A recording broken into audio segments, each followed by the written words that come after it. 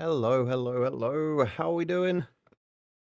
Just getting started, and we're already getting raided by Ziddick. Welcome. Quiet. Hello, Guitar Lilin, Sarge, Panda, Chloe, uh, Estu. Welcome. How are we all doing? Coming in with the raid there, Ziddick himself, Sheepy, Eminence, Dab, Sarge coming in with the raid as well. You're doing hot. Yeah, I can relate to that, Ziddick. It's horrible at the minute, isn't it? It seems slightly cooler here today, but not by only by like half a degree or so. It's not much cooler at all, but just ever so slightly. It's only 31.2 here in this room, so could be worse. How's everyone doing? I'm as Ziddick has also said, I'm also hot. I'm tired.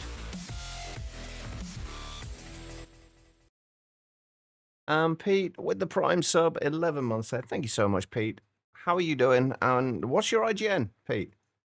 So we can stick you in the sub. I keep calling it a wall, but it's not. It's a room, really. It's only 19 degrees down there. Now you're just showing off, Chloe. It's been raining there, Panda.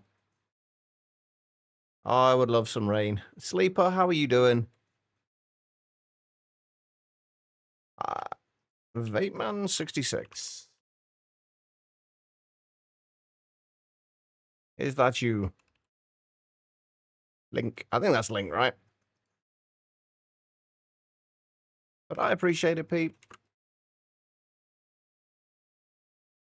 There we go.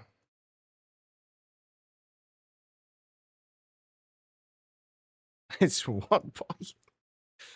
What quiet? Anyway, right, where were we? Wolfie, how are you doing? Don't feel any cooler. The sickness has made your temperature control non-existent. Yeah. If you're not feeling well, that's not going to help. I take it that's not getting any better either. Then Celsius with a humidity of 78%. Ouch. Yeah. Make sure you're staying. Anybody who is in a very hot place right now, make sure you're staying hydrated. I'm trying to do the same and failing miserably for the most part, but I am trying to do the same. Right, so we left off yesterday. We'd got the whole of... Nope, we're on the wrong floor. There we go. We got the whole of the well, most of the Naquita line finished. We haven't got this finished when we need to switch this out for trinium coils and add trinium coils in here and add... Do I need a ZPM? I think I need a ZPM for the Naquadria. And Tangerine, thank you for the hydrates. Everyone else, make sure you do the same. You may have done a good job of saying that yesterday. Yeah, I don't think cider really counts as hydrating, Guitar. It sounded like you had a good night, though. We are not building a Stargate, unfortunately. Yeah, we need ZPM power in there for this, and we haven't got that yet, so we can't do the Naquadria. I have been processing trinium. I spent a few hours AFKing last night and a little bit this morning. So we are up to 578 trinium. I did also put a bunch through, like I put like 4 stacks in here yesterday and 2 stacks in this morning. Just to kind of speed things along a little bit.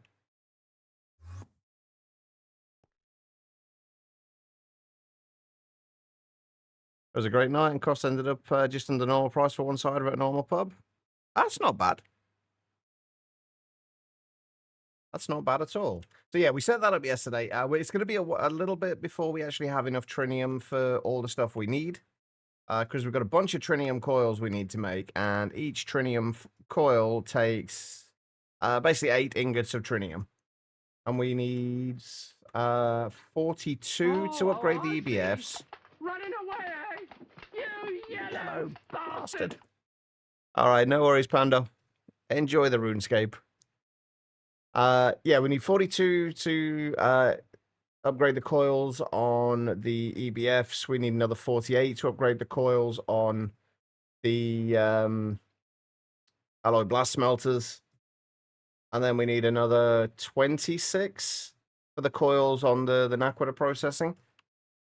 So that's what, 116, plus we need more coils for other things as well. So just for that 116, that is 928 trinium. We don't have enough trinium. We have plenty of Naquadah, enriched Naquadah now, though. Speaking of enriched Naquadah, do I have anything else I can do with this? Besides turning it into enriched Naquadah? No, not really. Except a little bit later on when we can turn it into the enriched Naquadah Trinium Europium Duranide. Duranide? Yeah, however you pronounce that. Enjoy the lurk, and thank you again for the raid, Ziddick. There's a couple of other things we've got to do first, though. One of them is we need to go to another planet. Because we want to start fluid drilling for sulfuric acid. Which we can do on Venus. So we need to go to Venus. Which hopefully the rockets that we have should allow us to do that. I'm pretty sure it will. So we're going to need to go to Venus. We're going to have to set up... Oh, that means we're going to have to set up another quantum ring, doesn't it? Let's get the stuff set going for that as well. This isn't building a replica of the O'Neill Asgard. I wouldn't even know what that was. I'll be honest. I didn't watch a huge amount of Stargate. I'm sorry. Can you go on there, please? Thank you.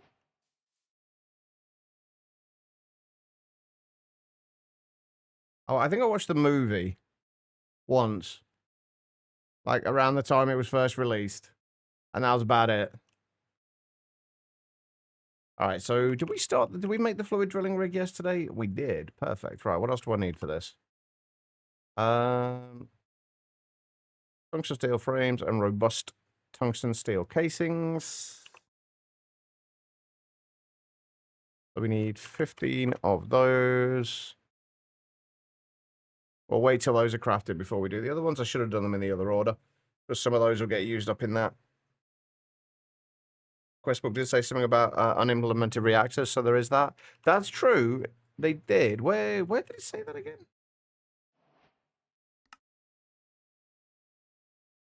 I do remember it saying it.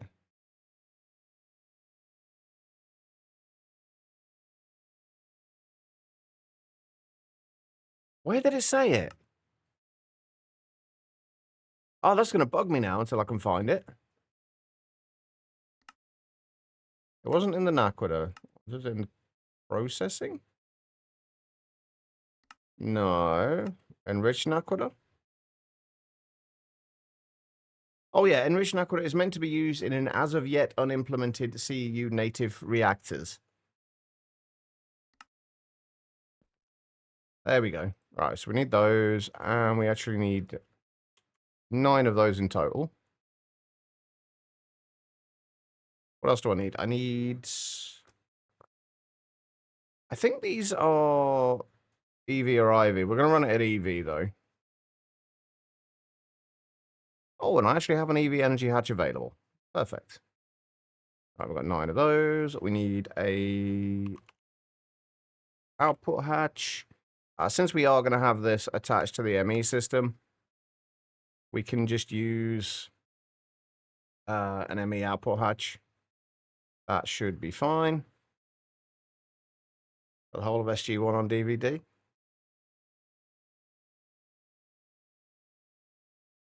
I did quite enjoy what I saw of Stargate. I never really had the opportunity to watch much of it. Didn't watch a huge amount of TV when I was younger. I still don't, honestly. Not live TV, anyway. Most of what I tend to watch now is either Twitch or YouTube. Oh, we needed to sort out more antimony today as well, didn't we? Which means we need to go and find a sphalerite vein. We need 1 more of those.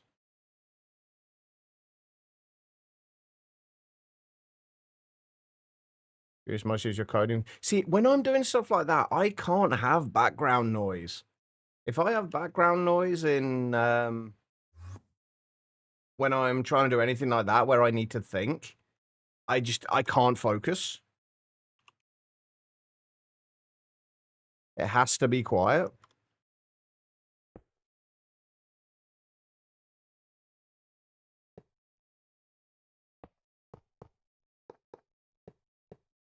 We have to go and explode some more singularities as well.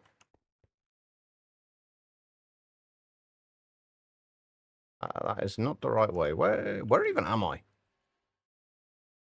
Completely the wrong side.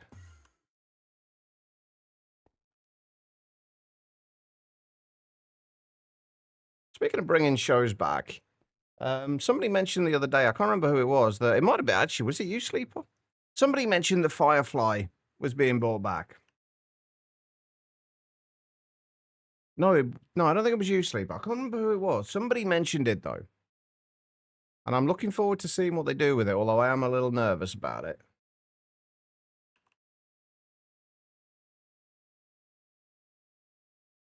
Right, I need 3 of those. Just Malin River.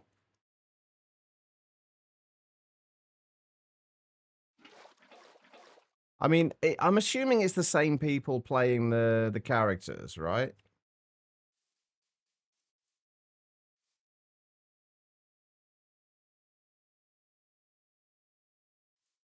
Yeah. I wonder how they're gonna handle the whole age change between now and then. Are they gonna actually set it similar amount of time in the future?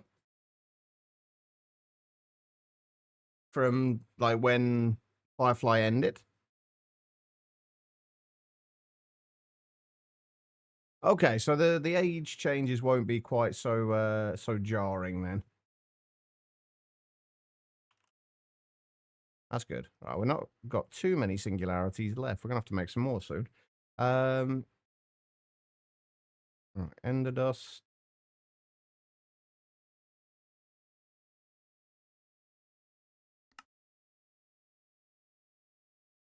And Tiny TNT. Right. Go back to the old base to do this. And turn magnet off, or at least put it away.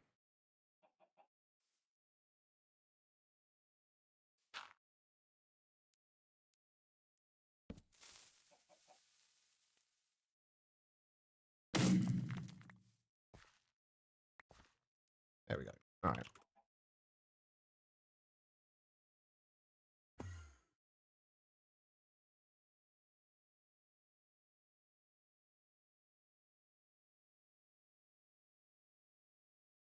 Oh, I've run out of signs.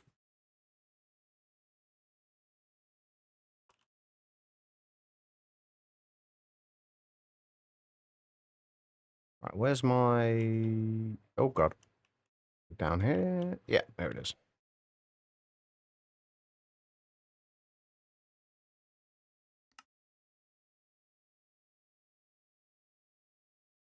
Make a whole bunch of those. Today's the day your bees come to fruition. Oh, are these your starry bees?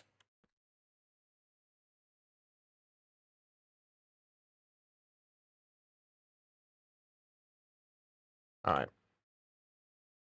And today's also the day that all the mods 10 to the sky gets released, right? Am I remembering that correctly? All right, so this will be Venus.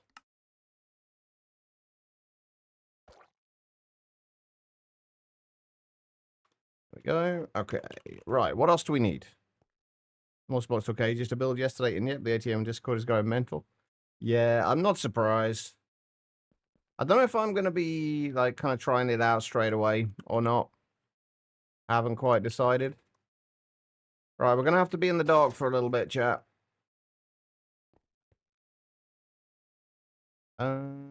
That's not where that wants to go. Want to go into here. Because we're going to lose our night vision any second now.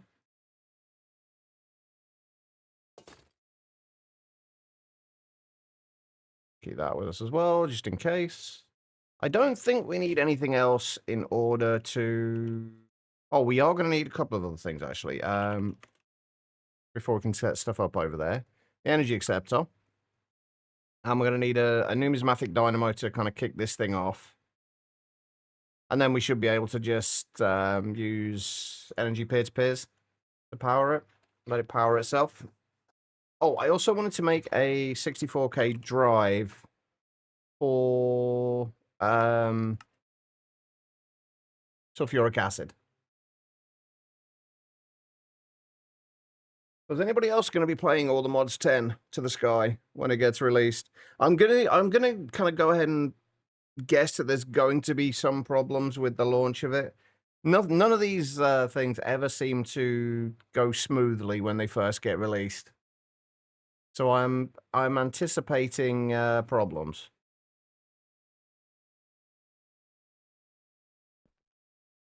All right, where are we going? Nah. Sulfuric acid.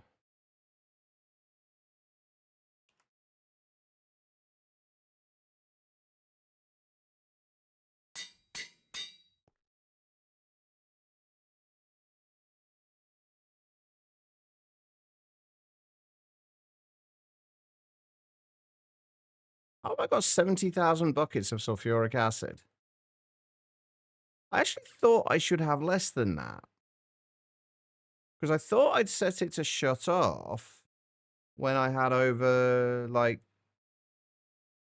Oh, I might have been...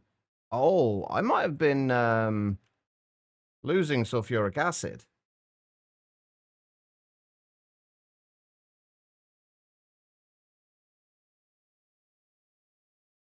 Ooh, I'm curious about that. Obviously, we're going to be getting plenty in soon, but we've got to keep an eye on how much we have there. Oh, one thing I did think about doing, and I think I might set this up later today if we have time.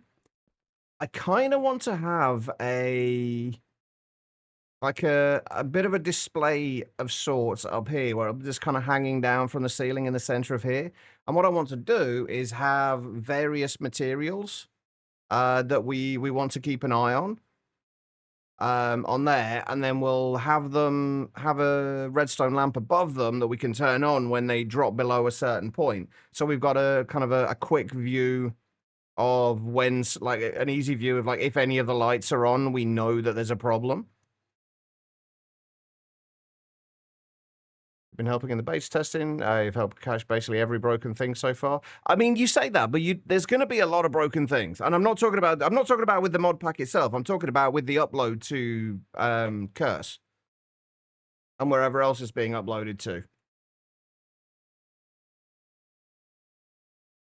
These things never seem to go smoothly. Like something doesn't get approved as quickly as it's supposed to, or something goes wrong, or there's some slight mistake made somewhere. That always happens. Yeah, you say you've caught basically every broken thing so far, but how do you know? How do you know that you've caught every breakable thing so far? Because you don't know the ones that you've missed. Otherwise, you wouldn't have missed them. So, it's kind of a weird comment to make if you think about it.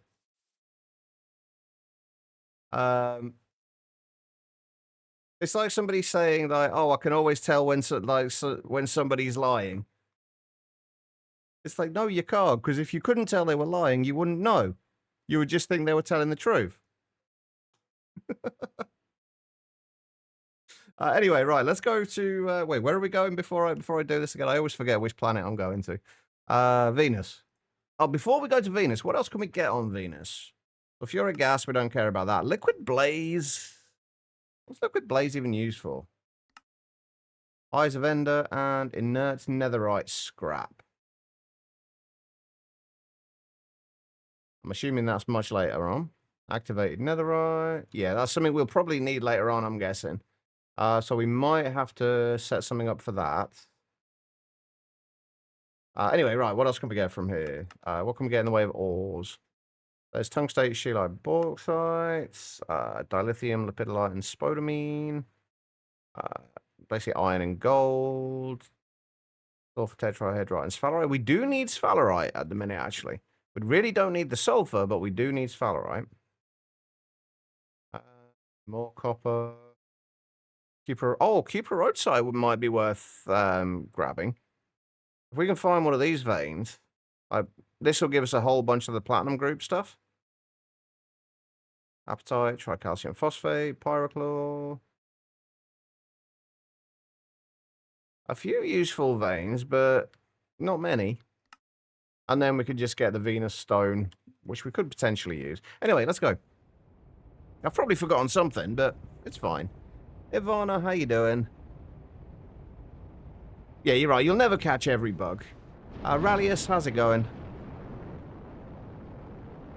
By the way, if I seem slightly more lively today, it's mostly because I'm trying to overcompensate for a lack of energy.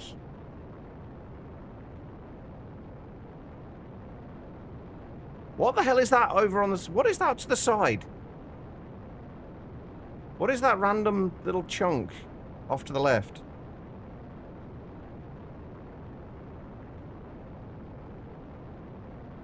What is that? I don't think that's me. We're going to Venus, right? Yeah, we've already been to Mercury. I'm pretty sure I was inside the ship, although I'm not sure I am now.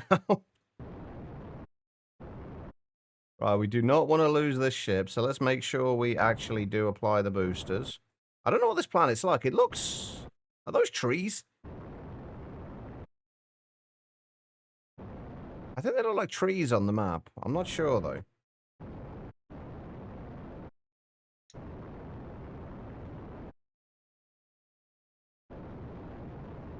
Oh, no, they're not trees.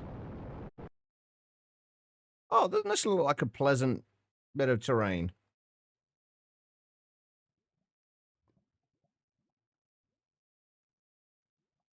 Well, at least we're not dying, so that's something.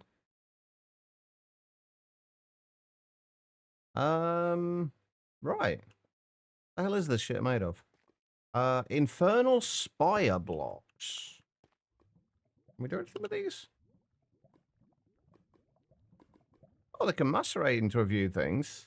Bauxite, scheelite, and ancient debris dust? Okay. I'm assuming we can't... Oh, we can make these as well. Interesting. I'm going to grab a few, just in case we do need to use them. Oh, I never put my magnet back on, did I? I'm going to grab a few, just in case we do need to use them for anything. That looks like, just looks like black stone. And basalt. Not much else.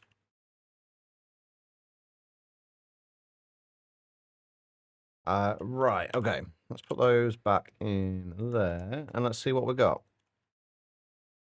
Fluid prospecting. I mean, I think we found the sulfuric acids. Oh, there's a chunk with 182 there.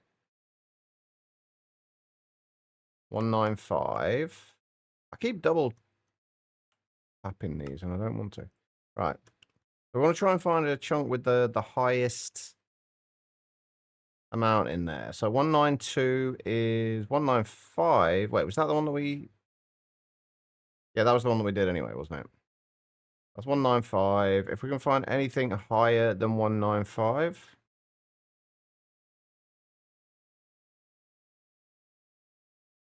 I thought I saw a 199 there. Not that it's going to make that much difference. No, I think I misread it, whatever it... Oh, no. No, there we go. The one chunk over is 199, so this one should be 199. Any decent ore veins around here? Sulfur, apatites. Not really, but that's fine. Right, I think this will do. I have a feeling we're not going to find any, like, 200 plus. Oh, hang on. Charlie just signed you to Grandma's DNR? Oh, shit, Rallius, I'm so sorry, man. I'm so sorry. That sucks.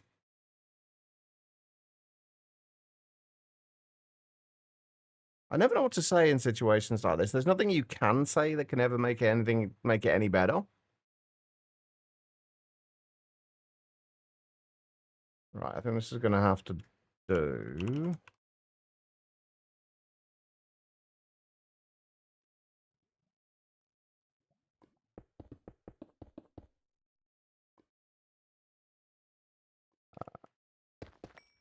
Clear out some of this out of the way.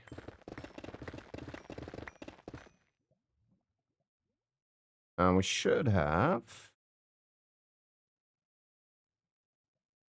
copy paste gadget.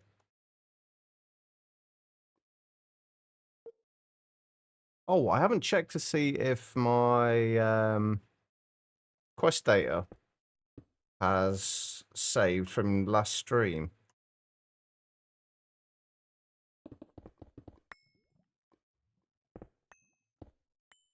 Right, let's set up a point that we can teleport to. There we go. And then let's do. Right, where's the center? 3, 4, 5, 6, 7.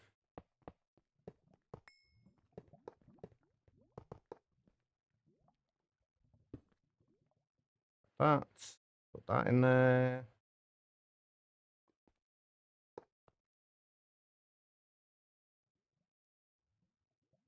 We got covered cable. Wait, how did I do this before?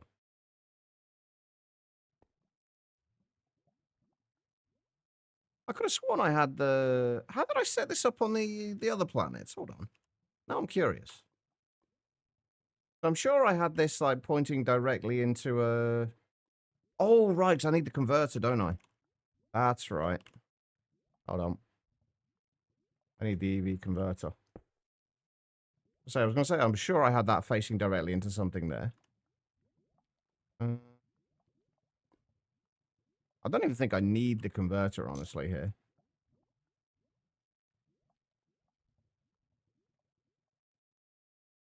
Asanan, hello.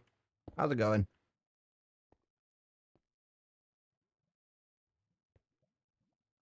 Right. We need to output that. It's not obviously not going to output anything yet because it has no power. So we need a temporary numismatic dynamo.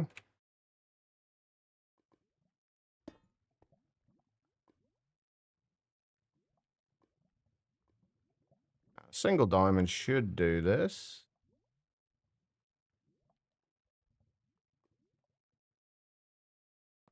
Should, assuming I linked them properly. Oh, right, no, hold on. I always forget this bit. There we go. I always forget that I got to do that. Right, there we go. We have power over in Venus. Right, let's chunk load this. I keep looking around in different places for things because like I'm switching between this and a 1710 pack. So the 1710 pack, all this stuff is right next to the window here. So I keep looking here for it and thinking, oh god, what have I done? Have I broken something again? All right, so we need this. We're going 1, 2, 3, 4, 5, 6, 7. Put that there.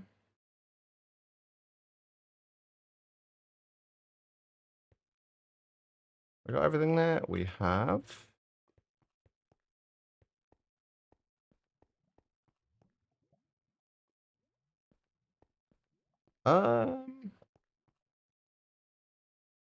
Where's my M? Oh, is it put it directly in the center at the bottom? Ah, there it is. That's fine. I can live with it being there. Right. And then that was the power. I'm actually going to move the power to here, though.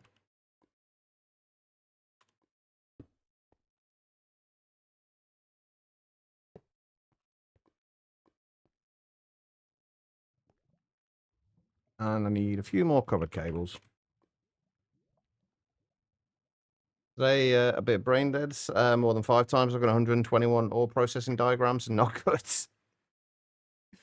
No, it can get a little bit much. You know, once you see the same thing, like you start seeing it over and over again, you just kind of everything just kind of blends together, and you forget which thing was from which diagram and what the hell you were doing. I can relate.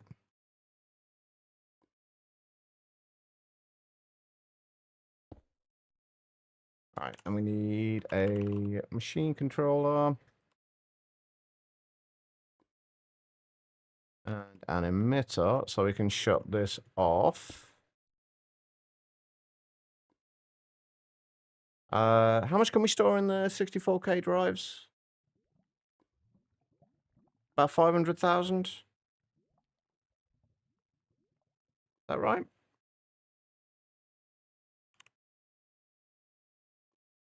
Yeah, about 512,000. So if we just say 500,000 buckets of sulfuric acid, we'll shut that off at.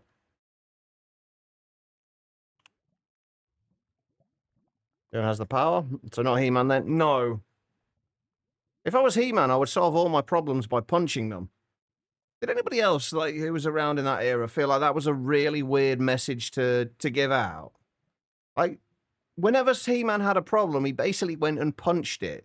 So all that was doing was teaching kids that if you have a problem, just go and punch it.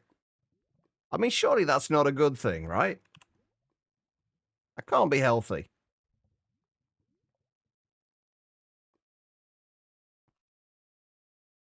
Are you working? You are? And you, holy shit, you are making 12.6 buckets of sulfuric acid per second. That's not bad. How much is that per tick? Where's my calculator gone? 633 millibuckets per tick. I think we should be good for sulfuric acid for well, the foreseeable future. Do I have this chunk loaded? I do. Excellent. Go home. All stuff filter out as purified. It was after the raw stuff filtering in the macerator the easiest. I'm thinking those kinds of cartoons made your mum feel the need to be strict with what you watched on TV. The thing is, though, it was supposed to be the kind of cartoon that was good for kids. Obviously, all cartoons were meant to be good for kids to watch. But that just gives such a weird message.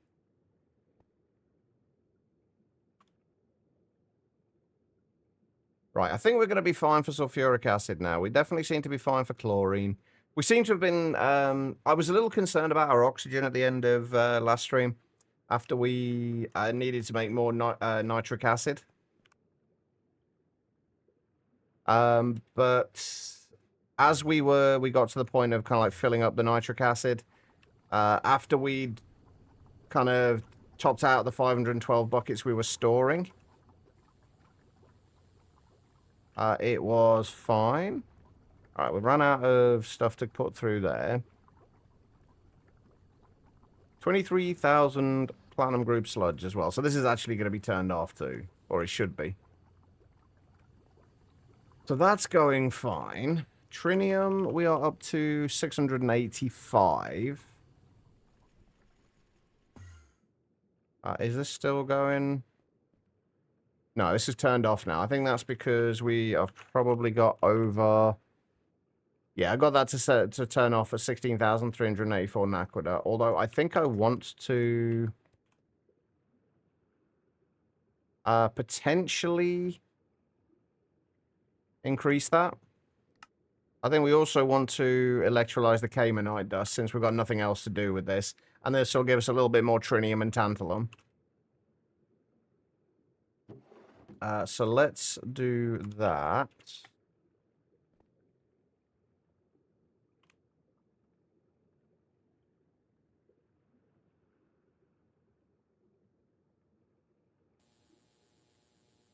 Hopefully we don't need anything special for doing that. Oh, do we have... we should have storage for tantalum, right? Yes, we're fine for tantalum and trinium as well. We definitely do. Yeah, I think we're good. Okay, cool. Thanks for it. Did work with most technical issues back then. TV being weird, give it a bang. Car won't start. That is actually a pretty good point. It did actually work. All right, let's get rid of that. Okay, right, so that's that bit done. The other thing we wanted to do was get the antimony dust. I think our miner should be finished now. It was over mining out graphite. Yeah, everything's gone from there. So we've got to go through to the nether now and find a sphalerite vein. I think it was sphalerite we needed. So that we can get antimony. What pack should you play to soothe your residual panic from this morning? Oh, I never asked you about that. Before we go on to which pack, did you find anything else?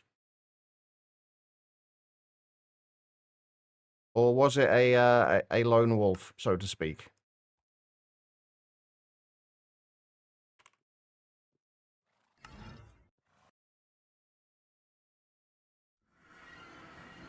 Anyway, what did I miss there as well? So it's Powerful Puff Girls, but your mum did not let us watch it. I think she was a little overprotective since you were born around the time games like Mortal Kombat were under fire. The only thing, I never watched Guyver, but I do remember an old Hard House producer called Guyver. From, over a decade ago now. Don't know if they're still around or not. Right. We are looking for, hang on, we are looking for sphalerite, right? Oh no, stibnite and tetrahedrite. That's right. So we are looking for stibnite or tetrahedrite, and we have not got anything of the sort here. And absolutely nothing else, thank Christ. You've never been so happy to see guinea pig poop in your whole fucking life. Oh no, don't tell me that's all there is in the way of like tetrahedrite and stibnite veins. Not those little crappy things. There was also tetrahedrite and stibnite on Venus, right? Do I remember seeing that? No, I don't. There is on the moon, though.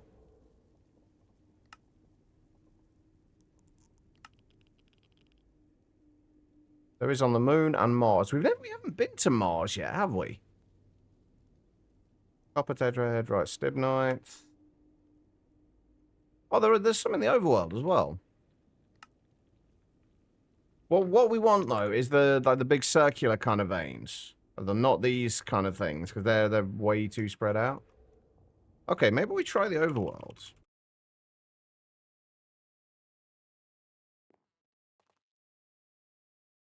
Oh, as part fuse, what you diamond sifting and what from the purified stuff goes other routes than thermal. I honestly, I didn't put anything through it. I haven't bothered putting anything through any other routes. I've not felt a need to. There's a few things that you can get, like a few additional things, like if you kind of wash the kind of chemical bath them with mercury or sodium persulfate, but I never saw the point. Right, what are we looking for? We're looking for stibnite, aren't we? But yeah, I kept the ore processing in this simple because for the most part, it's not going to make that much difference. You're never going to get like a significant amount more resources by doing it another way. And I don't think there's anything that you can only get in that way. Oh, here we go. That's more like it. Where are we going? We're going west. Stibnite, tetrahedrite, copper. What else we got in there? Diamond. Oh, some more diamond and graphite as well. I could have just mined this vein before. All right, so this is where we want to set this up then, I guess. Where's the controller? There it is.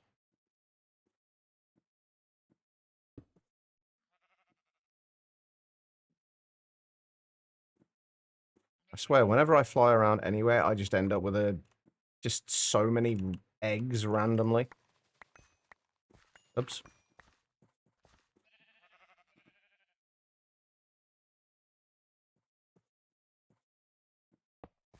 Wait, so what's gone where? What have I... Oh, there's energy hatch has gone there for some reason. Okay, that's fine.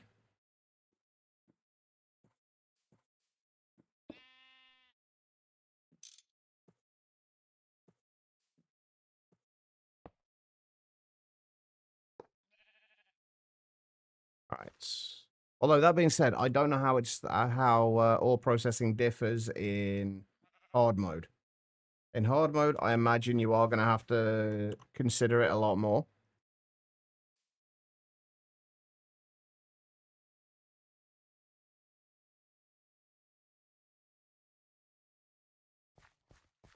I said now it's done. Yeah, but you'll have all the mods tend to the sky to play on the full release version. I mean, I don't know. I'm guessing it's not going to differ massively from the version you've been playing anyway, but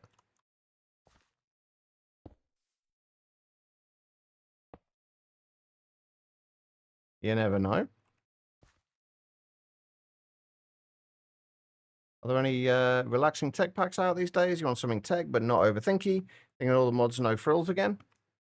I mean, if we, like we've been saying, if you wait till later, all the mods tend to the sky. Should be releasing today. I don't know when exactly, but it's apparently supposed to be releasing today. I don't think we need to deal with anything else.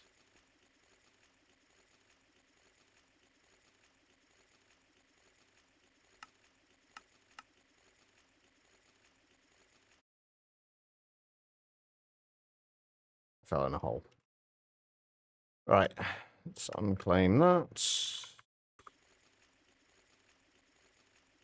Set the miner home point there. Okay, cool. Oh, by the way, I got all of my... I think I got all of my...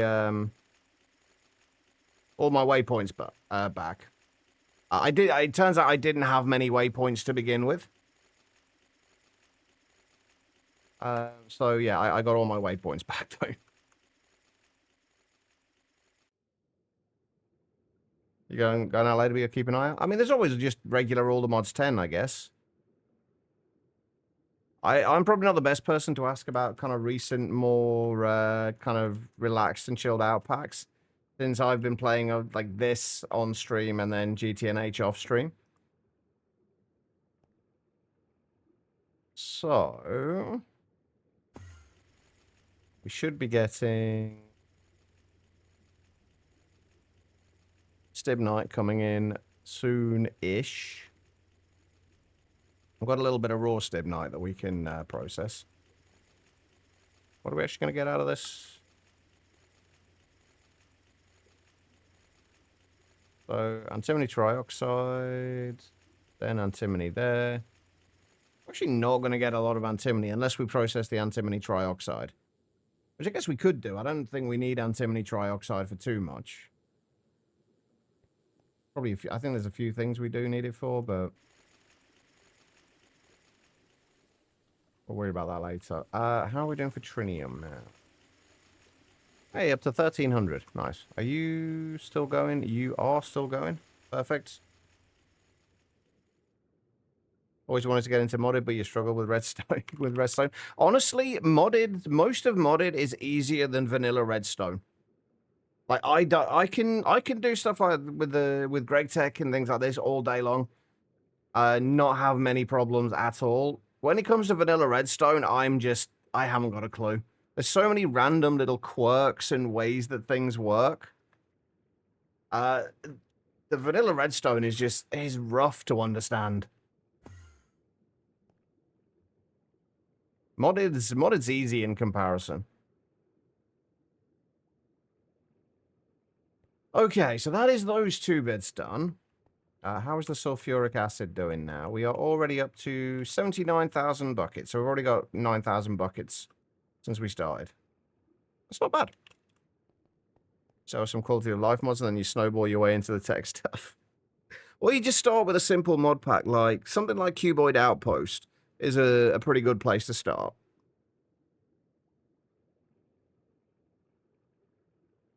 I know a lot of the Zedikian community also like Cuboid Outpost. Right, okay, so that is... I think that's all the kind of the mostly menial stuff that we needed to get done today. At least for now. We still got to get through clearing all those out and putting stuff into storage cells, but I can't be bothered to do that now.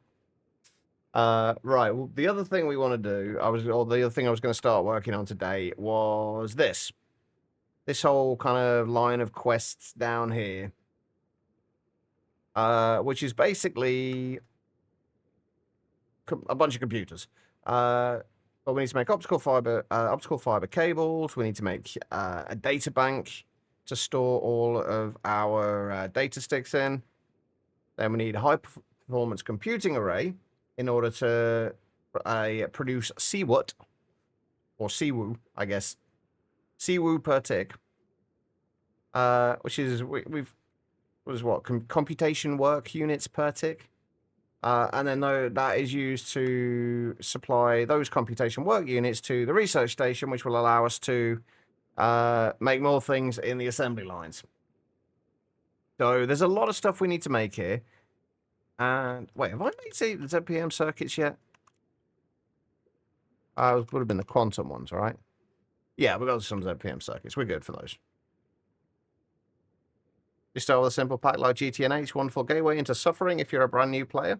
Honestly, the quest book from GTNH makes it relatively easy to figure out.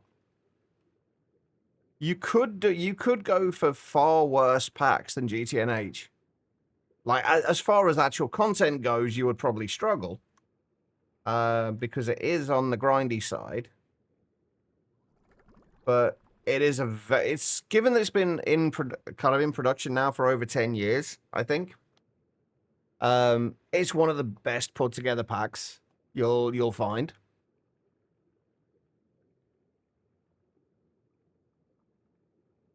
As your mother always said, throw yourself into the deep end. You'll either learn to swim or drown.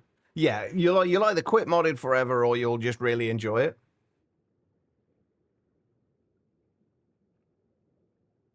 Right. Okay, so this is what we want to start looking at today.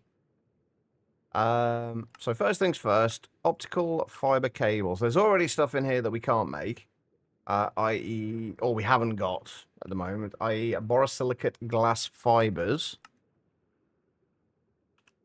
So we need to be able to make borosilicate glass. In order to make borosilicate glass, we do it as a fluid, or...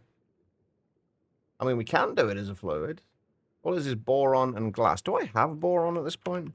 I think we found out that we didn't actually have much boron. We do have some borax, though, which I think we can electrolyze. Yeah, we can electrolyze that for a little bit more boron and sodium and water and oxygen. But we don't have a huge amount of that either, so...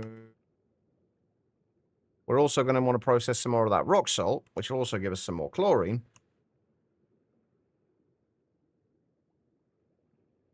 With actual simple packs for right now.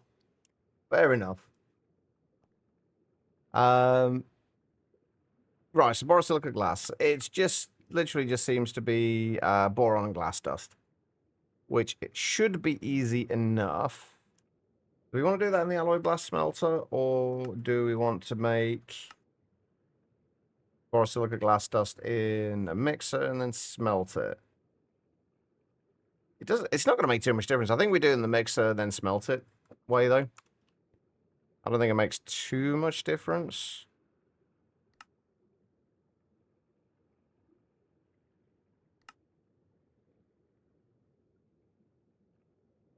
That's like 7.5 seconds for how many? 8? And if we make the glass dust...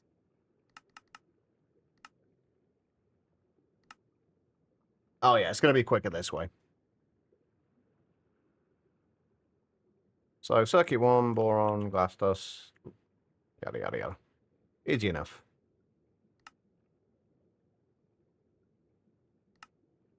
And we are going to do 4 of these at once.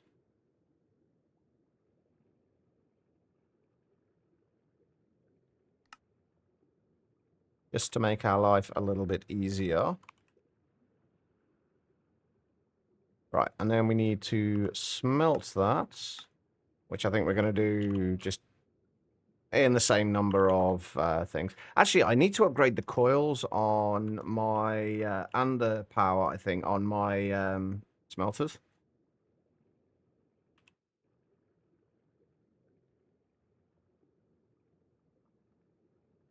Actually, let's go and have a look if we can do that. We've got RTM alloy in there, and okay, so we don't really need to upgrade the power too much.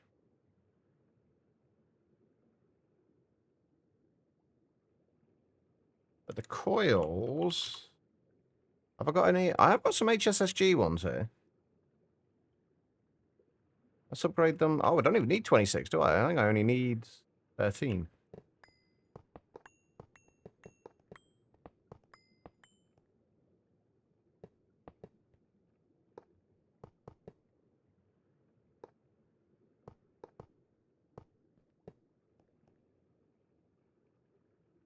What's it give us? 4 times. I don't know how much we can smelt in one go with these.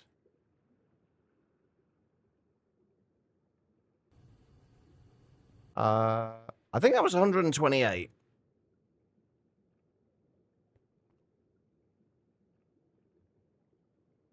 Try chunk by chunk, very easy to start unless you play how you want with simple tech progression. I've never played one block actually.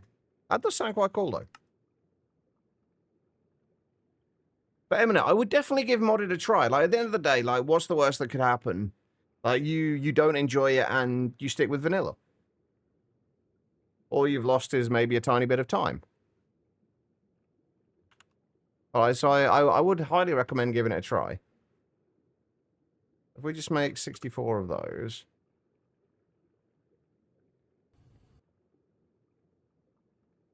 It's not too bad. Alright, so that's the borosilicate glass. We just got to turn that into fibers. Oh, it doesn't actually need a circuit. Interesting.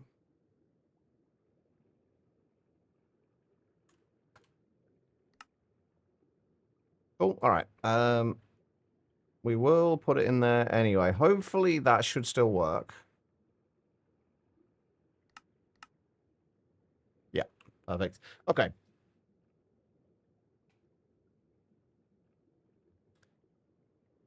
You've seen Ziddick play it before?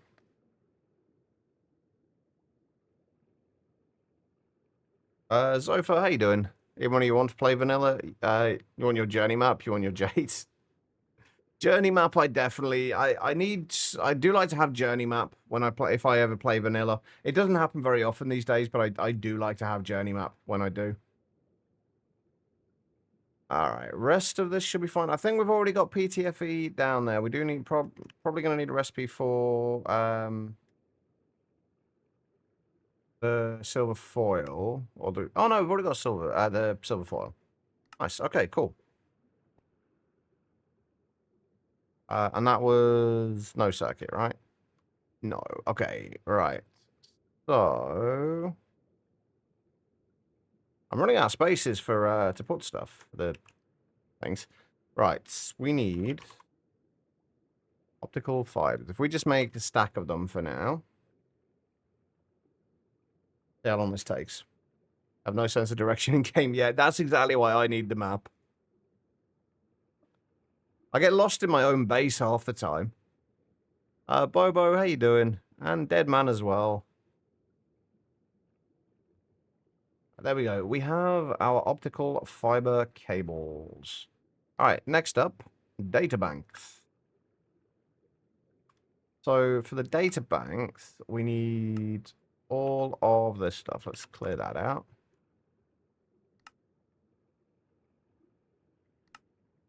The computer casings. It looks like there's going to be a bunch of stuff in here that we have not got recipes for yet. That's fine. Mods are a big reason why you dread updates stay on your vanilla server. Should be fine this time since you're quite far behind and the mods should be updated by now.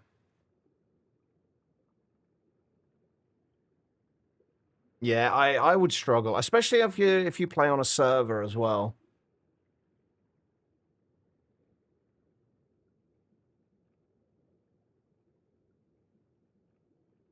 Right. Where were we? Okay, so the data bank. We are going to need to scan a data access hatch.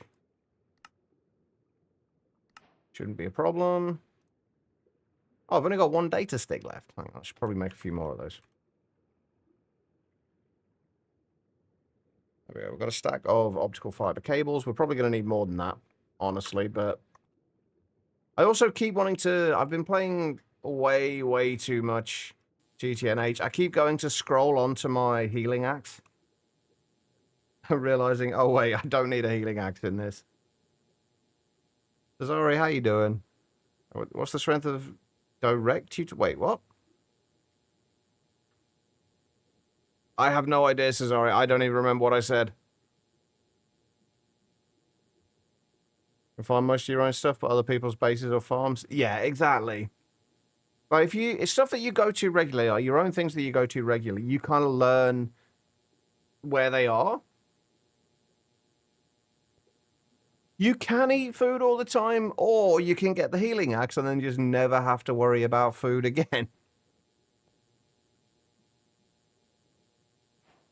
Oh, sense of direction, right. That makes more sense. Yeah, I don't know. It's something I don't have. Sorry, I've only heard stories of it.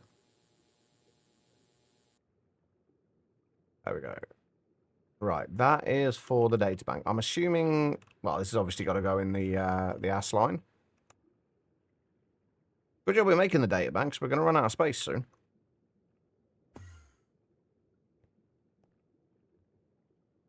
Nice grind early on. The healing act was fun. Yeah, I always try and get to that as quickly as possible. Like I love the idea of gaining more hearts by eating different foods, and I do still quite like to like put the healing axe down for a while sometimes and just eat other foods that I've got from quests or found out and about just to gain a few extra hearts. But mostly the healing axe is just nice. Right, how many of these things am I actually going to be able to make? Some of them. A lube we already have. Okay, we've got a few recipes we got to make here. Namely, let me put a little placeholder. Something I can kind of separate this out with. I don't know. Right, okay, so we need the data orb, we need the computer casings, we need fine cobalt wire. Do I even have cobalt at this point? And we need indium, tin, barium, titanium, cuprate wire.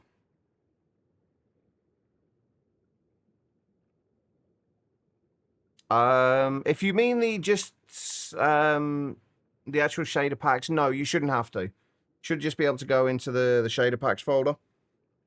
Although if you're installing a mod to be able to run shaders in the first place, you'd have to restart it. But if it's just the actual shader pack itself, no.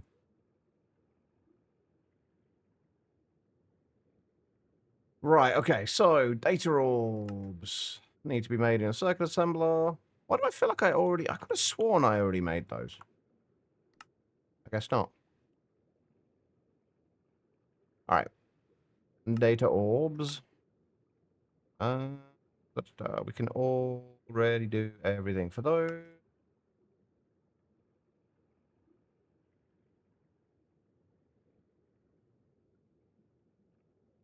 It's a large circuit assembler.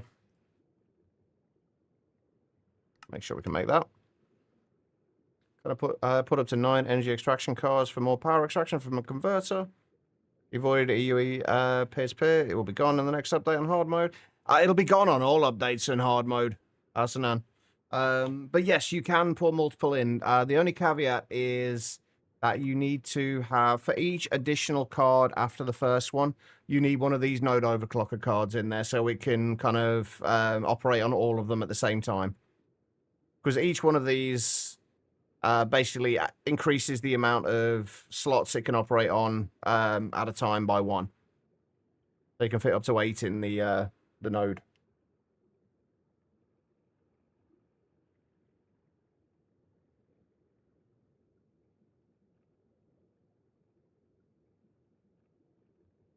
Are we? When you say you have 7 in from the overclocker.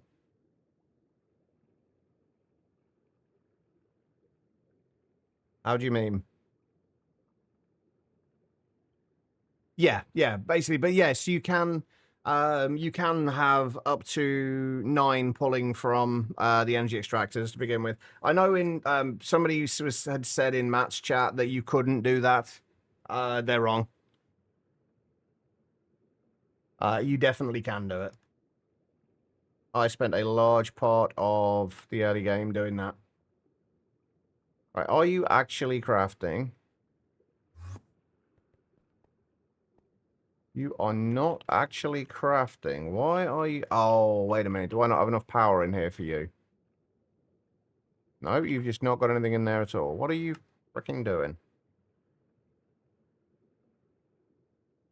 Oh, crap. I know why that's not working. I left the tin in the recipe.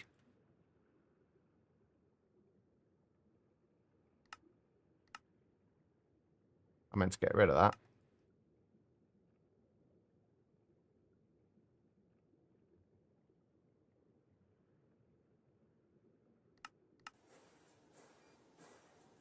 There we go, that's better.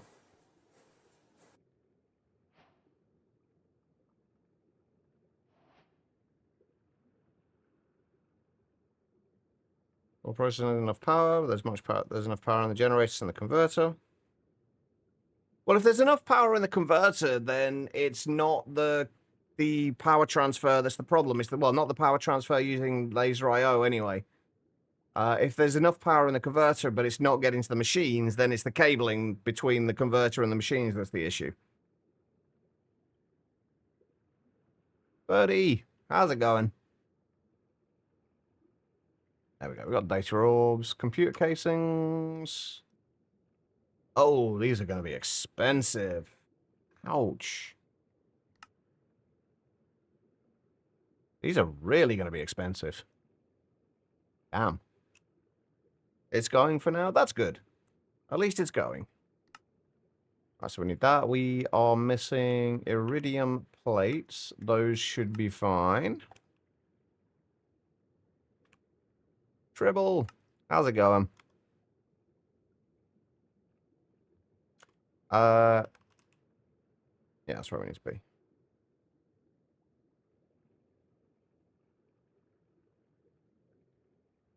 So we just need fine cobalt wire. I'm a little concerned that I do not have cobalt ingots. So I'm going to have to make sure that I do.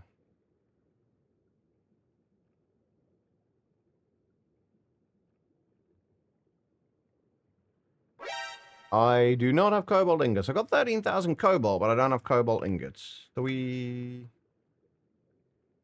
I'm assuming we can just smelt the dust. Oh yeah, that's easy enough then. Okay, that's fine. Dribble, thank you for the hydrates.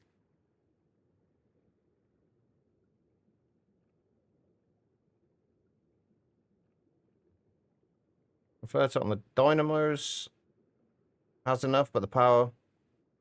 Wait, so how are you transferring the power from the dynamos to the converters at the ore processing?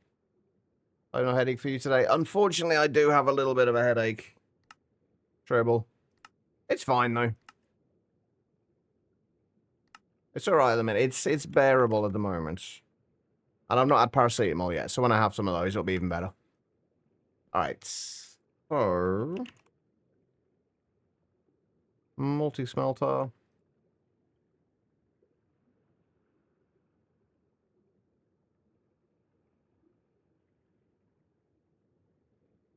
That should be good now. We should be able to do everything in there.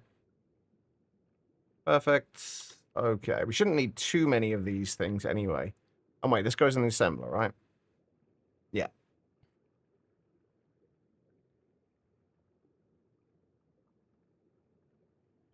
You can go there. Computer casings. Combustion gens from GT, a converter for EU to RF. Then a laser IO energy network to insert power and an RF. Okay.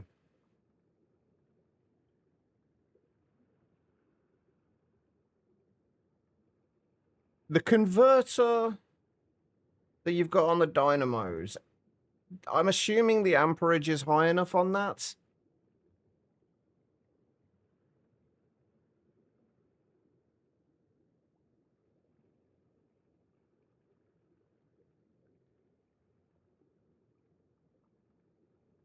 Because I was basically doing the same thing, although I was doing it with a single converter. Because I've basically done the same thing here. We've got just a 4 amp PV converter. But I've got it all coming out with a single card. But I have extracted from these with multiple as well, and it's worked fine.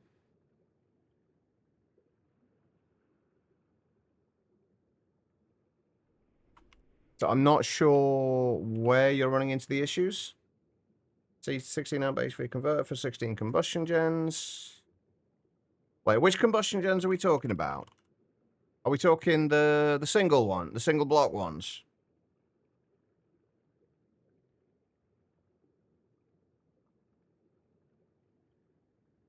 Single block ones. So wait, how much would that be? What's 16 amps of HV?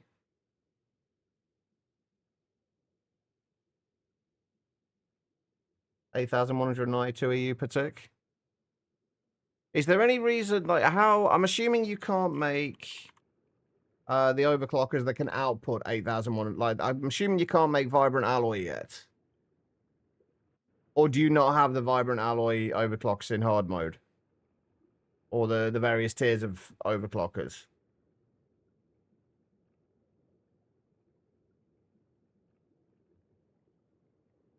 Because it would be easier just to use a single vibrant alloy overclocker. At least that way you definitely don't run into any issues. Otherwise you'd have to use, what, 4 energetic alloy ones? Like, you're never going to be able to output more than 16 amps from it. For obvious reasons.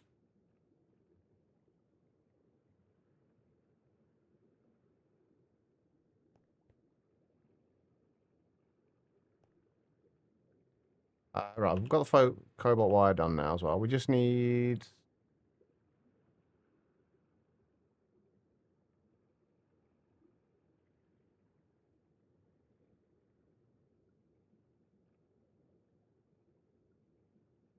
Wait, which over... Oh, you've got the end steel overclocker. So, why would... You shouldn't need multiple outputs from it then.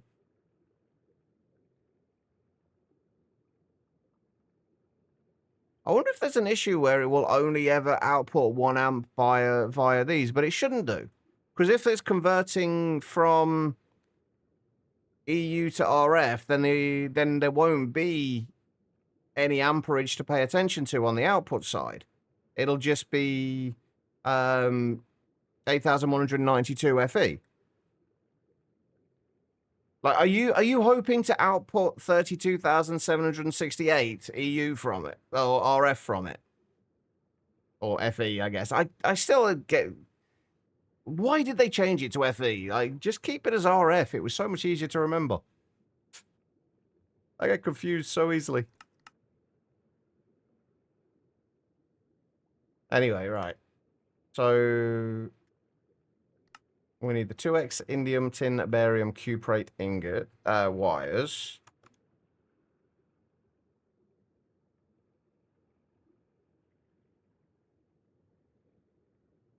I'm going to make the indium tin barium cuprate itself, which we need naquator coils for. 25 seconds each. Ouch. All right. Although that's going to be a little less, isn't it? Yeah, 16.75. That's not too bad.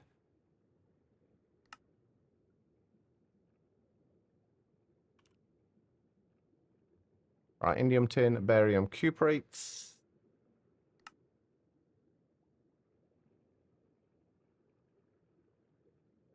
We are running out of space in here as well now. Hopefully, we'll have the rotary hearth furnace soon. Right, so can we make those? No, we need the indium tin, barium cuprate dust first. Of course we do. Holy shit. Copper, titanium, indium tin. Oh, okay, that's not too bad. Do we have barium? I feel like we have barium, but I'm not sure. I'm also a little concerned because I don't know if we can input, if we've got it set up to input fluids in our mixer at the moment. I don't think we do.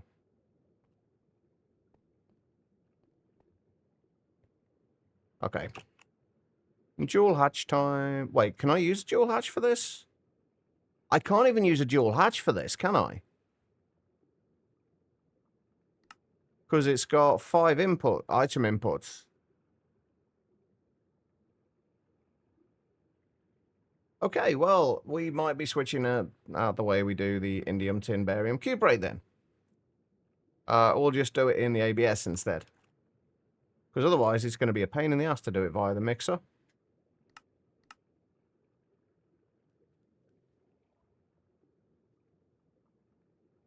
Right, let's get rid of that. And instead... How many... I mean doing 16 ingots at a time, but...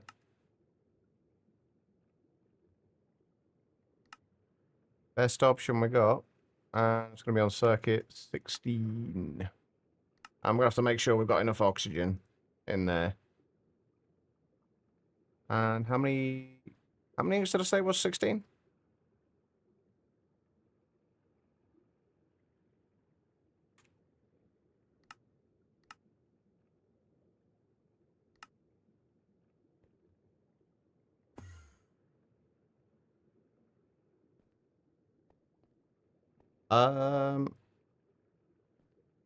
Oh, right, yeah. For some reason, I was reading those as... You're right, I was reading those as EU values, not RF values, wasn't I? Yeah, you're right. So, yeah, that should be... Yeah, you're right. So that should be... You're right, that should be exactly the right amount. So you shouldn't need more than one. I'm trying to think what the easiest way to check whether the right amount is getting transferred or not.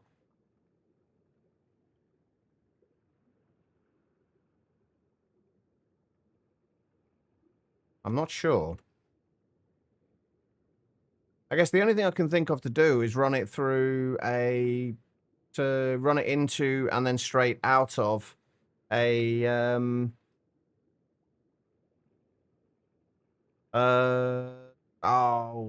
capacitor bank.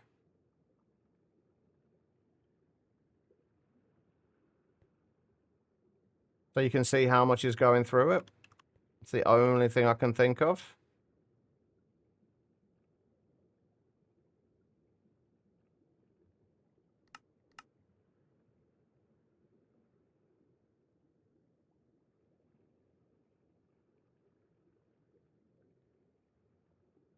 What? Oh, right, we didn't check the oxygen, did we?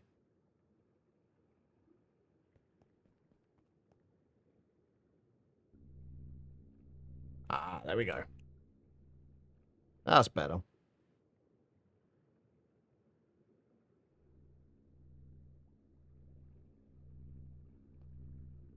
$201 for 16 ingots.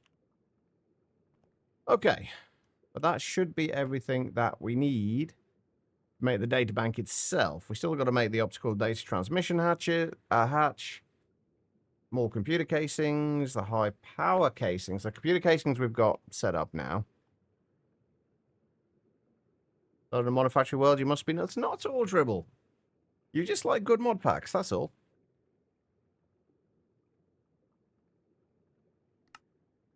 Ah, it takes forever. Okay. How is sulfuric acid doing? Hey, over 102,000 buckets of sulfuric acid. I don't think we're going to need the, I don't think we're going to need this anytime soon. I don't know why there's a lever on there anyway. Yeah, I don't think we're going to need this anytime soon. This is set to turn off when it goes below... Or when it, and kind of turn off and when it, and only turn on when it goes below 32,000 buckets. I don't think we're going to be needing that anytime soon, so we could actually probably clear that out. How's the trinium doing? 752?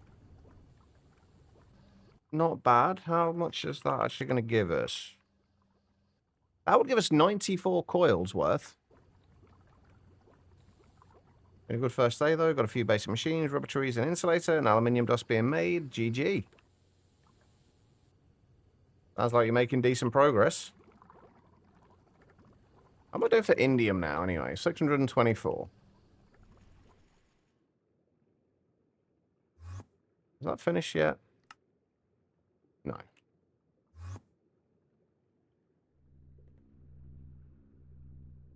Still got like 70 seconds to go.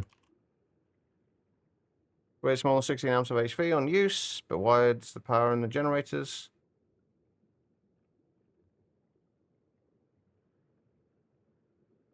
Wait, so how many amps of HV are you using then?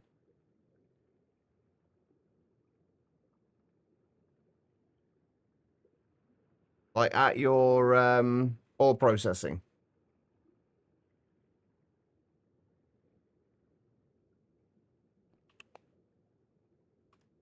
All right, let's get some other recipes set up here. The optical data transmission hatch.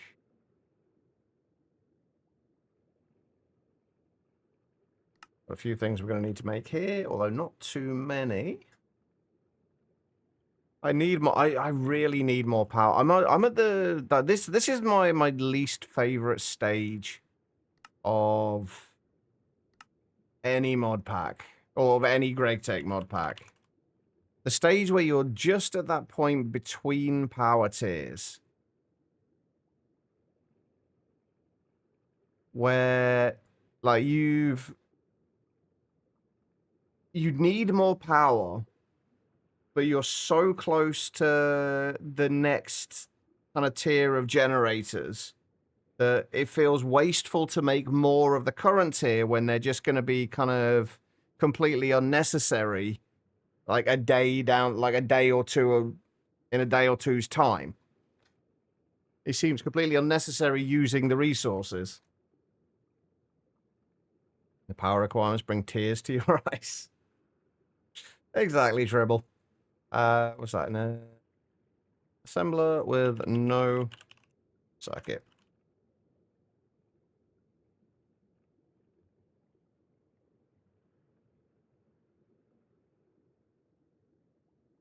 Wait, was that the... No, that was the wrong... That's the wrong recipe. That's the recipe I was trying to do.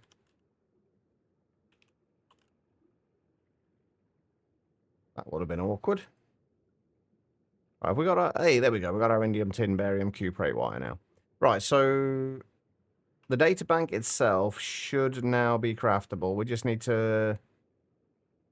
shove it into our ass line.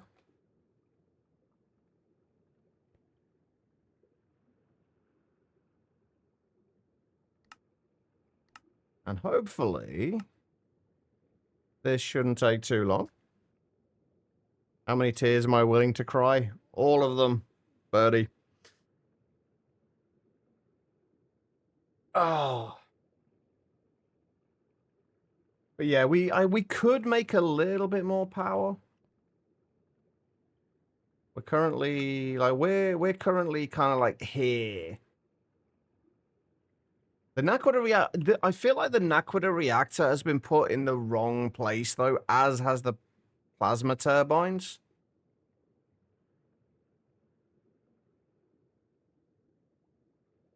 Because the Naquita reactor produces ZP like exactly 3 amps of ZPM power. So, and you kind of need ZPM, or you do need ZPM power to be able to craft it. So why they've put it in, like, at LUV, I don't know. Like, I don't know why they've put it there. There's also fission as well if we need, like, a boost of anything. What are the solar panels like?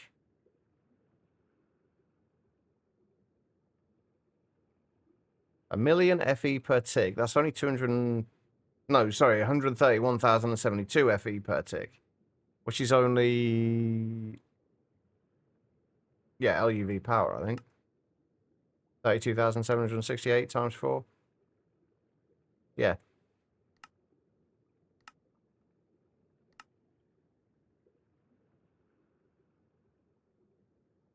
And then he's ZPM power to craft. So this has been put in the wrong place. So you kind of got to use the extreme combustion engines up to here. So we could add in 4 more extreme combustion engines. We could, the plasma turbines as well, I think, should be a little further along. Because you can't get plasma until you've got a fusion reactor.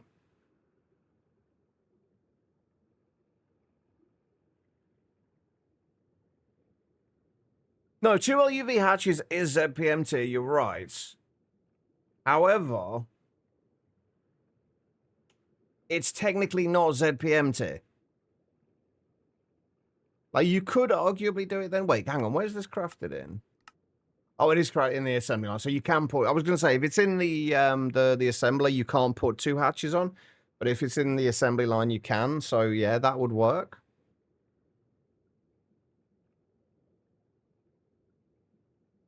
So we could technically we could make this, like, we've got to get the research stuff out of the way first. But technically we could make that. There we go, there's our data bank. Beautiful. And then we need an optical data transmission hatch as well. Right, the high power casings. We haven't got a recipe for those yet, right? No. Okay, right. So high power casings. We've already got everything we need for those anyway, so that's fine. That is done in the assembler.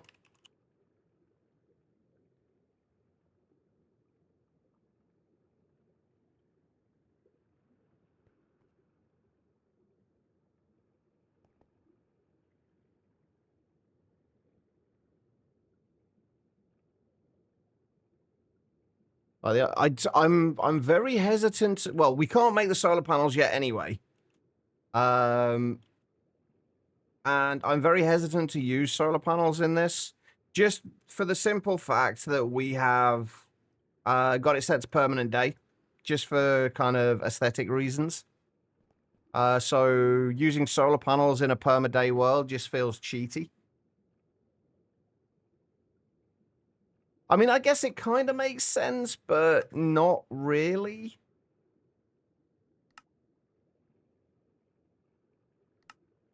I still feel like it should be put at ZPM. Because regardless of whether you can use 2 LUV hatches or not, you still need ZPM power. Like, you can't make it with if you just had LUV power, levels of power. Say you just had, 32,000 EU per tick that you could spare, you couldn't make it. Because you would need 4 times that. So technically, you need ZPM power for it. Whether you can use LUV hatches or not is irrelevant. You still need ZPM power.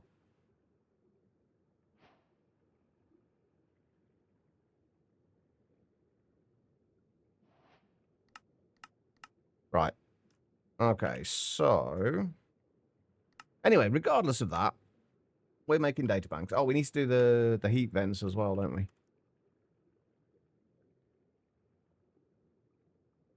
How many high power casings did I need? Oh, I actually needed 4 of those, according to the quest. So let's do 2 more. And then the computer vents. We just need tiny stainless steel fluid pipes and samarium iron arsenic oxide wire. All right, so over there. So tiny stainless steel fluid pipes should be easy enough. I'm actually going to do these in 4s.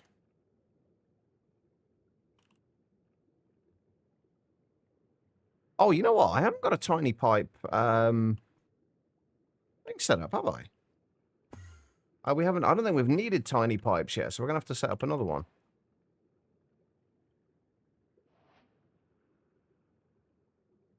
Yeah, we've only got like small pipes, normal pipes, large pipes, and huge pipes. No tiny pipes yet.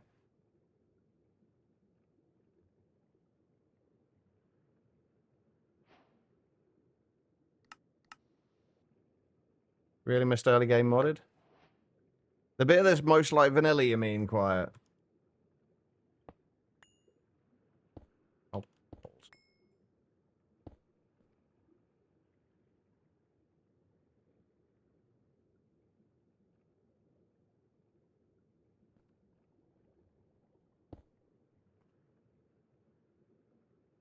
Do I still have a tiny pipe? I'm pretty sure I had a tiny pipe extruder thing. Where was my extruder?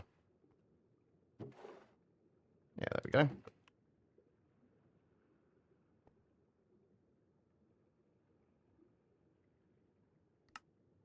Alright, so let's rename this.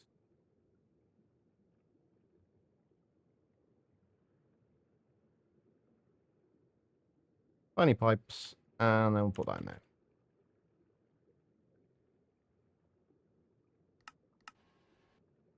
Make sure that works. Beautiful. Bit weird with the energy usage in the tiers. The EBS recipe started MV tier, but you needed it on LV. That's slightly different, though. I mean, I'm not talking about, like, obviously you can get to it at, like, at LUV. My point is that you still, like, as in this chart here, this says the Naquita reactor is available at LUV, but it's not. It's not available till you have ZPM power. ZPM power.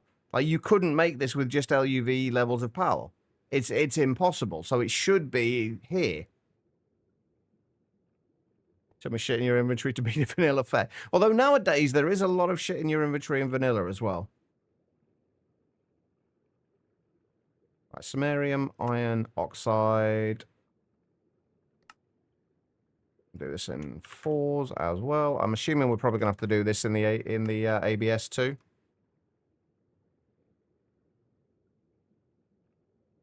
Well, it's not clear because if it's the kind of power they make, then it's definitely in the wrong place. Because that would have been my assumption as well, Guitar Lilin. That it's the level of power they produce. Like you'll be running with, so basically you'll be running with these, like, or you can use these at these power tiers. Whereas the Naquita reactor produces exactly 3 amps of ZPM. So you would think, again, it should be a ZPM. It's just a weird place to put it. I have a feeling, though, that it's only there because they haven't updated the quest lines yet. That would be my guess. Maybe it used to be available in LUV, and then they pushed it back but never updated the quests. That would be my guess. Samarium, iron, arsenic, helium. That is all fine. That's on circuit 14. And that will give us 4 ingots.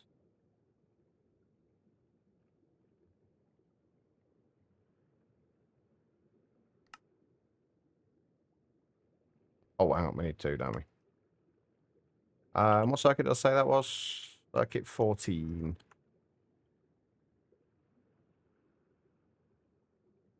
Actually, if we do that, there should only be the ABSs.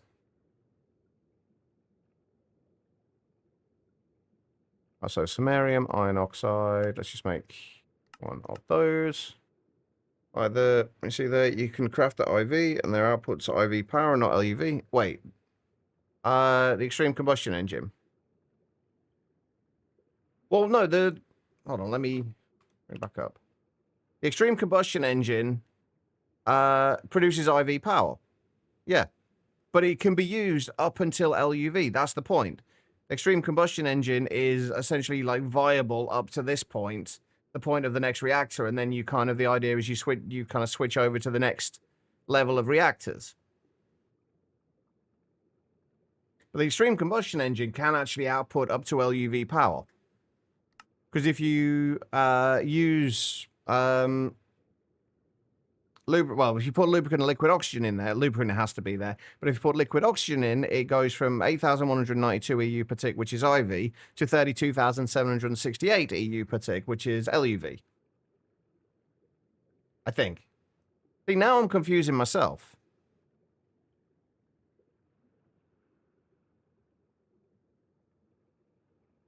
Yeah, 32,768 is LUV. So we're... How much LUV, how much are we actually producing? We've got... Hey, so we're producing at least 8 amps of LUV at the minute, so...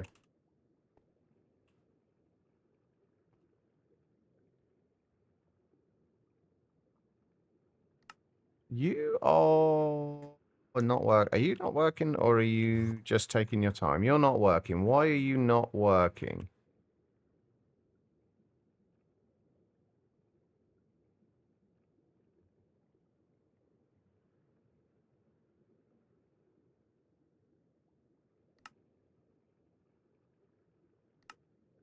Where the hell did I put that?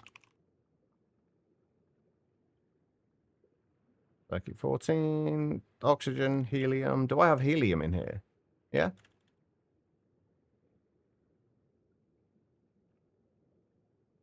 Hold on. Yeah, only EV power.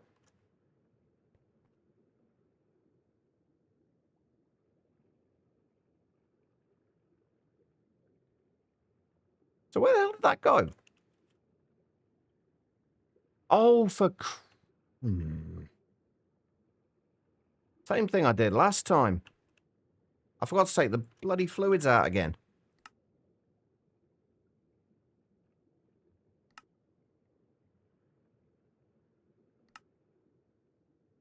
Every goddamn time.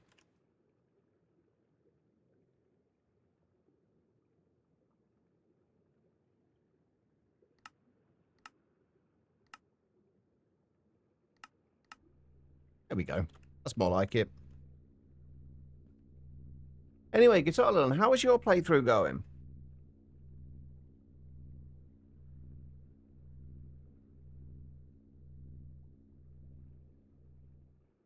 How's our trinium doing? 780 trinium.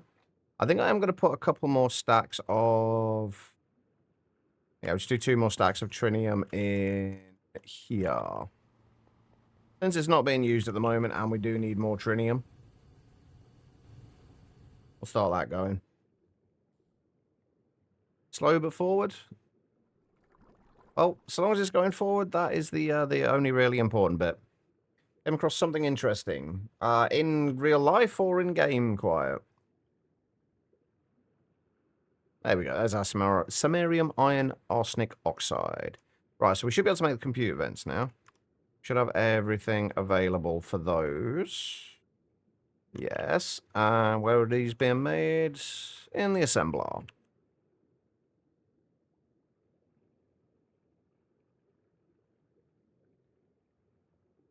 Right, so, and we need 18 of those. Yeah.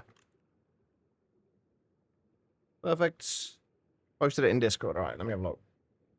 Why have I got why do I have other alerts on Discord? Why is it from Octocube Gaming?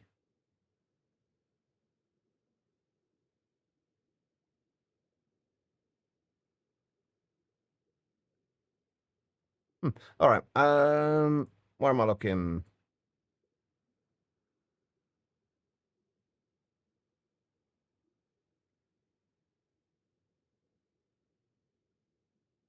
Did you find that out in the wild? Quiet.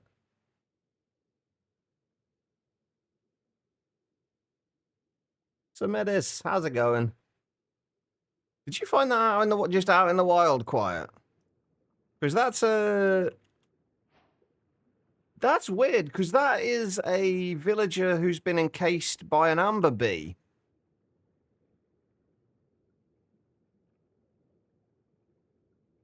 That's weird. Oh shit, they were done quickly. Damn. All right. Where are we? Fission and fusion. What do we still need? The computer casings. Now, we're probably going to need some other stuff here as well. No, it's basically just a villager. If you stick a torch underneath him, he should pop out of the amber.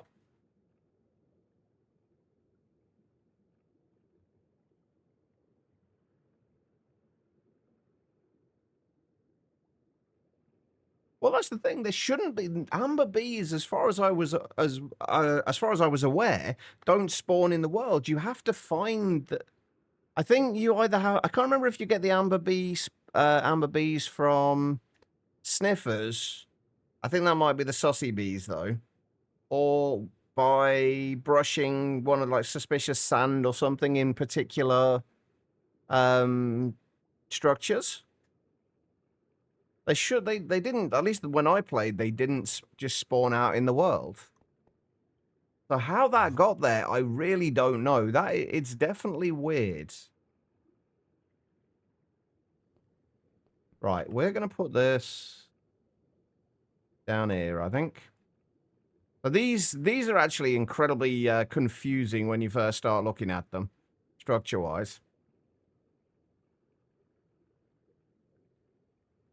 Like knowing what goes where with these would it took me a little bit to figure out, I'm not gonna lie. Right, so that'll be the center, so it'll be there.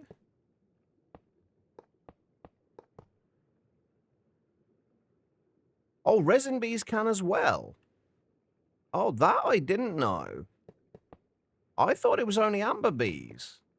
So why the hell did I spend so much time looking for bloody amber bees then?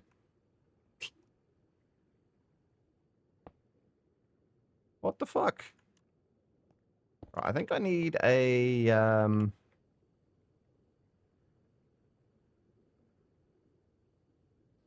No, I didn't realize that about resin bees. I've never used them for anything but breeding. So they've only ever been in I've only ever had them in bee cages. Why are you taking... Oh, iridium. Oh, it's going to take a while for the iridium because we are currently using the EBFs. A trinium. Let's take the trinium out for now. Just so we can get the iridium going. We've still got to get the iridium sorted out. Actually, we could do that today as well, I guess.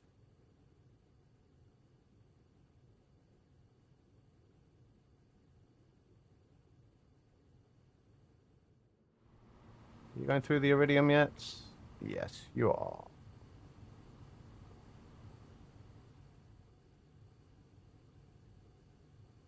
We're getting there with the trinium. Very fucking slowly, but we're getting there. Are we still processing any ores at the minute? We're not. We do have some stibnite to process, however. Because we did want the antimony, so let's get that going.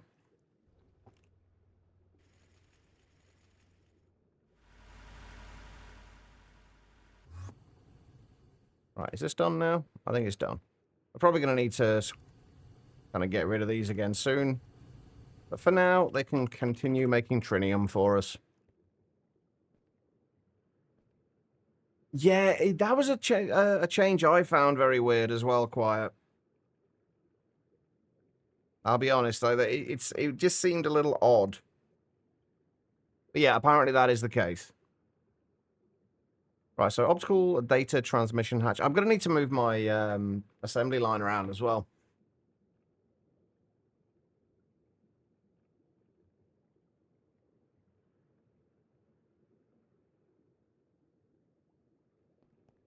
I'm kind of in two minds about how, like, where I actually want, whether I want to set that up there or find somewhere else for it.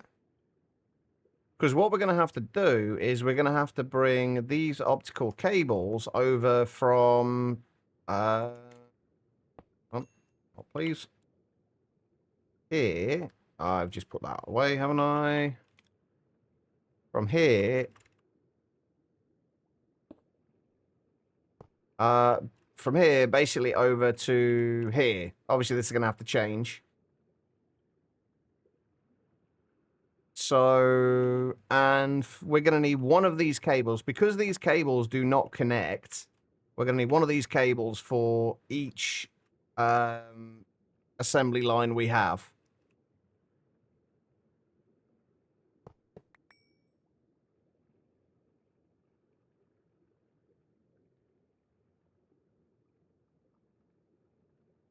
Yeah, it's a weird change, Birdie. I got to be honest, it's a very weird change.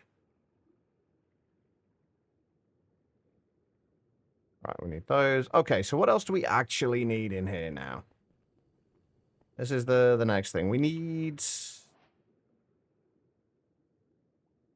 we do also need a recipe for this, the optical data reception hatch.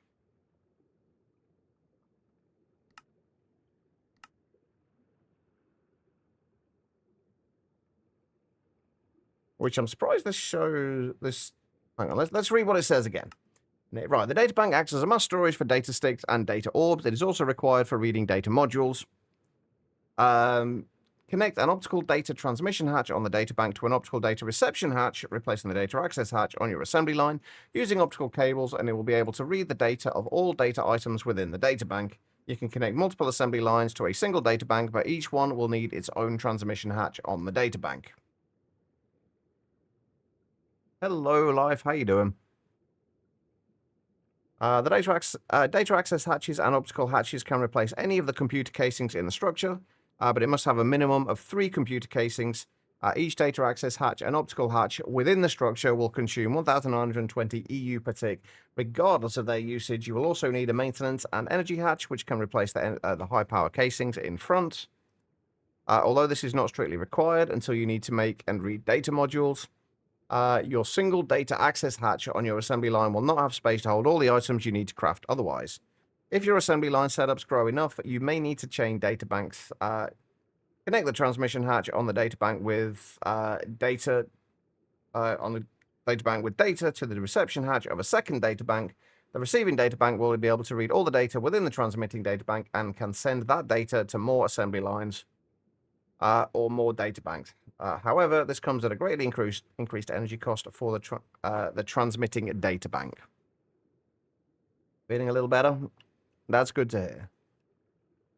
Right, so we need a optical data reception hatch, which we don't need anything overly special for, I don't think.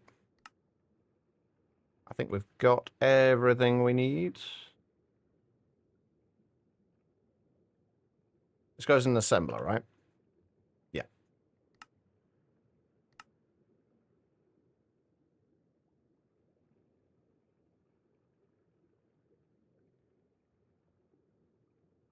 Right, so we need an optical data reception hatch. We need a maintenance hatch. Almost center of the sky is out. Nice. So I was wrong then, and there were no hitches by the looks of it.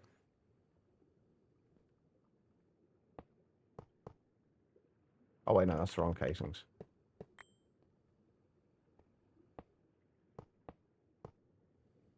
Okay, right. Yeah, trying to figure this structure out was kind of, I think, the biggest challenge that I had when trying to figure all this out.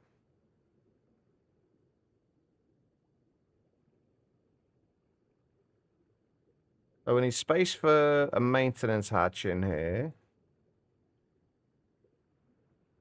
So these front ones,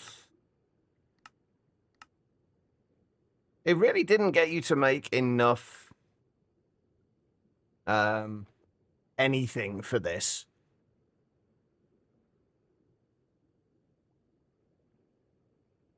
I don't know how the annoying thing about this is we don't know which how much power we need just yet. What does it say? 1,920 EU per tick. Each data access hatch and optical hatch contain 1,920 EU per tick. So for right now, we're only going to need one data access hatch and one optical hatch. So that'll be what? 3,840 EU per tick, which is what? 1 amp of just under 1 amp of EV? No, just under 1 amp of IV. So if we put an IV energy hatch in there, it should be fine.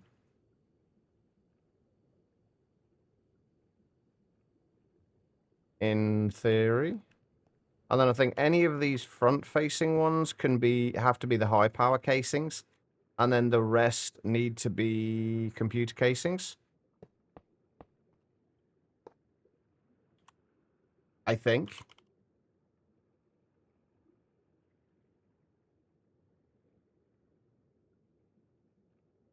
I'm going to make another data access hatch as well, I think, just to be on the safe side.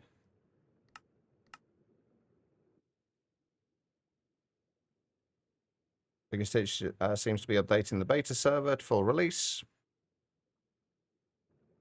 So nothing that's going to affect anybody who wasn't part of the beta testing, at least. That's good.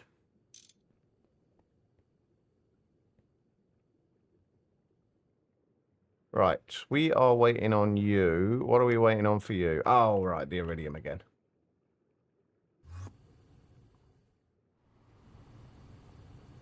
Right, let's take these out.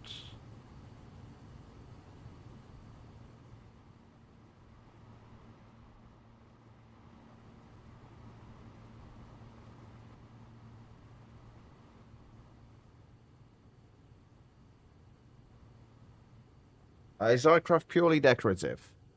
No. I actually no. I think it might be in all the mods 9, all the mods 10. Wait, no. It has you still have the extractors in all the mods 10, don't you? No, it does have some useful blocks, like the extractors. Can be used to extract various things. Right, I've got to wait for this to finish what it's doing. So we can put the trinium back in there again. Which we are up to 866 of.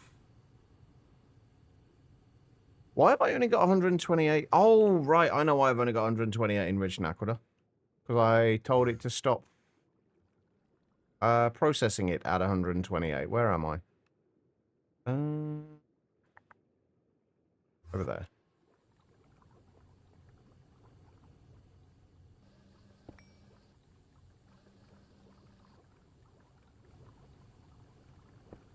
I'll let that keep going.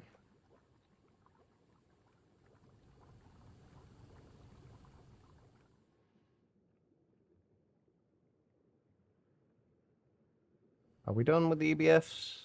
For now, I'm probably going to stop the putting extra trinium in there for the time being, because there's a bunch of stuff we need to craft that's going to need to go through there. We don't want to tie them up. I am going to have to flip this around as well.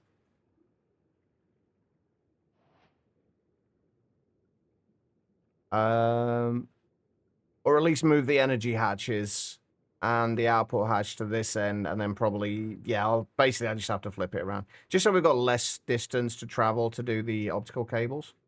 And then we can bring the other cables up on this end.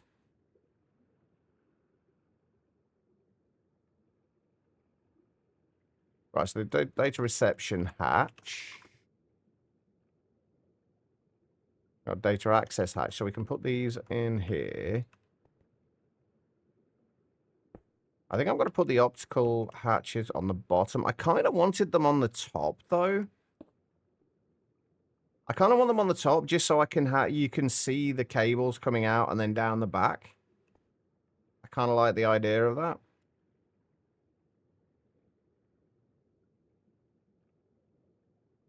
Okay, so I'm pretty sure we need a bunch more of these. I think we basically need to fill the rest of this in with computer casings and in here. So be what? 1, 2, 3, 4, 5, 6, 7, 8, 9, like 10 more of these, I think.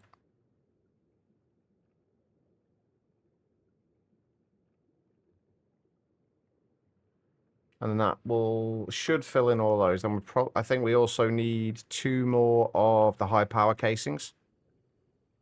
I'm pretty sure. By the way, guys, I assume that I don't know what I'm talking about with this for the most part, because this is the first time I've ever really used the data banks or I can't even remember what they're called. These things, the HPCAs, the high performance computing arrays. This is the first time I've ever actually properly used them. I've set things like I've set them up in, I spent about 40 minutes playing around with them in a creative world. That's been about it. What are these called? What are we looking for? High power casings. I think we need 2 more of those. So I will probably get stuff wrong with this while we're still figuring it out. What am I getting alerts for now? Oh. Unsurprisingly, from the All the Mods 10 Discord.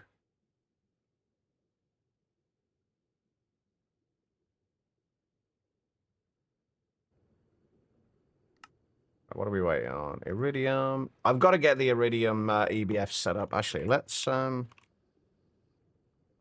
start doing that. 'Cause we need to get Iridium and Osmium EBF set up.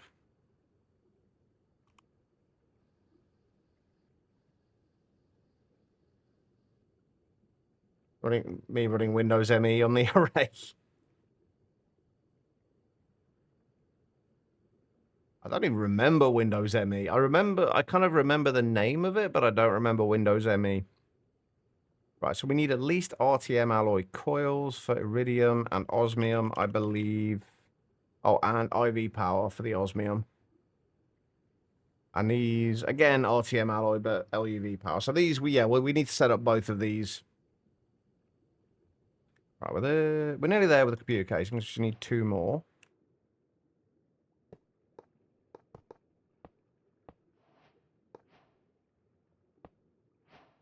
Oh, wait, no, I'm going to be 1 short, aren't I?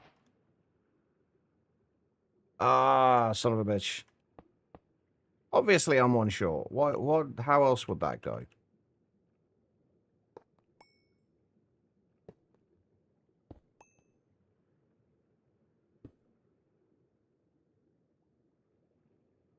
Oh, actually, can I put these on the top? Yeah. Right, so we need 1 more of the computer casings.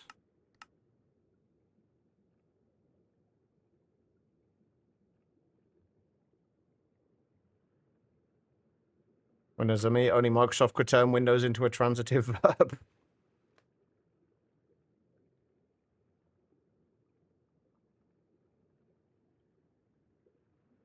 What was it meant to stand for? Was it like Millennium Edition or something? Along those lines. Something edition.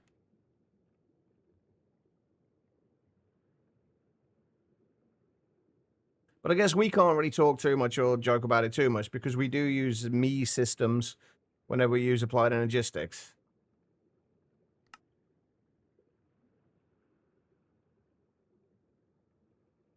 Not grandiose or anything.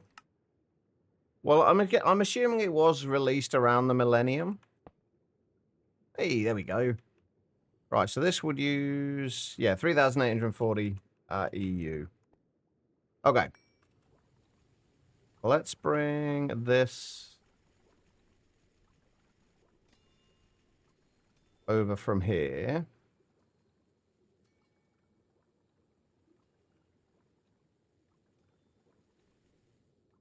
Have I done it on...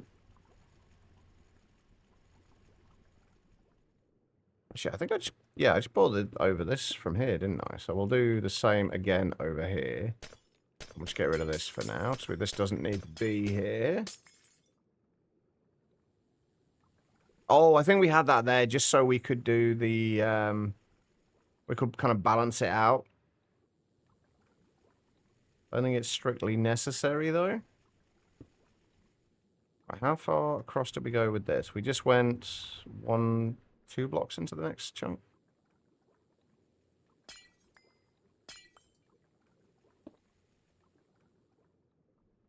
1, 2, 3, 4, 5, 6, 7, 8, 9. Oh, 10th one, okay. 5, 6, 7, 8, 9. Perfect, okay. That comes across here.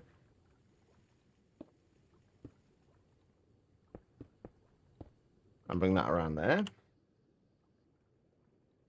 Oh, shit. I need those. Give me those back. It's here.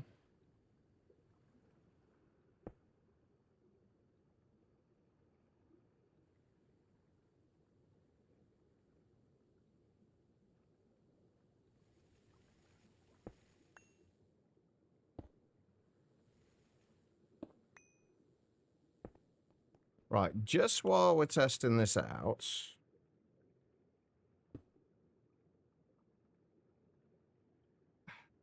You know what? Let's just flip it around now.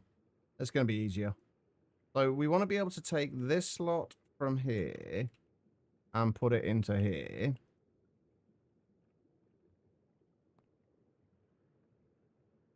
We'll remove that. We'll take that out of there for now as well.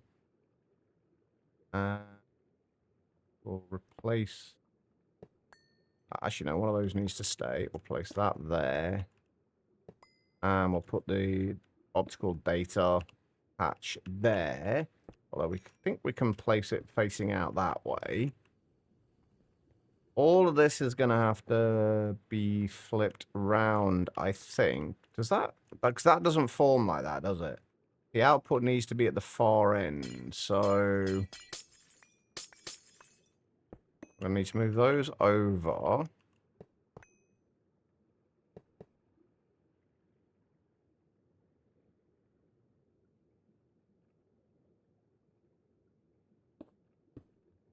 There.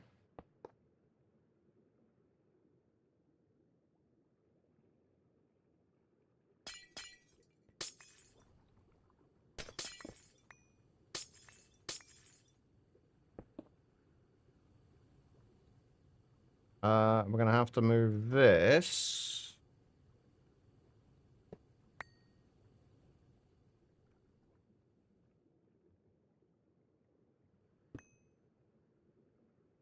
To the far end over here.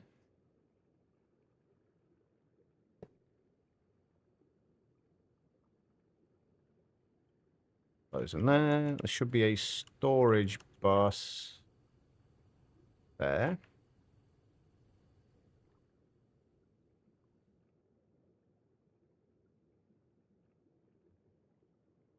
I know that appears. Oh, not a storage bus, an interface. Yeah, the interface will go there. We need to move that over to here. That needs to be an output bus. That needs to move from there. We need to remove that.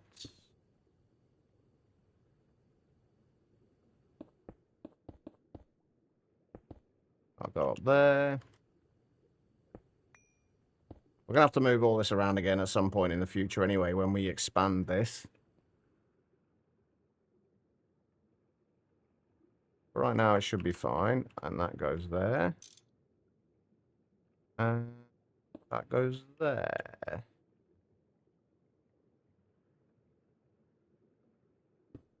And pears. These are what? Ivy?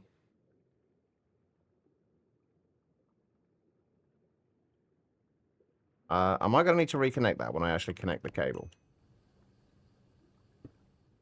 I should be fine, right? Yeah, it's fine. Okay, so that goes like that. And then what we need to do is bring the optical cable. Oh my lord. I hate these optical cables so much. They're so frustrating. Because they don't connect to each other.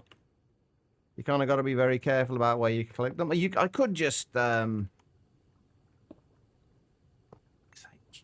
could just use the wrench, I think, or the wire cutters, I think. Yeah. Could just use the wire cutters to disconnect. But it's still frustrating. So I'll go across there, and we wanted to... Basically, just so... I wanted to have this like this so we could have the... all the, like, the cables coming out from the top, and we can kind of see the cables coming out the top.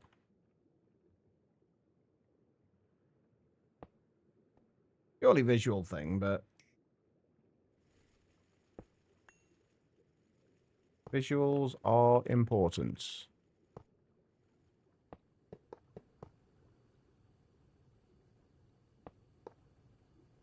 I guess we probably want to do it like that, and then get rid of this.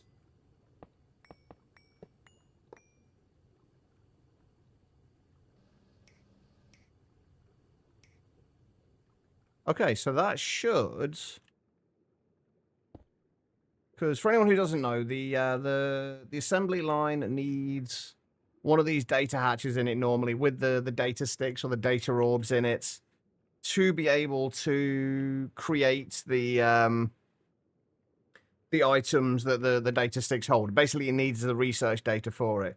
What this machine is supposed to do is transmit the data from here over to the data reception hatch over here. And these can only have one data reception hatch on them, I believe.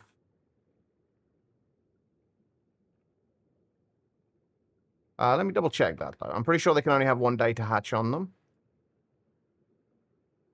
Yeah, data hatch exactly one. So you can only put like 9, or there's an upgraded version that I think can do a few more. Yeah, the advanced one can hold 16, but anything more than that, you can't do it. Whereas this, well, you can have multiple of these data hatches in one of these, and then output from these out to the various assembly lines, and then any data in these, or any data sticks or anything in these, can be read by the assembly line or whatever else is it, or well, basically just the assembly line. Did I not hook that up? I did not. That's why I can't see the recipes. I don't know if any of that made any sense. A lot of this is just me trying to kind of solidify how it works in my own head. So if we now wanted to make an LUV... Oh. I was going to say, where's the LUV motor recipe? It's still in my inventory. Alright, no worries, birdie. Take care. Right, so if we request that now, we should be able to craft it. It might take a minute to go through making all the stuff. In this case, the Reddit. But it should, in theory, allow us to craft this.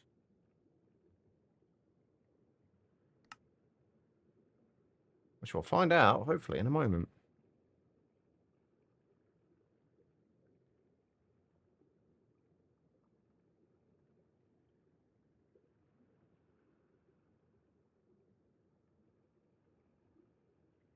I just want to make sure this works, because I've never actually made this in a survival world before. So we'll find out soon enough. If this turns on. Because that is providing data. It does have power. Still waiting on the... Oh, just the fine Reddit wire now. Hey, there we go. Okay, cool. So that does work. So now if we want any more than 9 recipes, we can do that, although it will cost us 1,920 EU per tick more each data hatch or optical transmission hatch we add. The other thing is, because these cables don't connect to each other, you can only ever connect one transmission hatch to one reception hatch. So if we wanted to have 3 assembly lines, for example, we'd need 3 transmission hatches on here. And then we'd have to run the cables for all of them from one point to one point. But that's the first bit sorted of this. Now we've got the rest to do. The rest being, let's claim this first. This, first of all, the high performance computing array. One good thing about this, though, is that this does not need to be near the data bank. The next 2 bits don't need to be near the data bank, which is good because they take up a lot of space and we don't have a lot of space there. The HPCA is like 5 by 5 by 2. Which is pretty chunky. And then the next stage after that, the research station, it's also pretty chunky. That's what, 7 by 7 by 7 by 3? It does look kind of cool, though. You got to admit. It does look pretty cool. So that's what we're going to have to work on next. So, HPCA. First of all, we need a computer monitor. Which we can make, and then we need to scan that onto a data stick. Which apparently I thought I'd made a bunch more data sticks, but I'm guessing they got used up in a craft somewhere.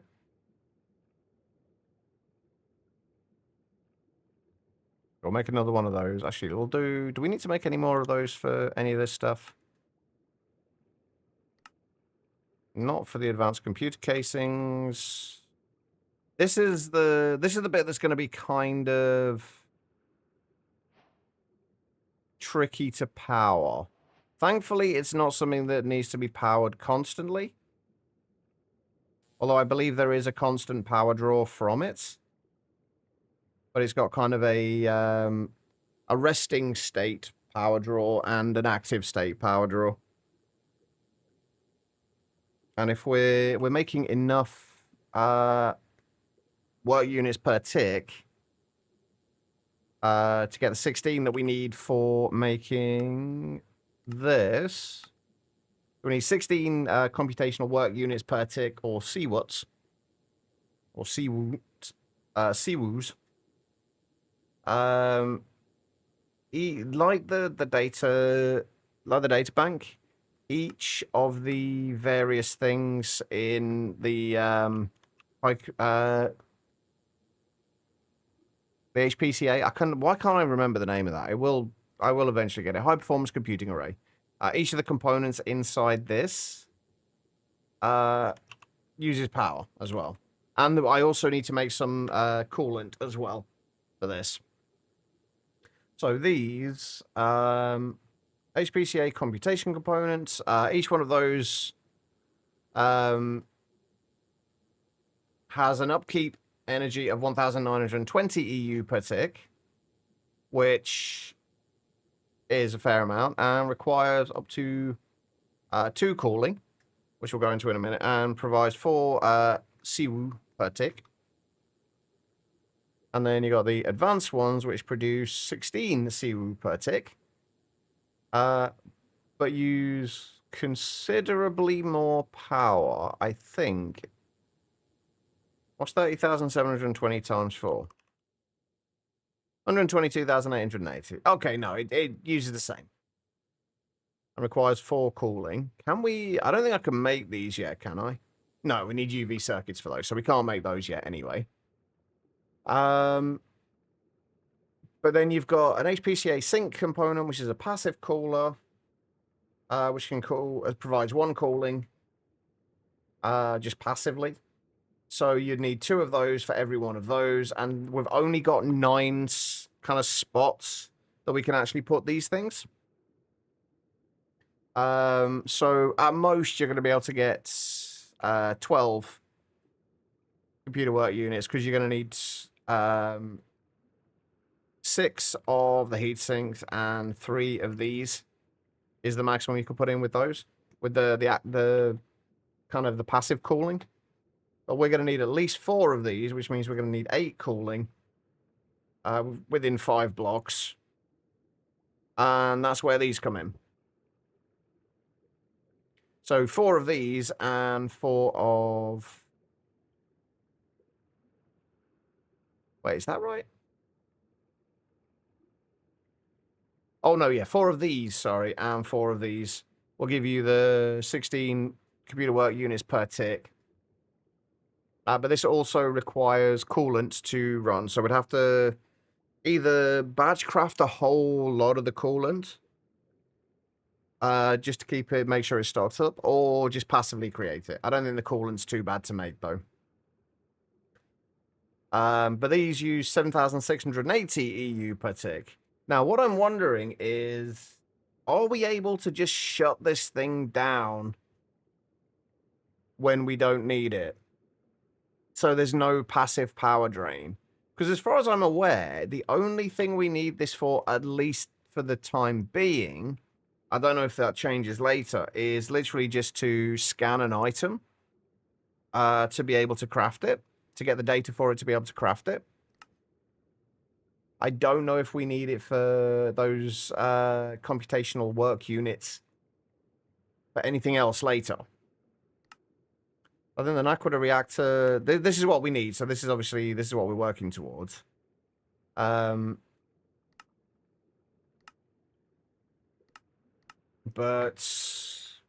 I think we should be fine. I'd like if we can just like depower it whenever, like just basically turn it off whenever we don't need it.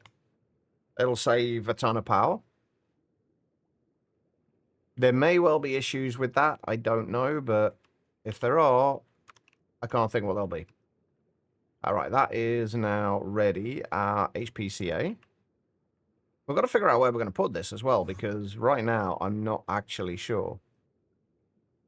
We are also going to need another data access hatch on here in a minute. Oh, hang on, can I? This is using 3,840.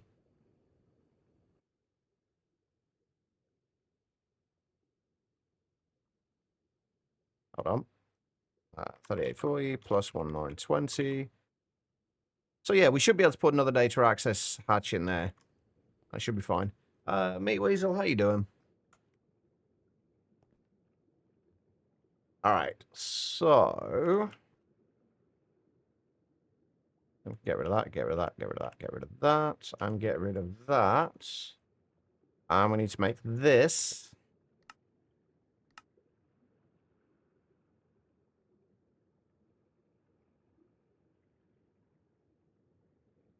So I need to put that on there as well. Do I have the ZPM circuits? No, I haven't done a recipe for these yet.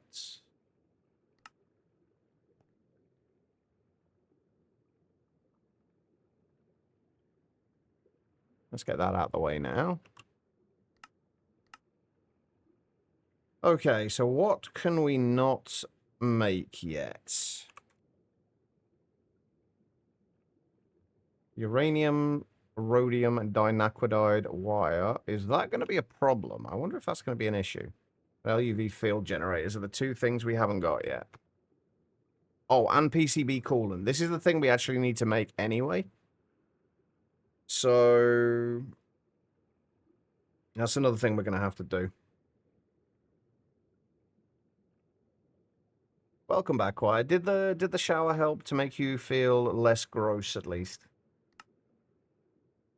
Can I make this is my next question.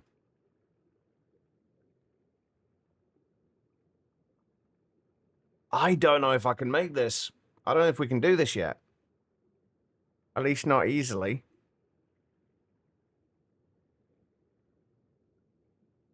Oh, no, we can.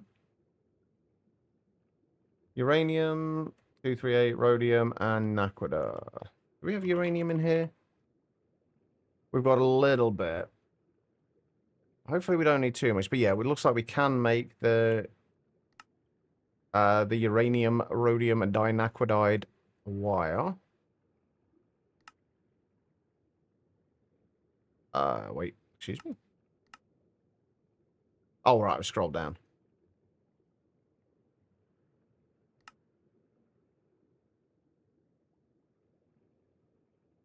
Yes, it did. Good. All right. All right, so now we've got to make that. We can cool that at MV if we use liquid helium. So... Wait, what the hell are we making again? Uranium, rhodium, dinaquidide. That should be fine. I'm pretty sure we've got a circuit 30. Oh, fuck, we can't do it. We need tritium coils. Oh, shit. All right. Time to set up the tritium coils, I guess. Ah, hell. Okay. I was hoping we could get away with not doing that. But we need, no matter what, we need tritium coils here. Okay, tritium coils first.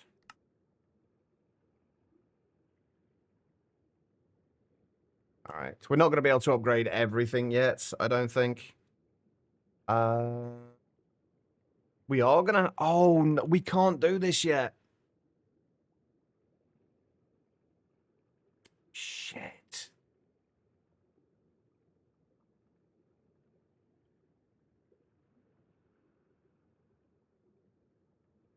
We need ZPM power. And we can't get it. They are still inching towards it, yeah. I've made the decision already that I'm not going to be updating past 0.12, though. There's just going to be too many breaking changes, I think, by the time it drops.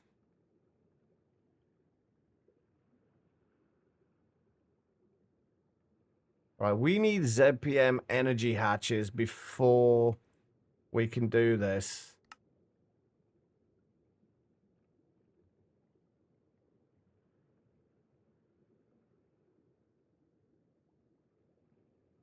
Which, honestly,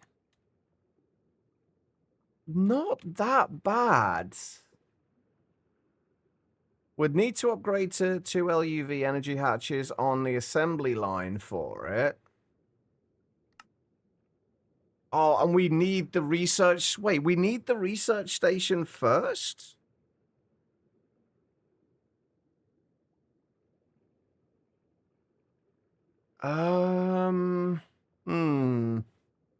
Okay. How are we going to do this? So in order to make the ZPM energy hatches, we need the research station to begin with. To make the HPCA, we need ZPM power, which we can get in the assembly line. That's fine. 2 LUV input hatches will work for that.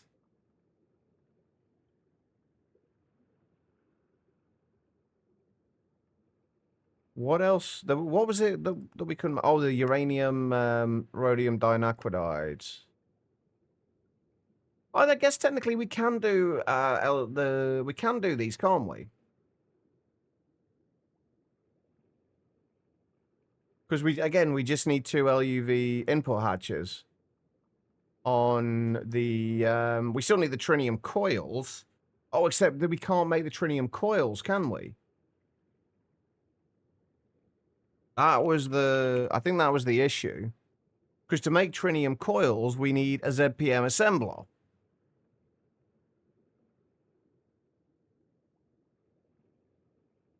So is this going to be another one of those situations where we're going to have to make a ZPM single block assembler? And then... Oh, jeez. like a single block ZPM assembler, just to make the coils.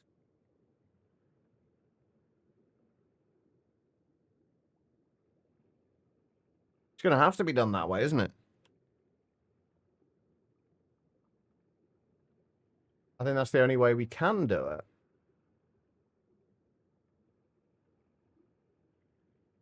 But can we make any of the ZPM components? We need LUV power for this and osmiridium. That's all fine. ZPM motor. The ZPM motor needs europium. So we have to make the fusion reactor then before we do anything else. Because in order to get into ZPM stuff at all, we need the fusion reactor. Okay, so we're not going to be able to get to the... we're not going to be able to do the research stuff yet, and we're not going to be able to do the Naquita reactor anytime soon. But in the meantime, we're going to have to do the fusion reactor. Okay, that's fine. The only problem with doing the fusion reactor is, I wanted to have a special place specifically for the fusion reactor. We might just have to build one in a temporary location to start with. And then move it afterwards. I think that might be what we have to do. Because these things are not small. These are fairly chunky multi-blocks. They are what? 1, 2, 3, 4, 5, 6, 7, 40, 15 by 15 multi-blocks. They'll take up an entire entire chunk, basically. Yeah, we're just going to have to make a temporary one of these then, in one place. Because the idea that I have for it is basically that we continue this down, all the way down below here and right down to the bottom. Right down kind of as far as we need to go. And then I want to have kind of like a blacked out area inside it. Where we just have any of the fusion reactors that we need. Kind of stacked on top of each other. But for now, we'll just have to put it anywhere and then move it once, because we'll do that a bit once we get to the next kind of building stage we do. Okay, this sucks that we can't do all this now. But it is what it is. How are we doing for antimony now? How am I only up to 407 antimony? Oh, because it all went into antimony trioxide, didn't it? We didn't get much antimony, we just got antimony trioxide. We were supposed to be processing...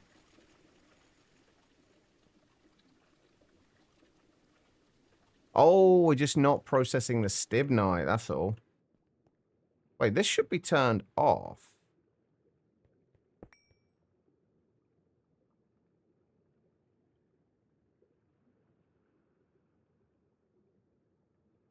Oh, no. It should be turned off at 16384, I think.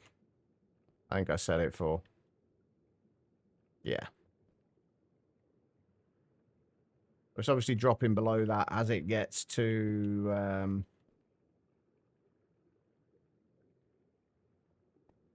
as it processes it. It might be... Actually, it might be a better idea putting that on a threshold emitter.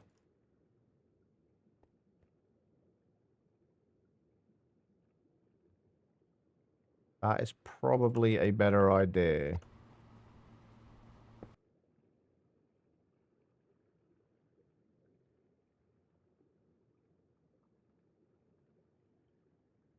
So upper threshold, 16384.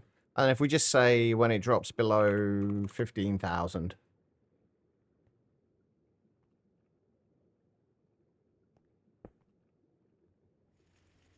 We wanted to keep going through that stibnite. Okay, so...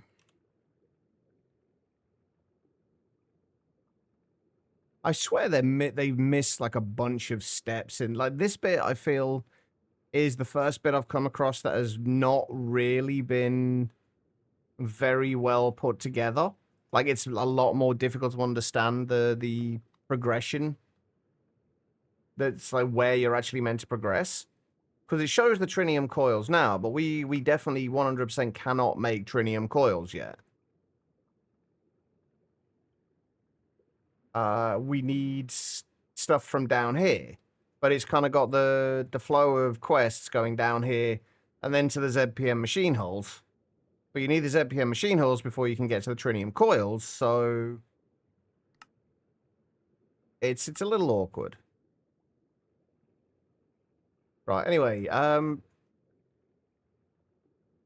overclocks double. Oh, only double energy and half duration. So they're essentially kind of perfect overclocks, but perfect half overclocks.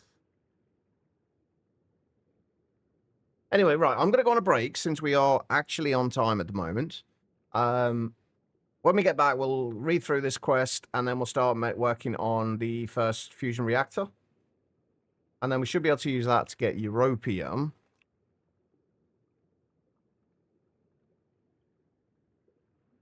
Yeah, with liquid neodymium and hydrogen will get us europium.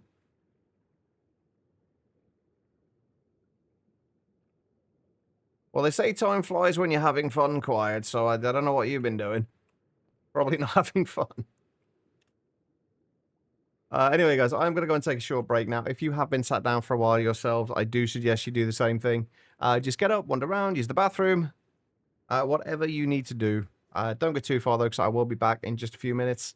I am going to run some ads during the break. These will only ever be run during the break, though, so you shouldn't miss anything. But I will be right back, and we'll start working on our fusion reactor.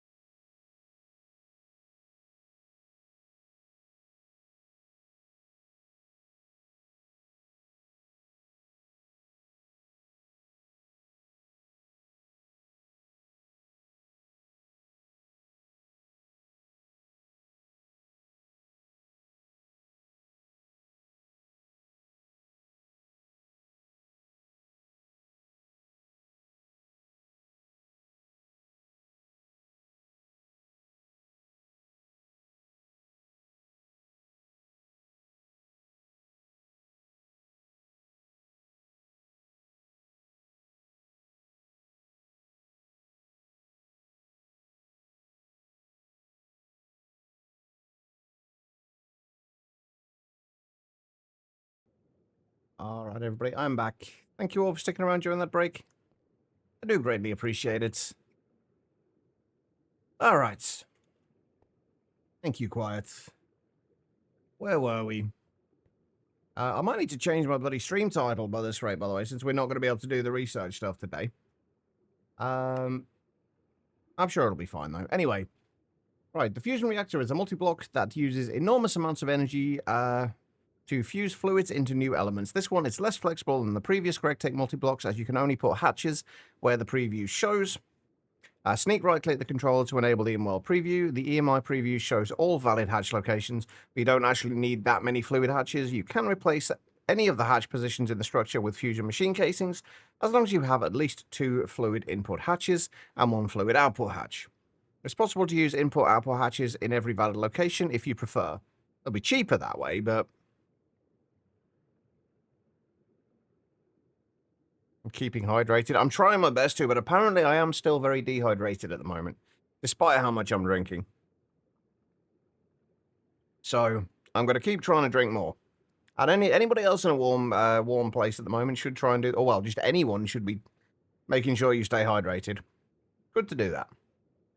Anyway, because of this, the quest only asks for 48 fusion machine casings. If you want to use the minimum number of fluid hatches, you'll need to craft an additional 29 fusion machine casings. In addition to the 48 fusion machine casings, you will also need 31 fusion glass or 31 fusion machine casings. We want as much glass as possible in these because it looks so much better. Fusion glass is cheaper and looks cooler. There we go. But it's your choice. Each energy hatch increases the reactor's power buffer. You cannot use 4x or 16x energy hatches in fusion reactors. All 16 energy hatches are required to be able to process all Mark I recipes and give a power buffer of 160 million EU. However, not all energy hatches need to be connected to power. For example, a recipe that requires LUV power draw would only need 1 or more hatch connected to power. But a recipe that needs ZPM power draw would need at least 2 hatches connected. They still need to be present on the structure. In addition to the recipe power drain, fusion reactors have a heat mechanic related to the recipe's EU to start. This amount of power is drained from the reactor's buffer before starting the recipe to heat up the reactor to the necessary temperature, and is independent of the recipe's EU per tick cost. As such, this determines the minimum tier of reactor you need for a recipe. If the reactor stops processing, it will rapidly lose heat, even if you pause it with a soft hammer.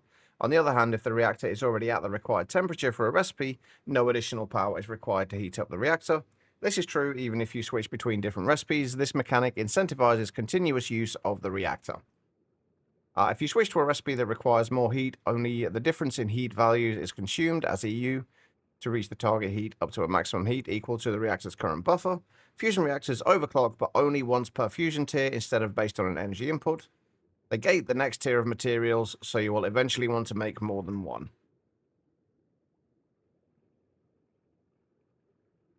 They're definitely incredibly wordy. I'll say that much.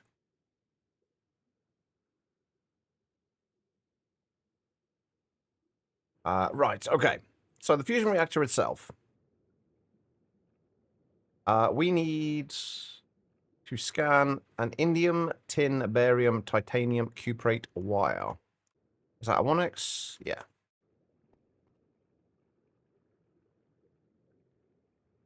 Am I going to need these wires for anything else?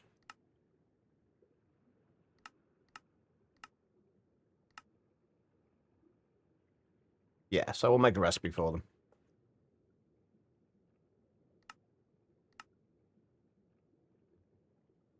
4 of those, 8 of those.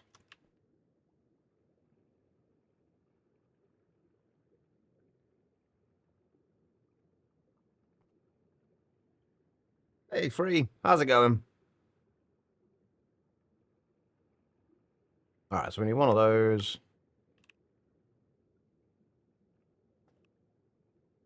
Make a few more of those. I'm gutted that we couldn't do the things that I wanted to today. Those trinium coils have really kind of screwed me up a little bit. And I think this is the first thing that's kind of bugged me a little bit. about GregTech in the late game is that we're going to have to make the single block ZPM assembler just for a few crafts, and then it's going to be useless again. Like, just enough to be able to make the ZPM energy hatch. Kinda annoying.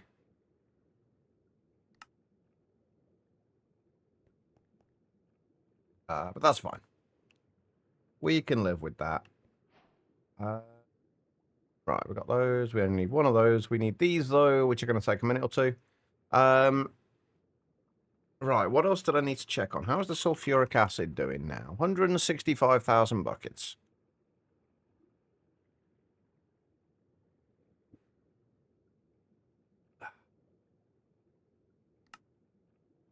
Stuff takes forever. I need more power. Oh, man. 201 seconds. I mean, we get 16 ingots out of it, but still. We do need more power. Is it going to be worth upgrading these to ZPM? It's gonna mean that while they're running, we're gonna be end up if we have like both of these running and the EBFs, we're probably gonna be drawing more power than we're making. Oh, and the other thing is we still can't output ZPM power to our assembler until we can get a ZPM substation, 64 amp ZPM substation hatch.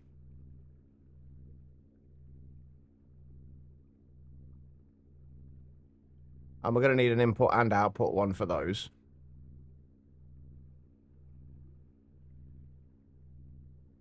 And those themselves will need ZPM power. So how are we going to... We're going to... it looks like we will need the single block assembler for a little while.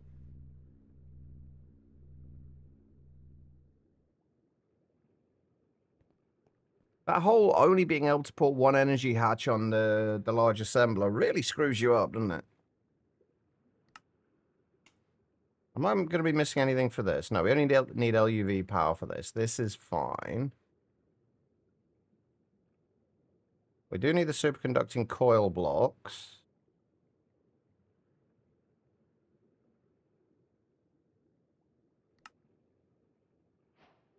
Okay, there we go.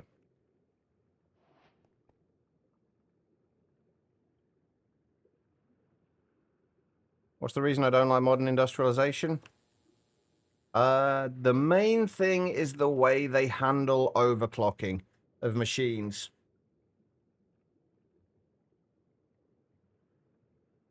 And the fact that machines use a variable amount of power rather than a static amount of power. It makes it a lot more difficult to automate things. And a lot more difficult to plan things. I appreciate the like, Exo. Are you nearly done?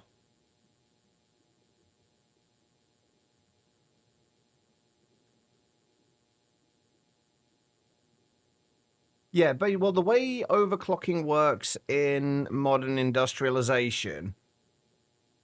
Well, I'll show you how overclocking works in GregTech. Or how recipes work in GregTech. Say, let's look at a macerator recipe. Let's look at raw naquita, for example.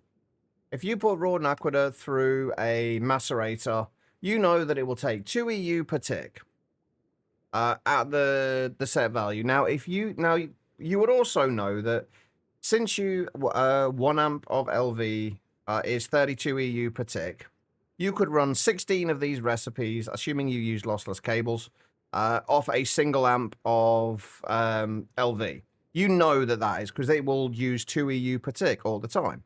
And then if you overclock it to, say, MV, it will quadruple the power usage and double the speed, but it will still stay consistent. Whereas with modern industrialization, the more you run a recipe through a machine, the faster it will run. So it may start off at, say, 2 EU per tick, but as you continuously run the same recipe, like literally with no breaks at all, if you continuously run the same recipe, it will overclock faster and faster. So it will run, so the recipe will run faster and faster, going all the way up to the maximum power tier it will allow, that the machine will allow. So as a basic one, it will be using anywhere from 2 EU per tick to 32 EU per tick, and like anything in between. And it's just that variable value means that it's very difficult to plan things, because you can't say, like you can with GregTech, you can't say, oh, right, I know this takes 2 EU per tick, so I can run 16 macerators in parallel off a single amp of LV. You can't do that with modern industrialization. Because you don't know, unless you are 100% using each machine constantly 100% of the time, running only that one recipe in it, so it overclocks to the maximum each time. You don't know what it's going to stay, like what the overclock is going to kind of be using power wise, and it was just such a weird system to me. To the point where I had, when I was playing Neotech, like as soon as I got to the electric machines and found that, I just quit the pack. There's no way I was doing that. Right, I know there's a bunch of stuff in here that we do not currently... Oh god, there's pretty much everything in here that we don't currently have. What the shits?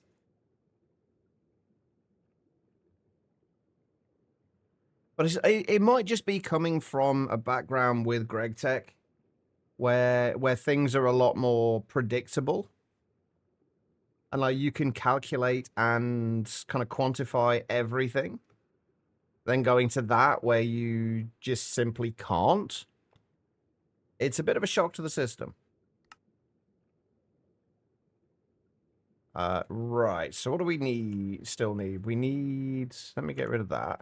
We need the superconducting coil blocks. We need the double plutonium-241 plates. We need the double osmiridium plates. We need the UHPICs. We need the IV field generators. And we need the liquid IBM titanium. Basically, we need everything.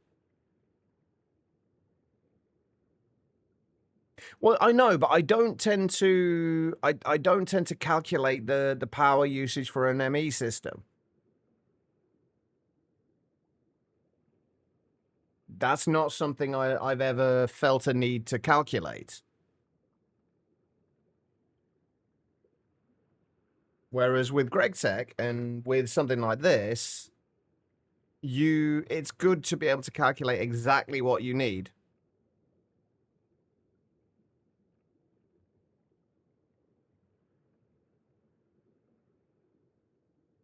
I'll be honest, I have only been in maybe 1 or 2 situations in my entire time playing modded where I've ran out of power in my ME system. Like the power draw for an ME system is, for the most part, insignificant. Unless you go massively overboard doing stupid amounts of shit that you really don't need to do, then it's generally insignificant. Whereas with something like modern industrialization or GregTech, you have to calculate these things because you need to know how much power draw, because of obviously the way the cabling works and the power system works.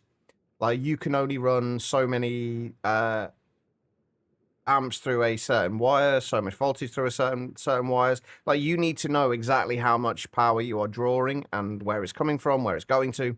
You need to be able to quantify all of that, and you can't do that with modern industrialization.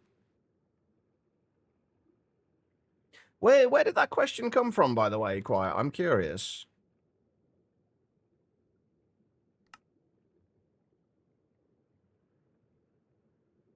Wait, can I at least make liquid trinium?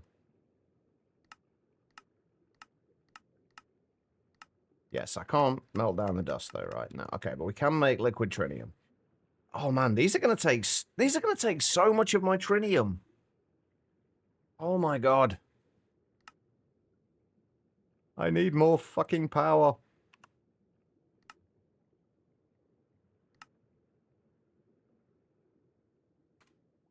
Alright.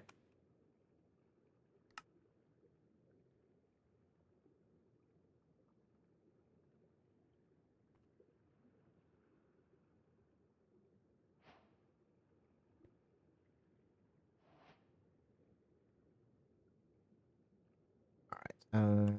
Liquid trinium.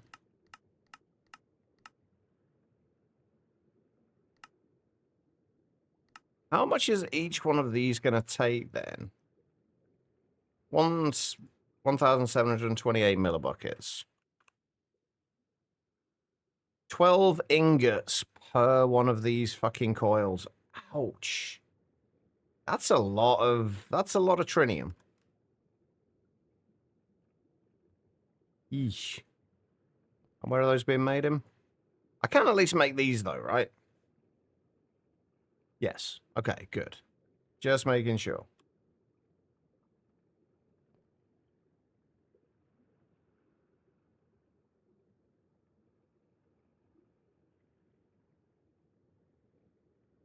Oh, wait, no, hold on. I haven't, I need to rename this, I need to rename this. What bloody hell is it? Oh, it's down there.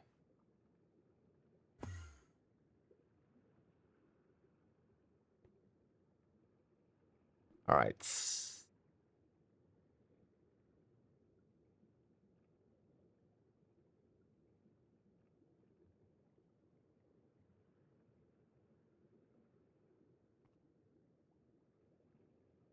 Yours and mine both, Guitar Lilin. I blame the heat.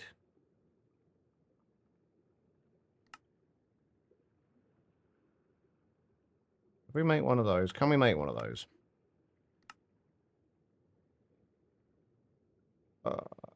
Where's my trinium? So horrible. We are up to 954 trinium now, though, which isn't terrible, honestly. But I see what you did. I have not seen what you did. Where was it posted? Oh, plays Rimworld and sees Allison and Nicole have become lovers and want to sleep together. Me, great. Maybe we'll have babies soon. Oh. I mean, it's still possible, I guess. I mean, just because they're named Allison and Nicole doesn't mean that there can't be a male named Allison or Nicole.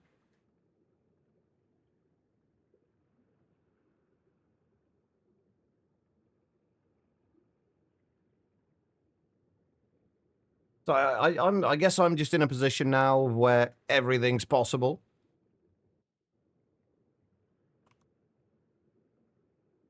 Why am I not getting any more antimony in? Are you still going through?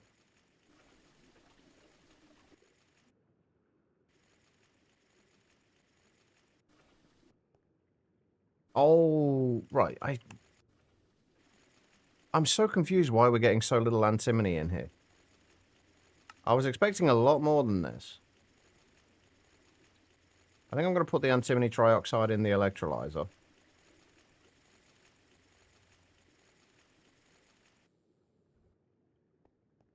Right. So what's that working on now? Indium, tin, barium, titanium, cuprate ingots, which are the ones that take freaking forever. Like 201 seconds. Apparently you're right, Allison is a man. See, there we go. So your brain is working. Your brain's working kind of better than you thought it was.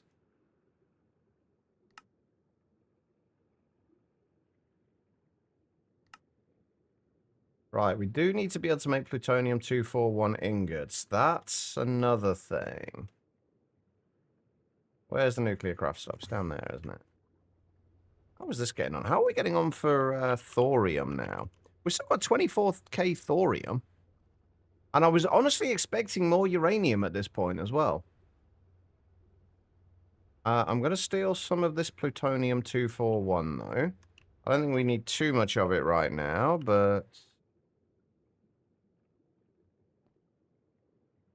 I'm going to steal some of that. And then we'll do plutonium-241 double plates.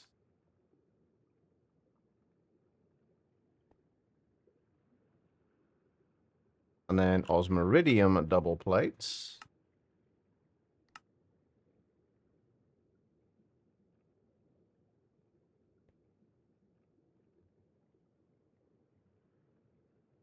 Right, the UHPICs. Right, we've done that, done that, done that. UHPICs. I've still got to set up all of the passive crafting for the various wafers and chips. So that'll go in the cutter. Got to remove that cutter at some point. And then the UHPIC wafer is indium gallium phosphide, along with liquid naquadah, and HPIC wafer in an LCR. Does need LUV power, though. And liquid naquadah. So I'm going to have to upgrade the LCR. And we're also going to have to find a way of getting the liquid naquadah. Which... Gonna be that, I guess.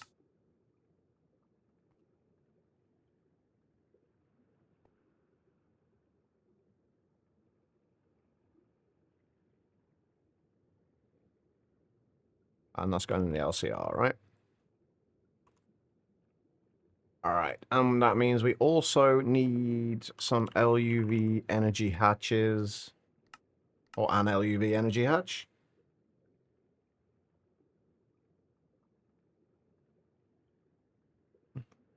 Variant World is a very sci-fi game once you get far enough, so it could very well be possible once you get the right tech.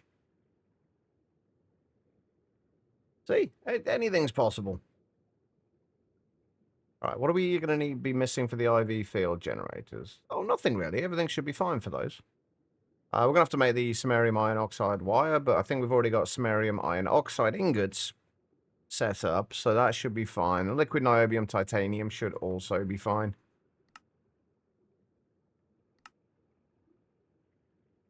Neka, hello. Welcome to the stream. How you doing? Why does it always sound like your PC is going into overdrive, trying to run modded MC? I don't know.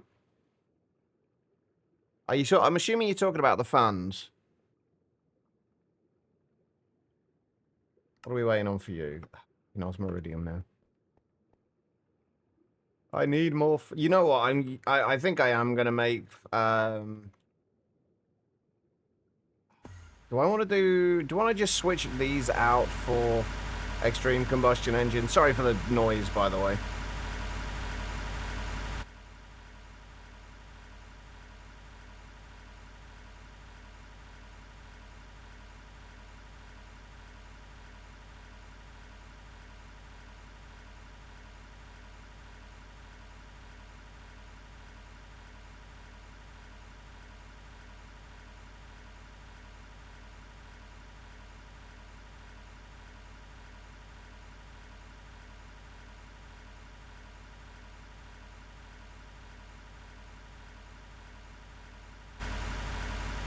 Yeah, I was wondering if we switch these out for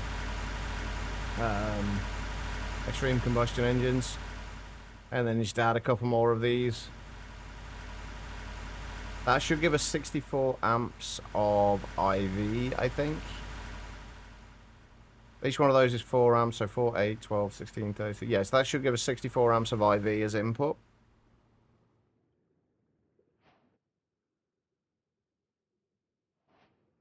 Those fans sound like your PC. A little bit.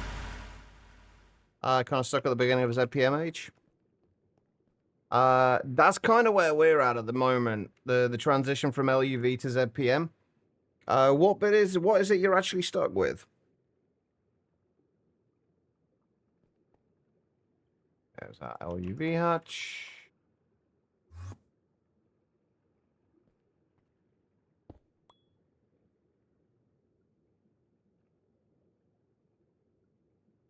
Wait, have I already got this? This is already running at LUV.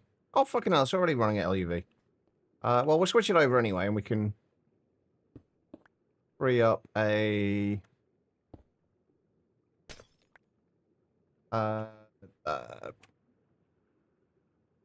yeah, peer-to-peer. A peer-to-peer thing. Words are hard. Motivation. That's fair. That's fair. It is definitely... It's definitely a bit of a grind once you get to this point. Mostly due to, like, power being a major issue. Just because you're kind of on that transition point between LUV and ZPM. Will they update? No, I've made the decision not to. There's gonna be too many issues to fix and refactor everything to update. Like the major one obviously being the EU peer-to-peer. But then all the late game stuff as well. It's just going to be too much hassle. So what I'll probably do is at some point, once it gets released, do another playthrough, but probably on hard mode. At 56 ECUs before you got knack with the reactors and you still have power problems? 56? Holy shit. I don't even think we've got space for 56. This is literally all we've got. We've got 8 ECEs and 8 of the LCEs.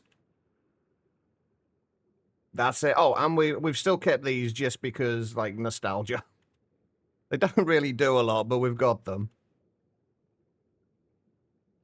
Don't use EU peer-to-peer. So at least you wouldn't have that issue if you update to it.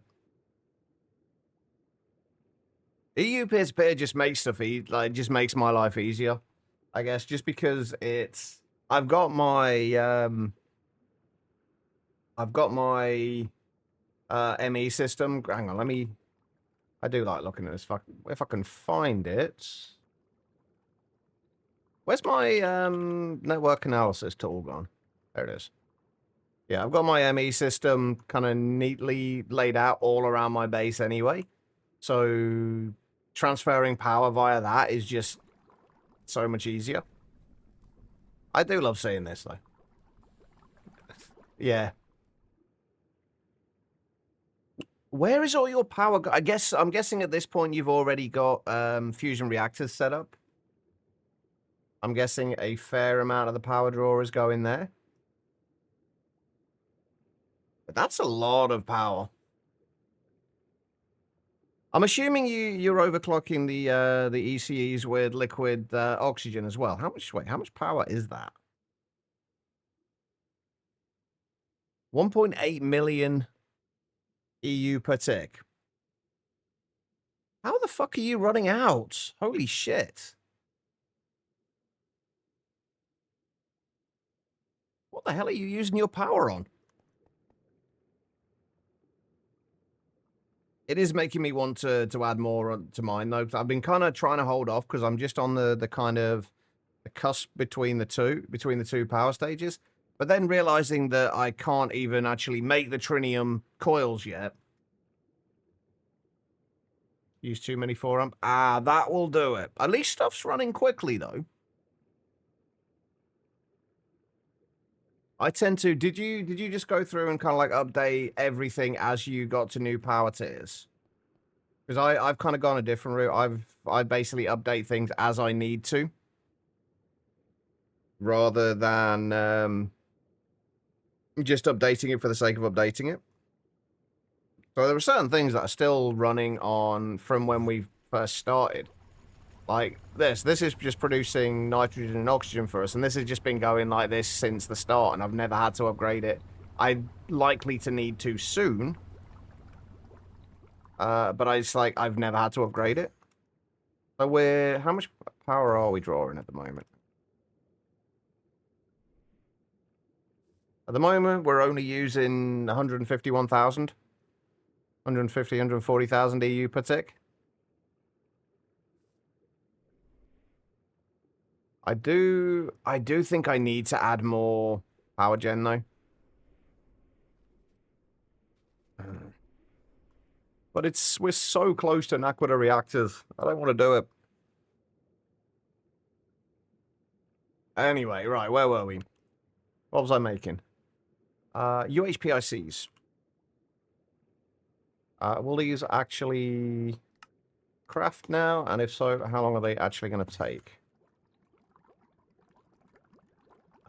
15 seconds isn't too bad.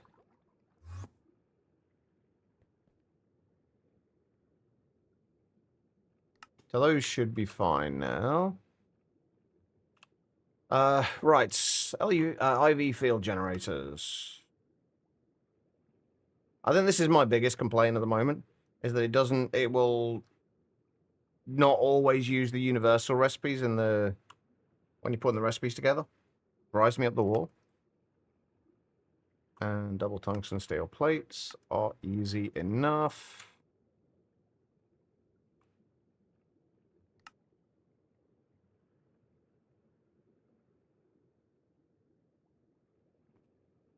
And then what else do we need? 4x samarium iron oxide wires.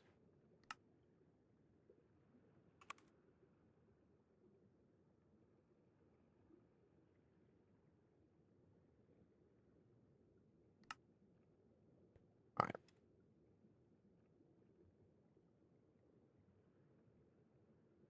That should be the LUV field generators. They are just in pattern provider, should be fine.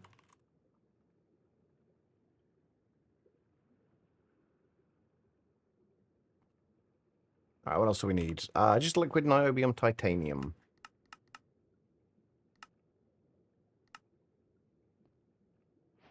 And that should be everything we need. Hey, and there's our UHPIC wafer. Right, okay, so fusion reactor needs to go into the gas line. I think I might actually do another LUV energy hatch. Wait, hang on. What do I have in the gas line at the moment? Just 2 IVs. I think I'm going to do the 2 LUVs.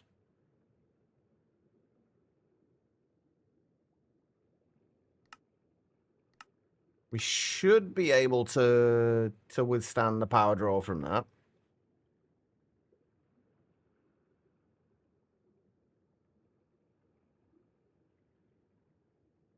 That's what?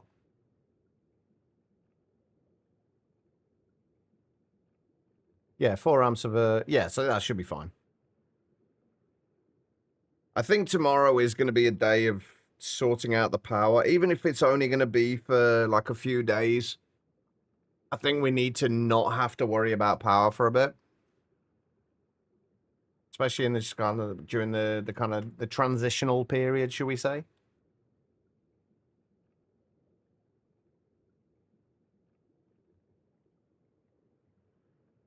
I need to put another data access hatch on there, don't I? What are we going to be waiting on for you? Bloody niobium titanium. I need more EBFs as well. I basically just need more of everything, pretty much. We've still got to do... Actually, while we're waiting...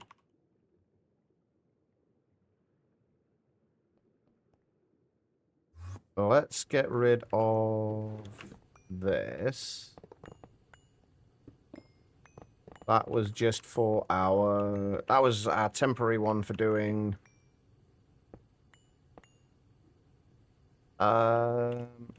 osmium and iridium.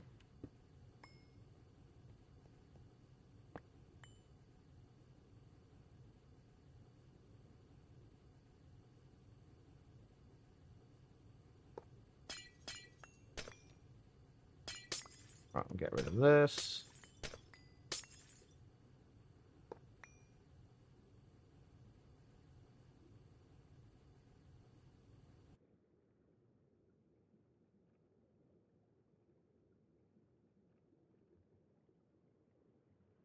All right.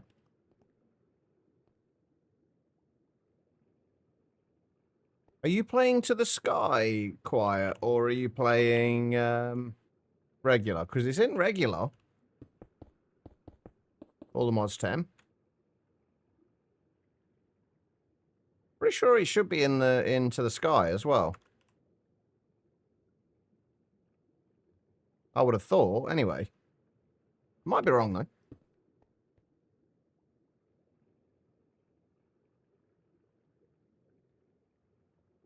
All the mods 10, so long as you're on the latest versions. It wasn't initially in all the mods 10, but it was added later on.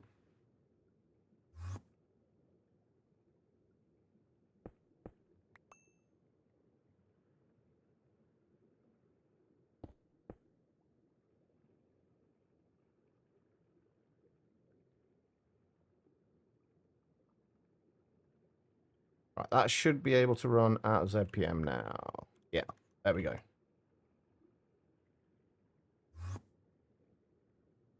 Is this done now? I think this is done now. Okay, cool. Right, what was I doing? Oh, EBFs. I can find them. There it is. All right, we need maintenance hatches. What else do we need? This for iridium and for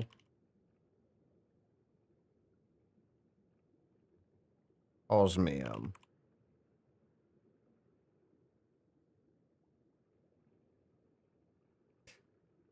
Yeah, we've all been there. Freefall. It sucks, doesn't it?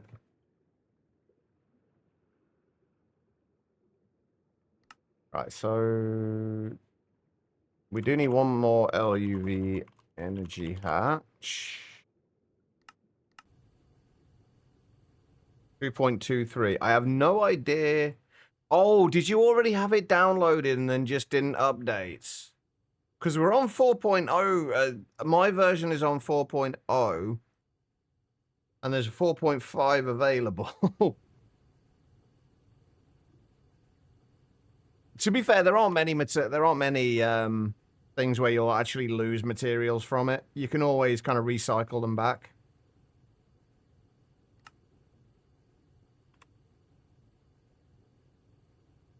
Right, Ivy energy hatch. Right, so this is going to be for the iridium.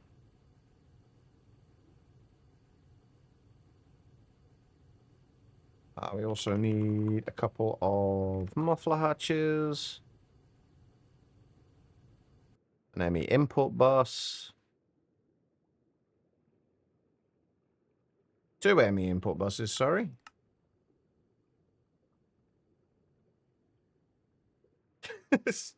Yeah, it's updated a little bit since then.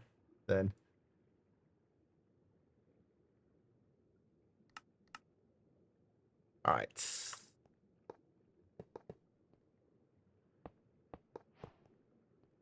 Those, and then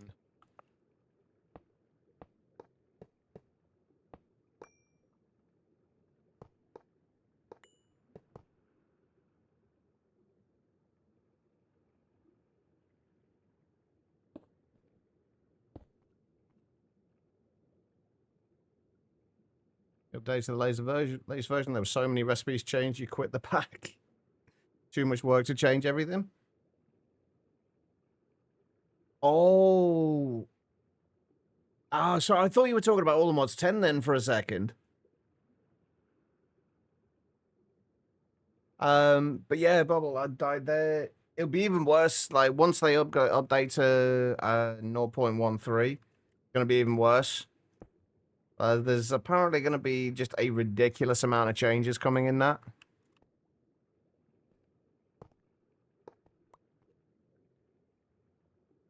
So it's gonna be interesting for anybody who does update.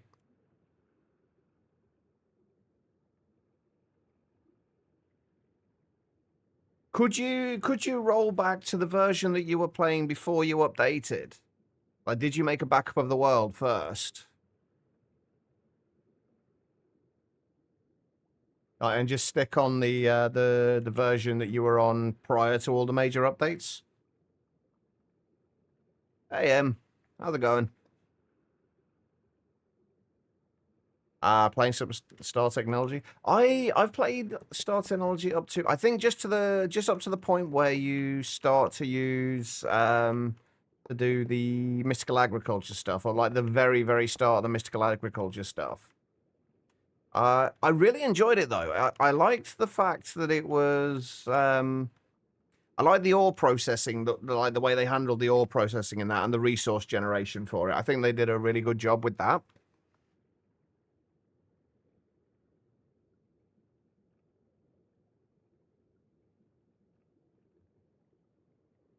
Then you want to go PTERB with a 256 amp LUV laser hatch.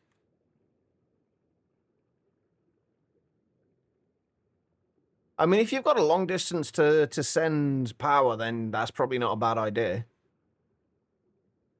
Bit of an old school feeling about this pack. There was a few things I wasn't a huge fan of with it. I have to be honest. There was a few changes they made. Like, there's some of the changes they made just didn't seem to make a whole lot of sense. Like nothing major. But things like they changed the recipe for cable anchors, which I just found really odd. And then until recently, they'd left Applied Energistics pretty much like untouched. I think there's been a big update to that recently, but they left Applied Energistics pretty much untouched. Oh wait, no, it needs to be there. But then they'd change recipes like the cable anchors for some weird ass reason, which I never could understand. And they nerfed the storage drawers to I think they nerfed them to only have like one like kind of upgrade available to them. It's like some kind of odd changes. I never quite understood. For the most part, though, it was a very, very enjoyable pack.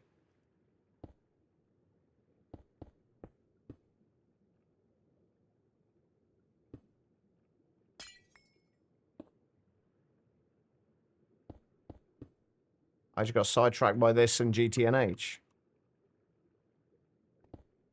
Right. Looks good, except we've got to do this.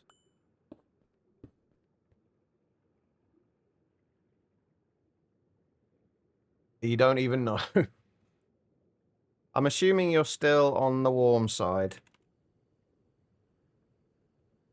Why do I keep putting an S in front of cable anchors? What is wrong with me?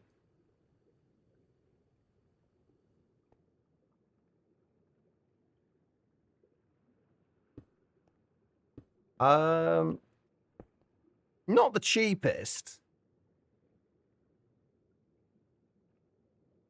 Yes, cable anchors. Exactly. That's their new name. Get used to it. Yeah, when you just go home from a very long day / week. Are you finished for the week now then, at least, though?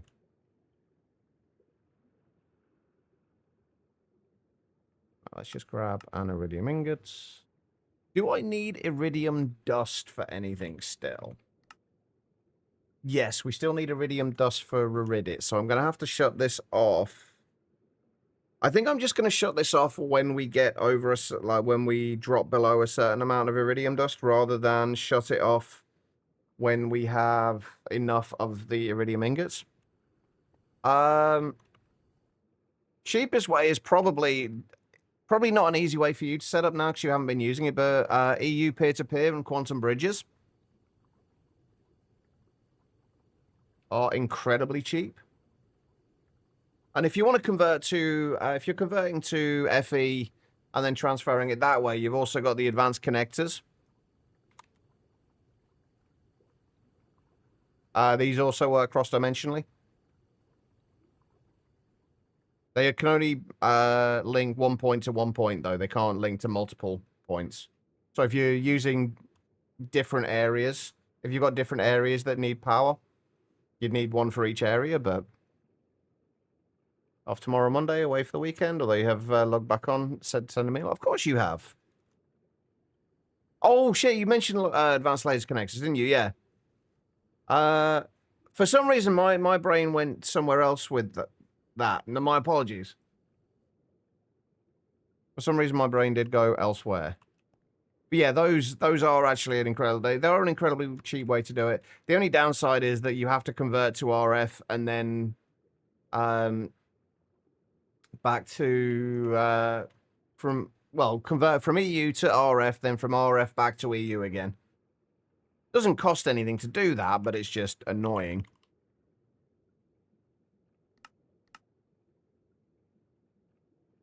So where are you off to over the weekend, Em?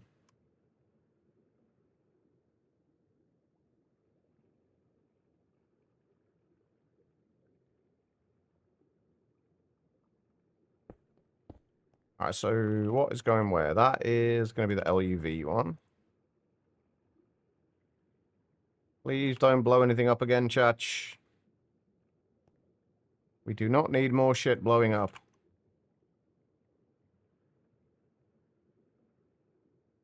Not really. I mean, I've got a few of them set up. Wait, hang on. Where have I got them set up now? Set up on the nether roof. It's really not overkill. Like it's literally. There's nothing that's difficult here, and then you just power it essentially by powering itself with EU peer-to-peers. I've literally got it transferring over to here just for this.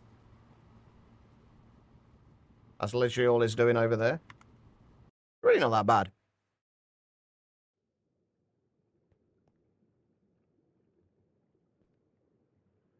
And the good thing about using Quantum Bridge is you can just link it straight to your ME system as well. So if you want to have shutoffs for things, you don't have to use another laser connector or any weird setups using laser nodes to transfer signals to shut things off. You just have a level emitter on stuff.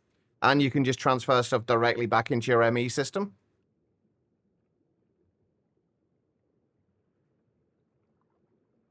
Use other dimensions to get air. You're missing out on a whole bunch of stuff then from other dimensions. Like we're now generating for where are we? Venus. So in Venus, I was using Venus for.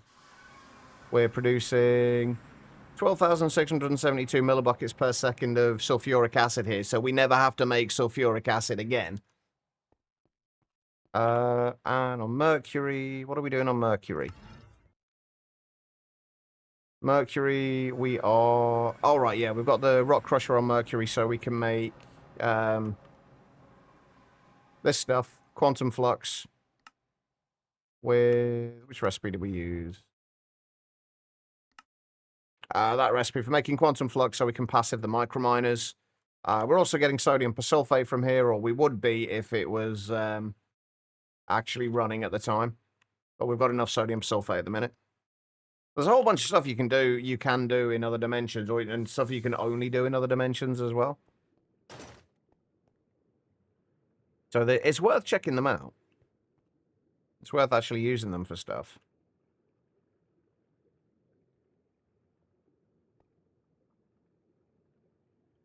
What's the chunk loading limit? If you're in a single player world, just set it to whatever you want. I mean, I've set mine to 100 chunks.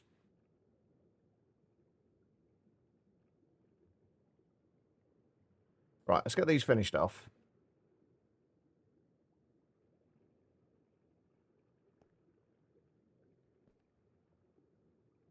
Oh, I guess I didn't change it in this then. I usually end up changing it. All right, so we should just be able to output iridium through here.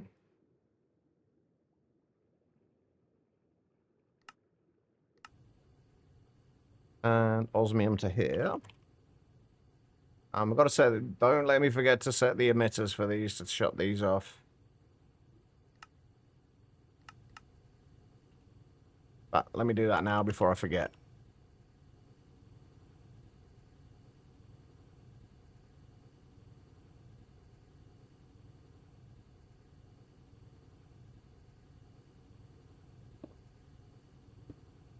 Right, so iridium. How much iridium do we have at the minute? 1,700. So if we just keep... make sure we've got, say, like 1,200 iridium dust. Emit a signal when it's over that. We do need machine controllers.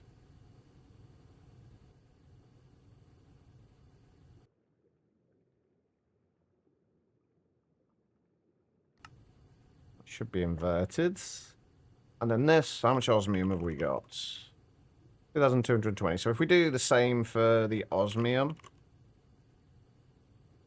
I guess it might actually be easier to do this with shutting off with the ingots, but... No, we'll do it with the dust for now. As long as it's over 1,200. And I do still need to make storage cells for the osmium and iridium.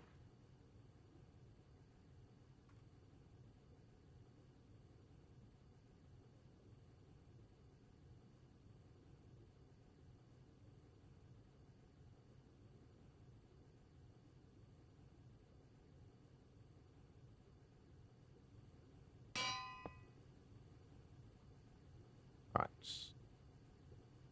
Iridium, osmium.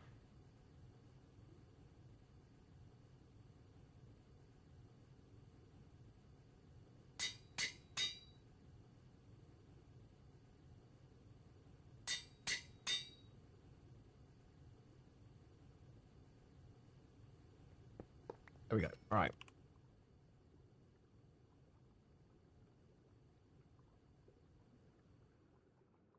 What would you need the spatial anchor for? What am I doing up here? There we go. Okay, so...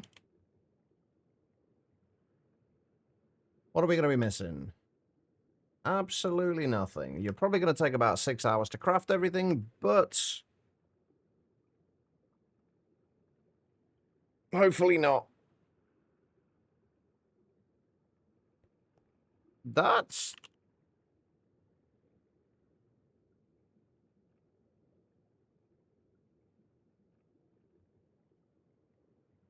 yeah, I honestly forgot about that.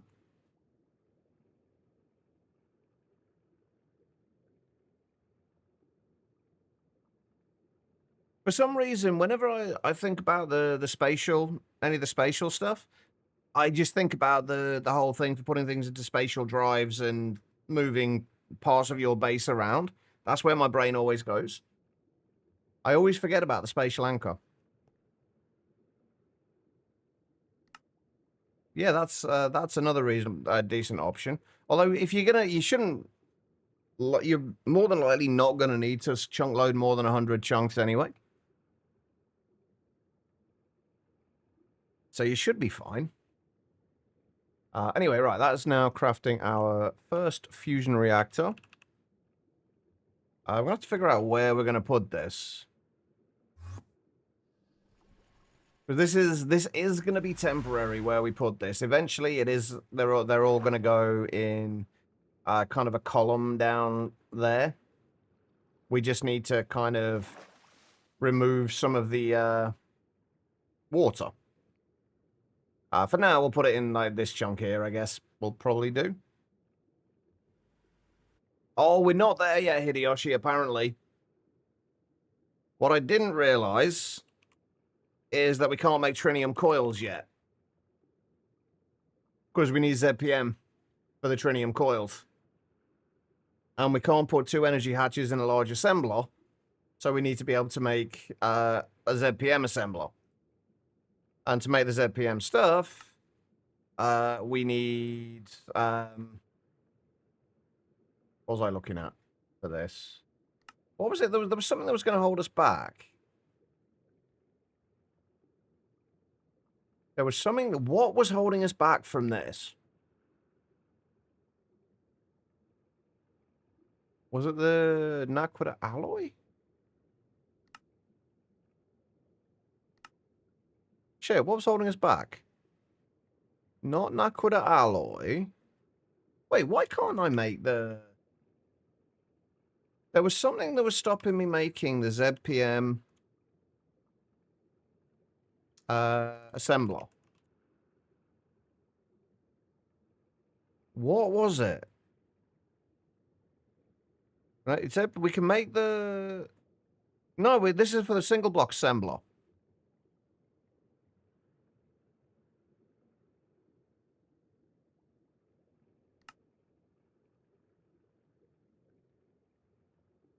Oh, that was it, europium. We need europium first to make the motors. So we need the first fusion reactor to be able to make the europium to make the motors. So yeah, that's why we're making the fusion reactor now. So we kind of switched over from doing the research to europium. Yeah, europium, as far as I'm aware, can only be made by fusion. If we look at liquid europium, or we can melt down something that's made of europium, if we can somehow find some somewhere.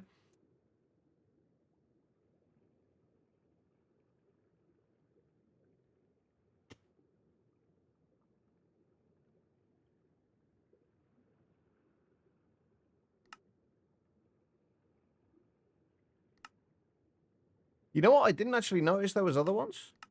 Oh, we can't make them yet anyway. We can only, well, we can do the ZPM. No, we can't. We can only do the LUV ones.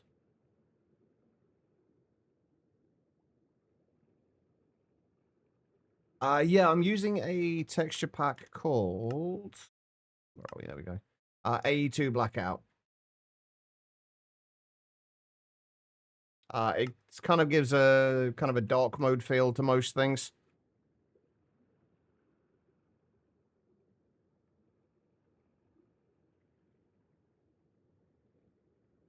I guess it becomes easy, like, once you've set the recipe up.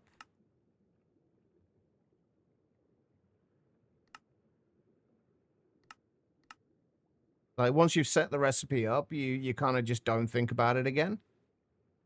The biggest thing for this, though, is the trinium usage. So, kind of lessening the trinium usage would be great.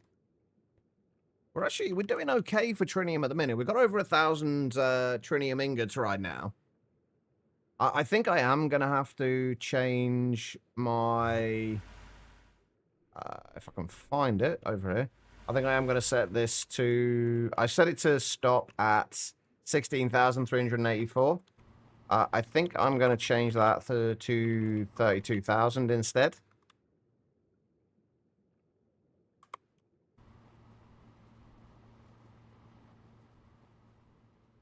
Just so we can keep getting more trinium in, while we're also processing the Naquita.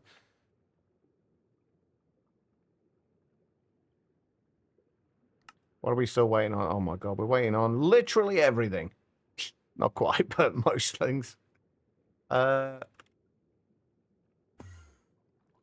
are you doing at the moment? You are doing the HPIC wafers.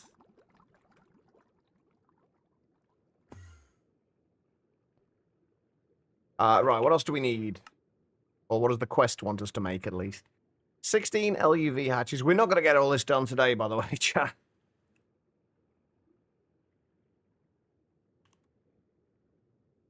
Right, what actually goes into LUV energy hatches? It's always like the HPIC chips and everything. I need to get this set up to passive, like a bunch of the wafers and chips that we need.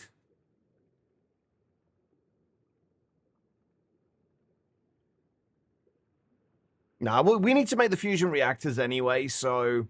Plus, they look cool. So we may as well just go down the fusion reactor route.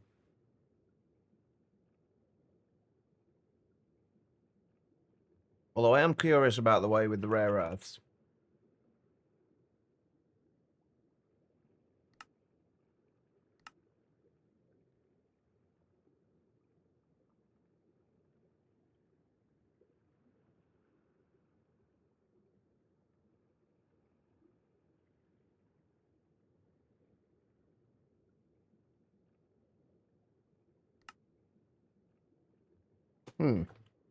What is the way with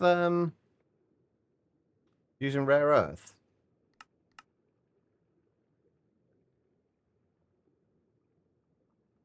Tributyl phosphates.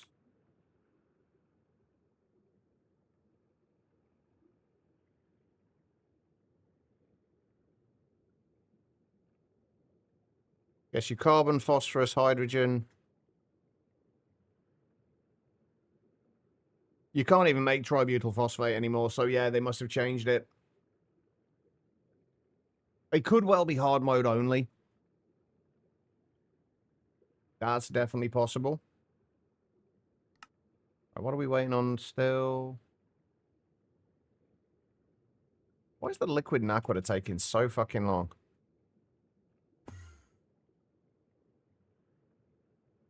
What are you doing? It's chemical bath. Where's the extractor?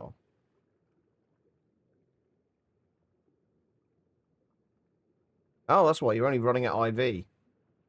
Well, you need to be updated.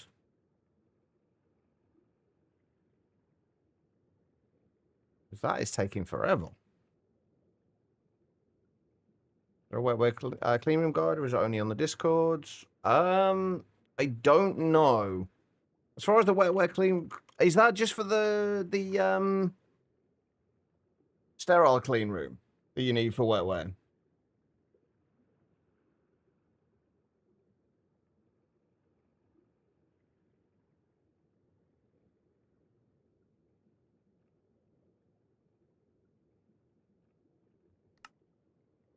As far as I can tell, they only need clean room.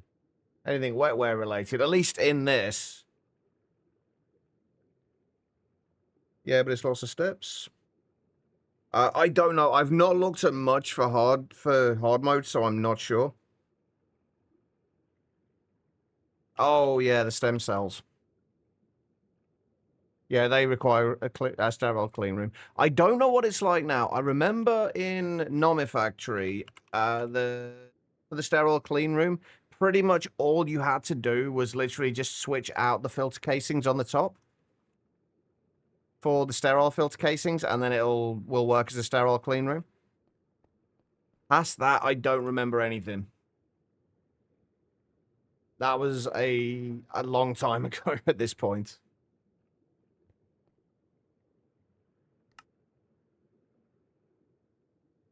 That is taking forever. Oh, I can't even check what the growth medium like, what the kind of line is like, because obviously we don't have hard mode, or we're not in hard mode. Hard mode. Words are hard, apparently.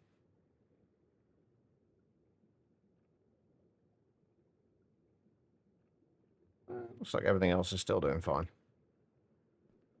Think it's all the same? What's what you need? The sterilized growth medium.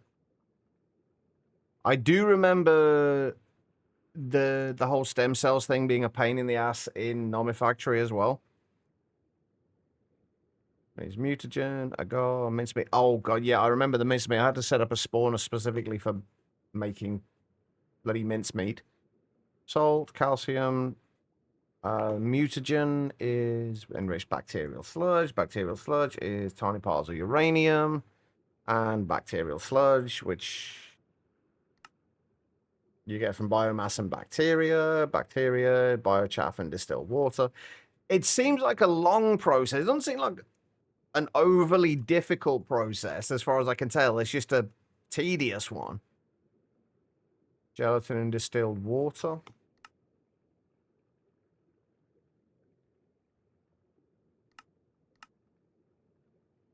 Comes from gelatin mixture. It comes from collagen, phosphoric acid, and water. Collagen comes from tainted meat dust. That sounds pleasant.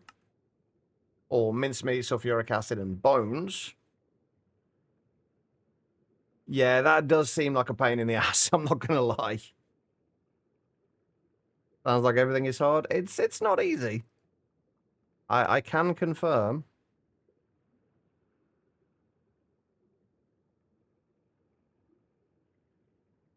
I'm very tempted to cancel this craft and upgrade that. You know what? Fuck it.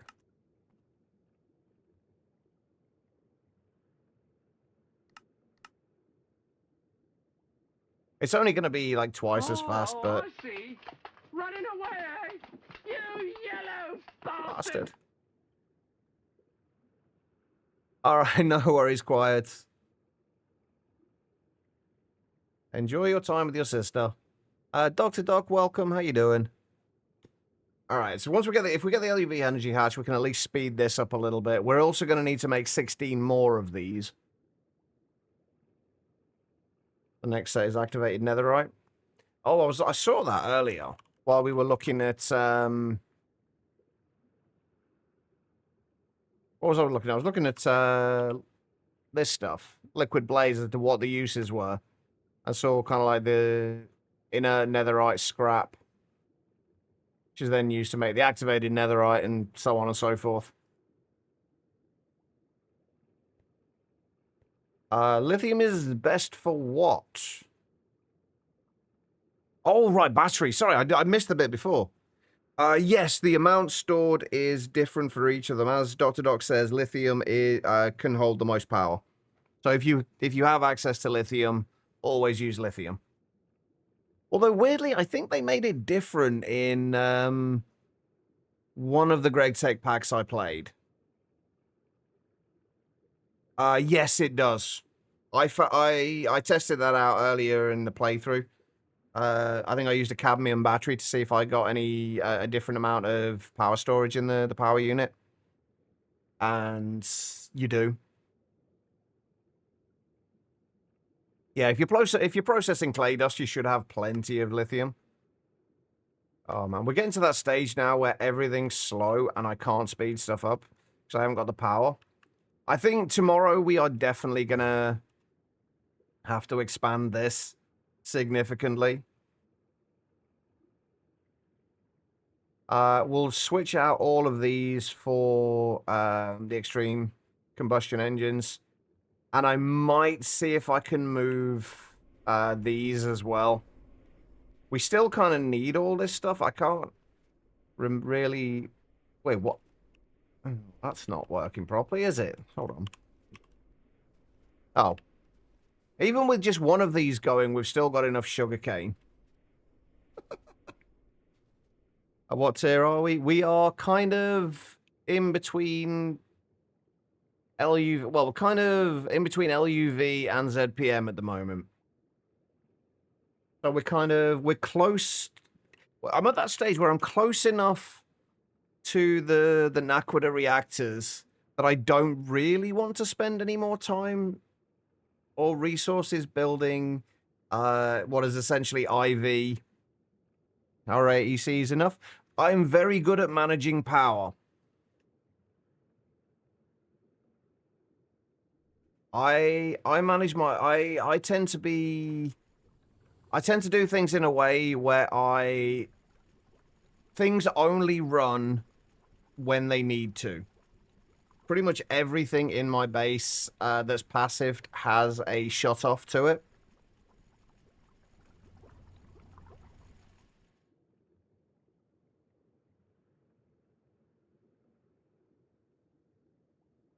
Why is that better though?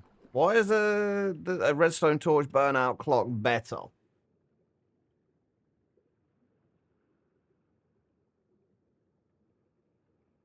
Because the burnout, like, how long? When the redstone torch burnout clock go past a certain point, it burns out and then stops.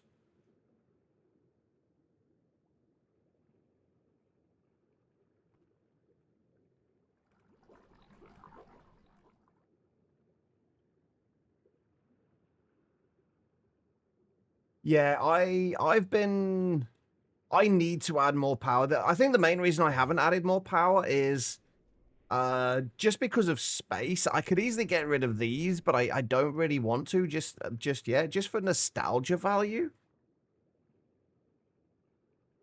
But no, I'm kind of quite strict with how I do things. And I have always been quite good when it comes to power management in packs.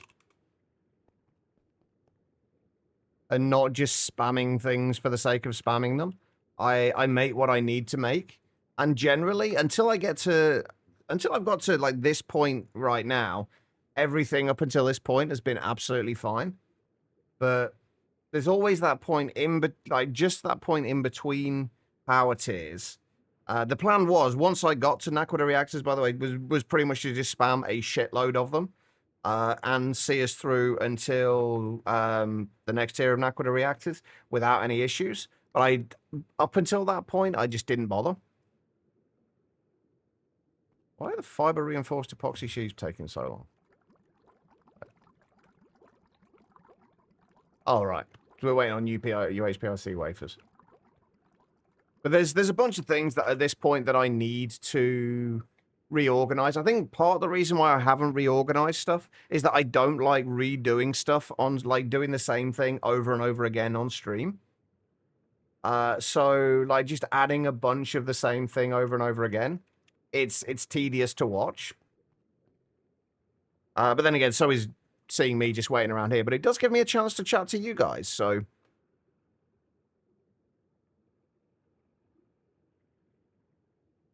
Throw an EV energy. I just throw whatever hatch I need on. Like, for any multi-blocks, I'll just throw the minimum hatch I need on for at the time, and then if I need more, I'll just... if I need more, I'll just add to it. I don't like using the copy-paste gadget for anything like that. It doesn't tend to paste tile entities well. I've always had issues with tile entities in the past. And it's still boring to do. Like, it's not interesting to do.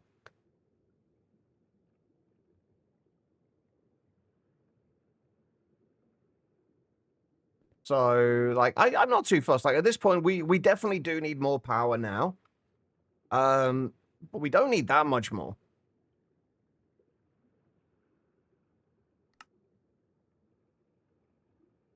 Although this is taking forever, and I don't actually know why you are stuck on the fiber reinforced circuit boards.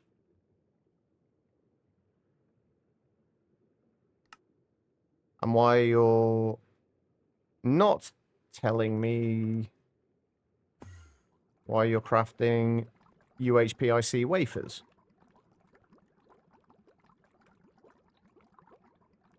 Oh, because everything's still fucking crafting. We'll judge what we need when we get to that point. I will probably end up having more than 4 at that point.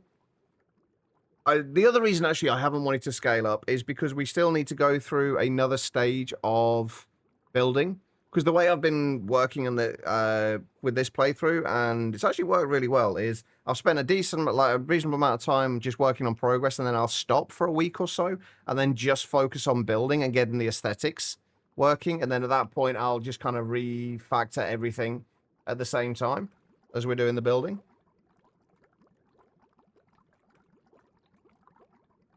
No, once we get to that point, Dr. Doc, we will be expanding things significantly. We just haven't done it to this point because we've not needed to. There's just been absolutely no point until now. I think I do need to put this on blocking mode. I thought I'd put it on blocking mode, actually. I did. So why did you do what you're doing?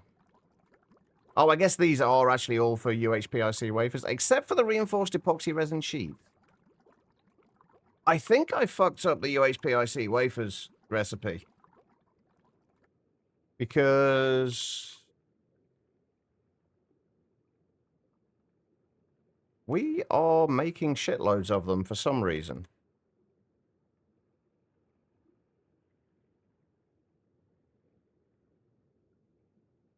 One HPIC wafer? No, that's fine.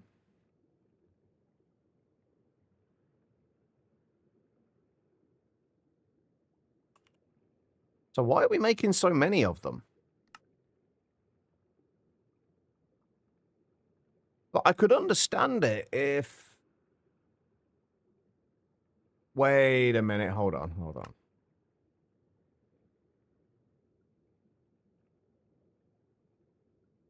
No, that's... I am genuinely confused as to why it is doing what it's doing. And why there are so many UHPIC wafers going through.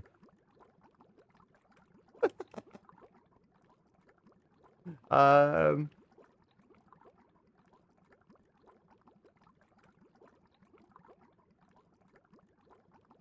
Why would it be making, like... What did it even need them for? That's why I'm so confused right now. It's making one thing which doesn't even need UHPIC wafers.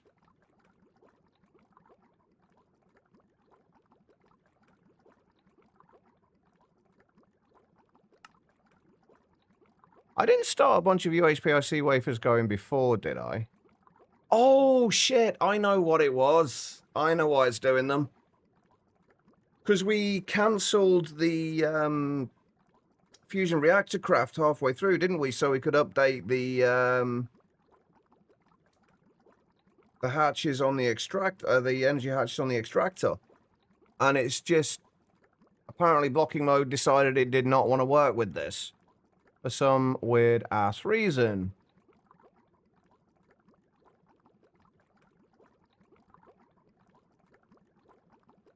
I wonder if that's because of the multiple fluid hatches.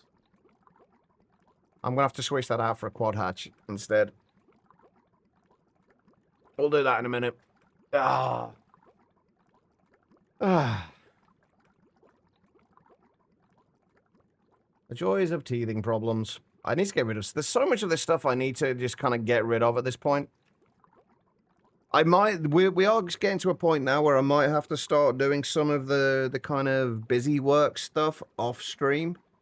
I don't like doing that. I wanted to keep this playthrough, like, to almost entirely on stream. Like, as much as possible on stream. I might have to go against that, though. I do need to speed. There's so many... I need to parallelize the request craft... like, kind of the request craftable LCRs. And now that we've got dual hatches as well, I don't even need to do this. Do the subnetwork for it. I can switch it over to the dual hatches.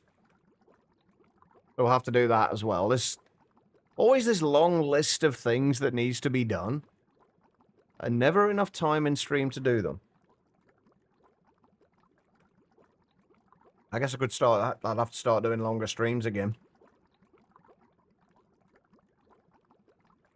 I'm well aware they have perfect overclocks.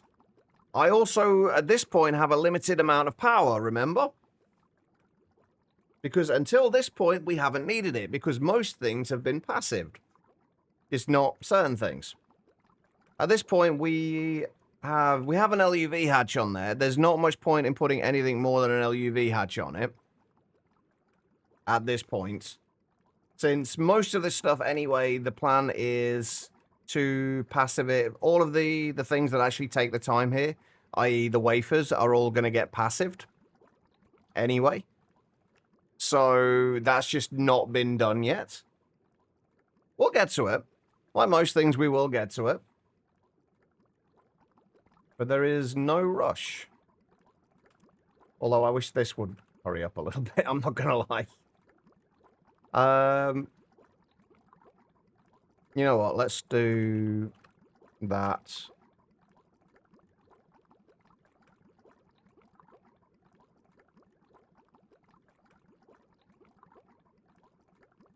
But yeah, there's always so much to do with this.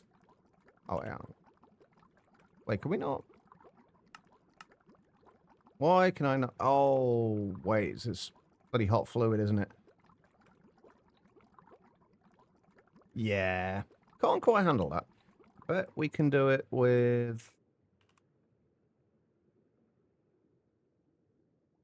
fluid tanks, though. Yeah, that doesn't care about temperature. Admittedly, now we do have a whole bunch of liquid naquita, but that's fine.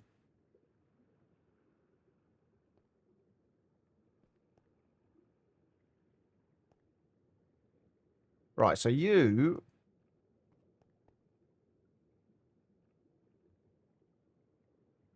Wait, what did I need in here for what we're supposed to be making at the minute? Fiber reinforced circuit board. So what do we actually need for you? What should I have left in there? Oh, right, the anneal copper foil. That's right. There we go.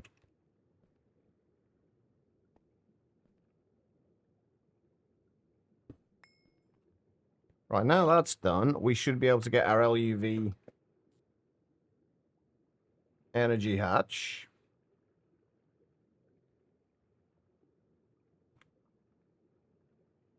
Yeah, the other thing I will say is that speed is not everything. You don't always have to make everything as fast as you possibly can. There's something to be said for taking your time with things. And just enjoying the process.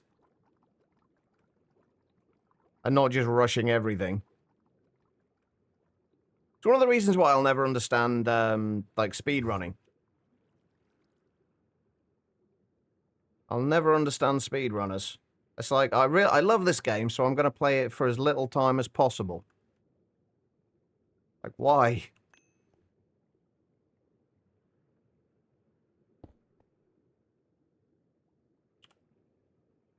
Alright.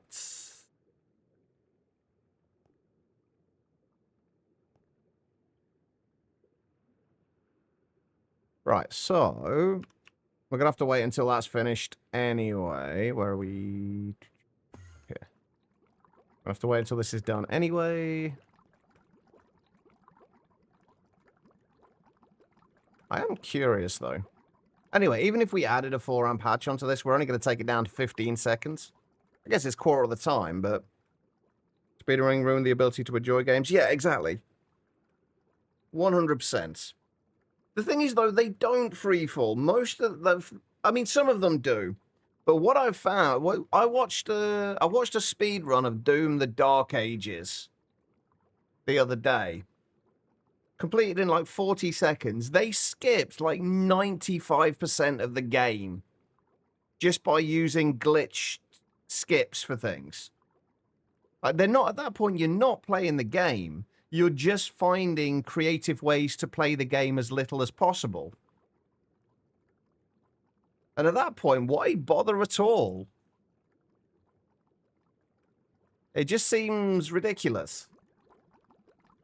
And the other thing is, like, when you say speedrunners spend a longer time playing the game, they do, but they do the same things over and over again. So they're still not really playing the game.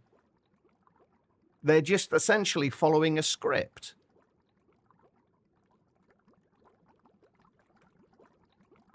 Which I just don't see the point. Right, I'm going to have to wait till those are done anyway before I start doing the fusion reactor stuff. You know what? Let's just start the other 8 extreme combustion engines going.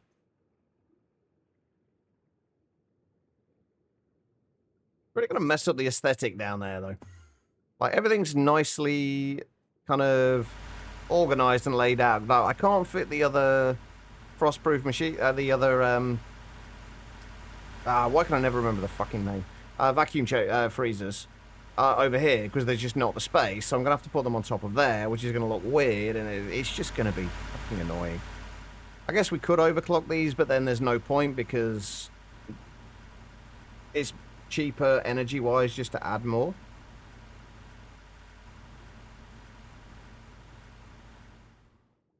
Yeah, I used to feel the same way.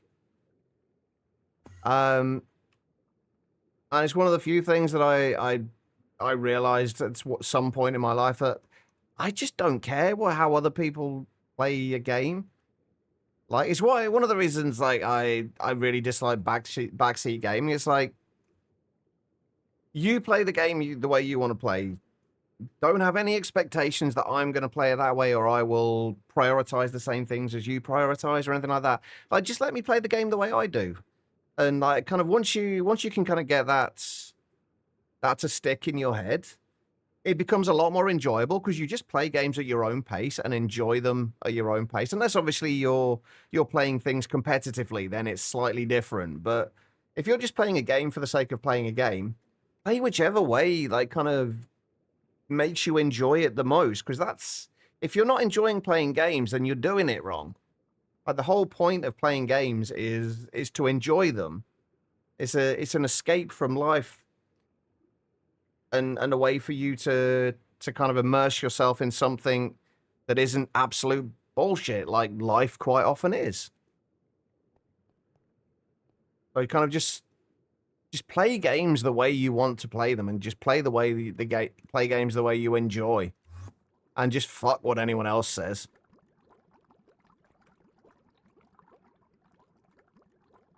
Okay, we're still waiting on these HPIC wafers. We do need to parallelize these, I think. Although, yeah, I think I would still rather, even though they are perfectly overclocked, I think I'd still rather parallelize them. Tend to avoid multiplayer crafting style games as you go wandering instead of building. I guess, I mean, I kind of avoid playing like, I don't play multiplayer games on servers all that often. Because for that reason, like, I'm quite competitive when it comes down to it, when I'm with other people. And my brain always goes, right, I've got to do better than this person. And I don't like that, and I don't like the way I become when I do play in those situations. Figured out where your iron vanished. 330k uraninite dust should be plenty. I'll keep you in uraninite for a little while. I did a similar thing. I ended up running out of steel not too long ago. I hadn't switched over the machine controller to invert the way it worked, and I ended up with 10,000, like over 10,000 steel dust. How much have we got left of that now? We still got nearly 9,000 of it. I'm playing Repo. That, to be fair, that was fun, Pat. There's a few games I enjoy playing with other people. Like Repo was really good fun. In fact, you're the only person I've played Repo with. Nobody else has been interested, and people. It seems to have kind of like lost popularity now as well. But that and Phasmo. I enjoy playing Phasmo with other people. At least the people who I've played it with so far. Right. Are you almost done with those? There we go. Anything else except those HPICs are incredibly quick. But these, obviously, 60 seconds at LUV. I've just realized that they weren't going to be any faster when after I put the LUV hatch in there. Because I think that was already running it with 2 amps of IV. Or 2 IV hatches, so it was already running at LUV. It did, Zofa. I think they kind of killed it a little bit for like casual gamers.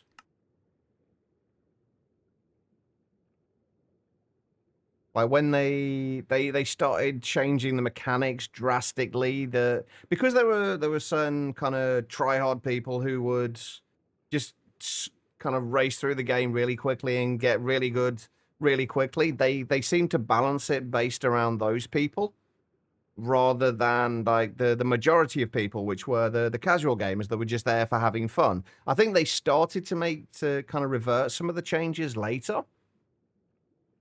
Or they seem to have done at least. But it's kind of, it feels like it's been like too little too late. Kind of thing. Oh, did I stop my trinium ingots at 1024? I think I did. Where are we over? I did. Let's do that a little higher. In fact, we don't need to limit the trinium at all, really, do we? I mean, we'll limit it a little bit, but we don't really need to.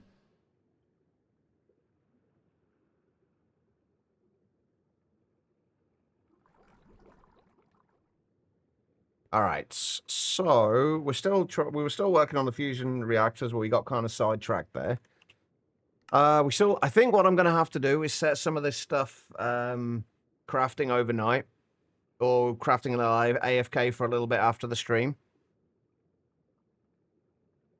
We still need to get recipes for the fusion machine casings.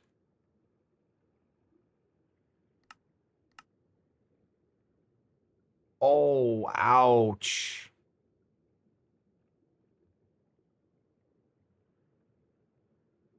My trinium is going to be gone very quickly.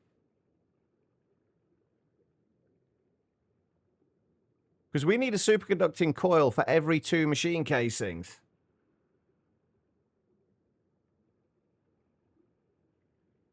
That's going to be fun. How big's this base? Good question. Well, each of these, that's 3 chunks from there to there. And then there's 3 chunks in the middle, so 3, 6, 9, 10, 11. 11 chunks from that point to that point. And then it's probably about another, what, chunk and a half either side. But these are the only, the chunk-loaded bits are the only bits that have kind of functional stuff in them.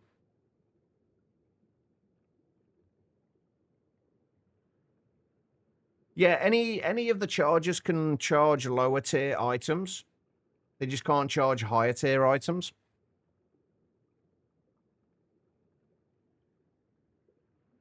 But yeah, it's like roughly 11 chunks across. This base was honestly built more for aesthetics than anything else, as you can tell by the fact that I'm now running out of space. So I think we are going to have to basically pull this entire, all of these structures. We've had the floor under here. I thought this was going to end up being enough. But to be fair, like most of the passive stuff up there is going to end up getting moved down into this area and made to look a lot nicer. And then what we're probably going to have to do is expand the entire thing down a long-ass way and have more floors. So that's going to happen when we... Well, the idea had been to do... take the next kind of break as far as building is concerned. Once we get to the Naquita reactors, but that's going to be a little bit longer than anticipated, I think. Right, how much of the fusion casings can I replace with glass?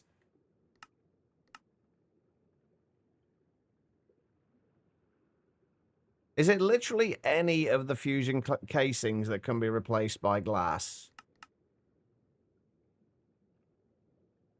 No, that's got to be fusion casing. That's got to be fusion casing. That's got to be fusion casing. That's got to be fusion casing. All of these top and bottom ones have to be casings, don't they? And then anything on the center line has to be either hatches, energy hatches, fluid hatches, or glass. Or casings.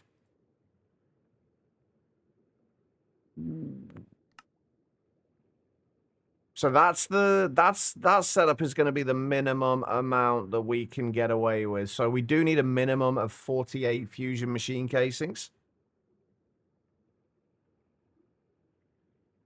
Yeah, this is the Fusion Reactor Mark 1. Fusion Reactor Mark 2 is honestly not much different. Aesthetically, just slightly greener, I guess. Yellowy greener. And then the Mark 3, again, same deal. So yeah, we do need a minimum of 48. I think we are going to have the minimum, and we're just going to use the hatches, have the hatches as well. The only thing is, for the output hatches,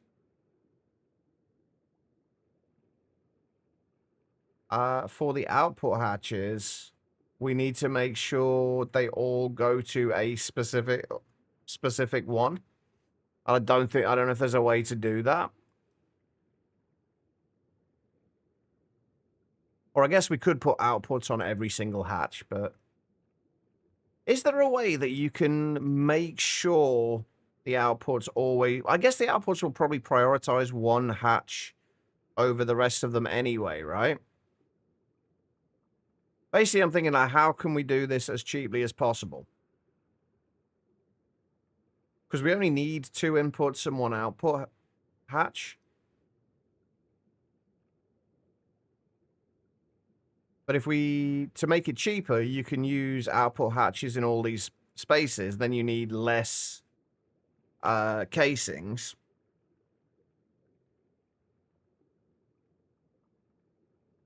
But how do you get it to prioritize a specific hatch? I don't even know that we can. Anyway. I am going to go and make the rest of the stuff for these extreme combustion engines. And probably start the fusion machine casings crafting. So we need at least 48 of these. Which means... this is not going to be fun, is it? Which means we need 24 superconducting coil blocks. The thing is, though, then if that works once we've started setting individual fusion reactors up for specific fluids. But when the first one we do, if we're going to be using it for multiple outputs to begin with, until we move everything and start setting up dedicated ones, it might not be quite so easy.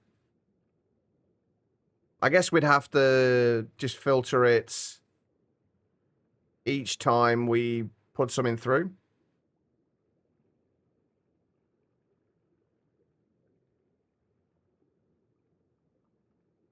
I don't know. But anyway, how much trinium is this going to take? It's times like this I wish I had this on a server, so I could at least let the trinium build up overnight. I was like 1728 times... We said, how many did we say there was going to be? We need 24 of these recipes? Or 24 of the recipes that use it. 41,472. 288 trinium. I mean, that could be worse. That could be considerably worse. And the indium tin barium cuprate is going to take forever as well. Yeah, well, that's the thing. Like, I've not got any... Well, I've got a bunch of other stuff I can be doing. But we just got to make sure it doesn't tie up any of the machines that we're going to need for it. I think getting the power sorted... well, I'm gonna leave... let me set the recipe up first. I'm going to leave these crafting overnight, more than likely. PBI should already be going... Oh, we've got to make the neutron reflectors as well, haven't we? Haven't done a recipe for those yet. That is Reridit. Oh, fuck. Okay, we might not be able to set this going tonight, because I don't know if we got the beryllium for it. We've got plenty of beryllium to process. And some beryllium dust. I'm assuming we can probably... Could we not? Oh, right. Okay, so we just smelt it. Okay, I was thinking we were going to need to put it through an autoclave or something, but... Apparently not. That's good. That's fine. Wait, we've already done that. So that is liquid tin alloy. Do I have... Yeah, we've got it craftable. Okay, cool. And then double tungsten carbide plates. Reridit plates. There's so many things I need. I think we might have to... once we've got this fusion reactor set up, possibly before, we might have to go through and just see what we can do in terms of parallelizing and speeding things up. Just because we're getting to that point now where things are starting to take a lot longer.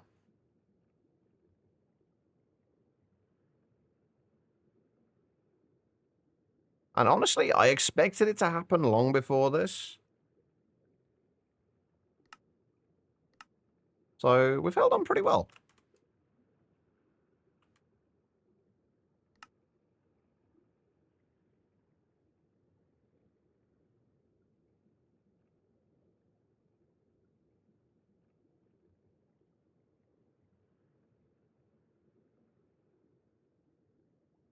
Oh, don't worry. I'm planning on putting in all of the hatches that I can possibly do. It's going all right, Chloe. Although we are starting to finally run into some issues, mostly with power gen, which we're going to have to address tomorrow.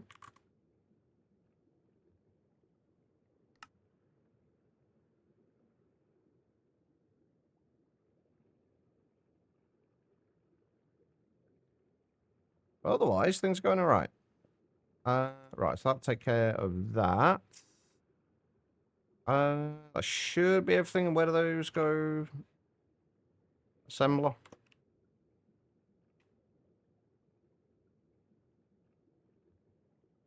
We're gonna have to. I think we're just gonna have to do some just general cleanup soon as well. Right, is that everything? Have we got everything craftable now for that? We do. Let's just see if we can get 2 of these and just see how long that's gonna bloody take. Wait, where's that being made again? Assembler.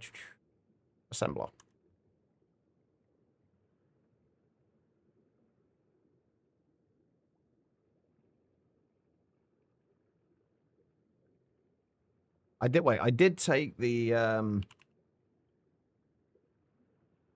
I did take the fluids out of that, right? Yeah.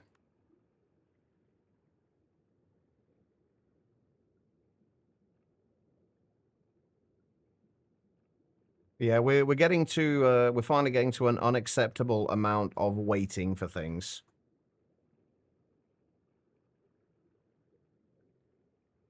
So we need to deal with that. I think the biggest thing I probably need to do now is make myself more space. Hey, Pebble. Computer restored, back to the Minecraft fever. GG. Hopefully it didn't cost you too much to get it fixed. But yeah, I think one of the biggest things I need to do now is make myself more space.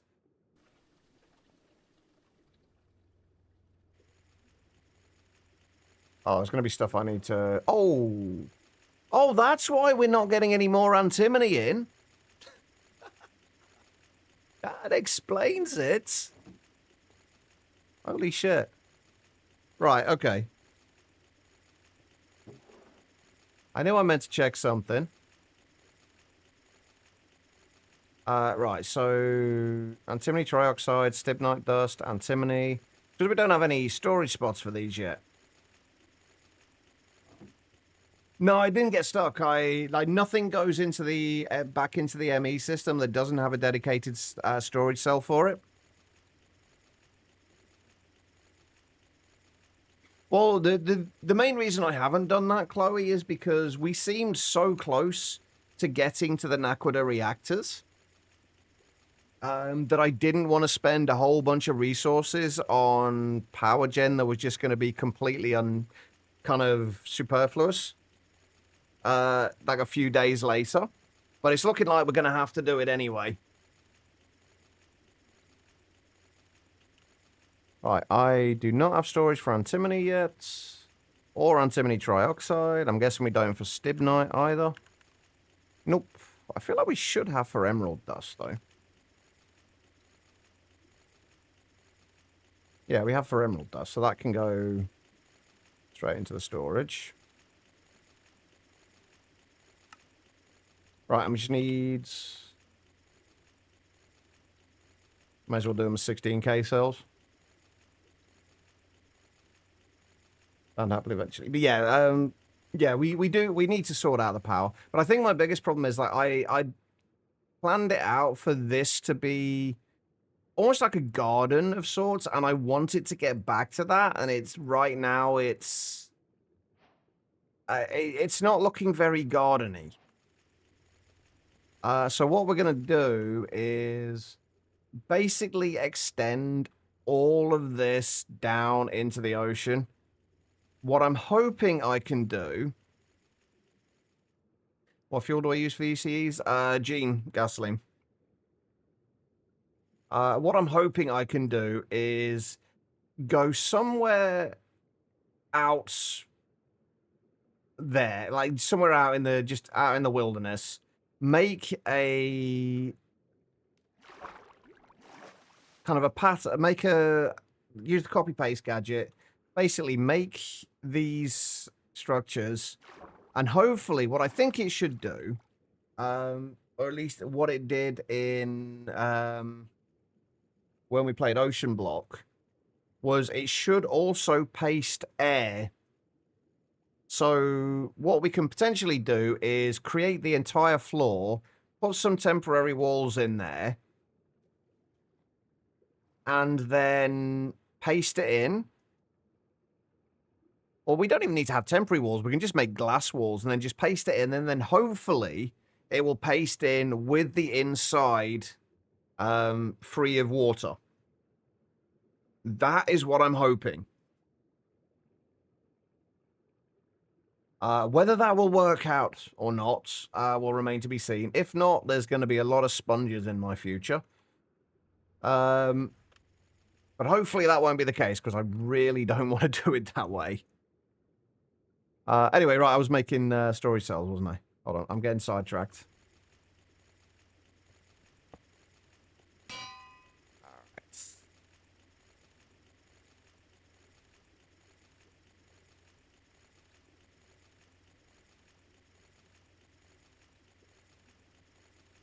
So, antimony trioxide. We really don't need a 16k one for antimony trioxide, because that's just going to get processed straight back into more antimony anyway, but that's fine.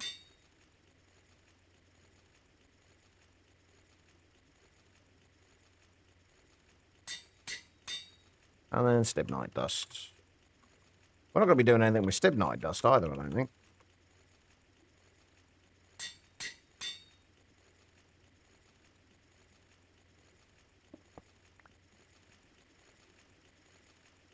All right.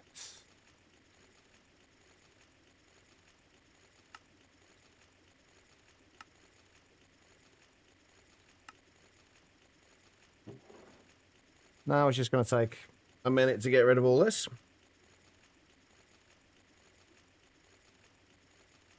We've been a day away from better power, but still have to double it anyway. Yeah, we're absolutely going to have to do that. I think, though, tomorrow I am going to take the time to add at least one more floor on here. I might make a creative copy of the world and see if the copy paste gadget will work the way I hope it does.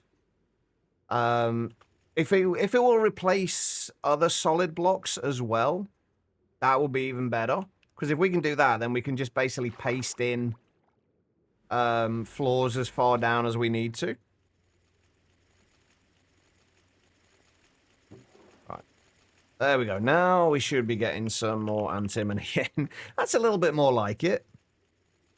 Are we still processing it in here? Yeah, we're still processing the antimony trioxide in there. I don't think we need that for much else. Can enable the void of the blocks. Okay, good. That's good to know. So we should be fine with it then. So that's going to be the plan for tomorrow. We're basically going to extend this down. This will look a lot nicer once we go through the kind of the next pass of building. Because like a lot of this will get connected up. Like this will get kind of. I think the idea is going to be that this is going to angle that like downwards into here, and then down, and then back into here. Because we're not going to be able to see these outer edges from the middle of here. This, I do want to turn back into a garden, and then we'll move the power gen off to one of the sides, and then we can, then that'll mean that we can easily stack in a lot more of it without it becoming a problem. I am probably going to have to bolster my oxygen production, though, if we add more ECEs. What am I waiting over here for, anyway? Can't even remember. Wait, were they done already? Oh, okay, they're actually finished already. We were only making 2 of them, admittedly, but...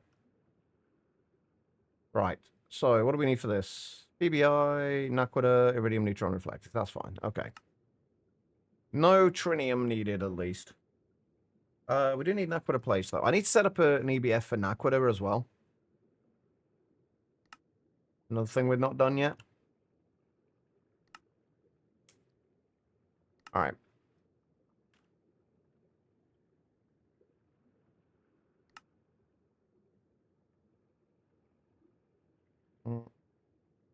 All right, so where are we making this assembler again?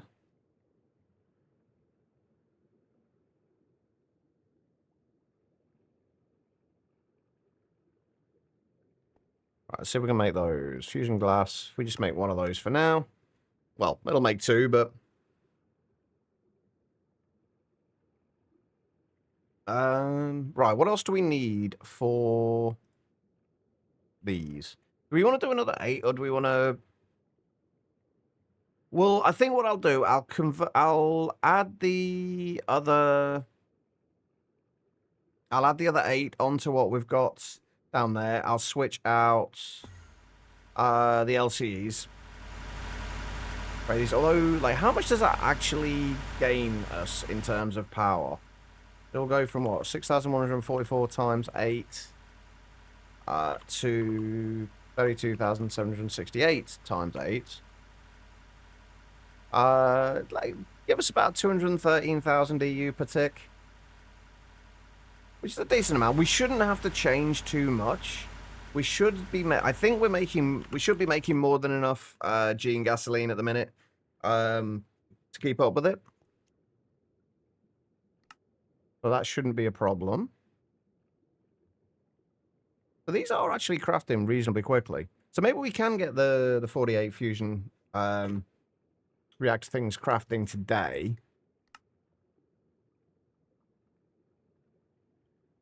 Although, hang on, wrong place.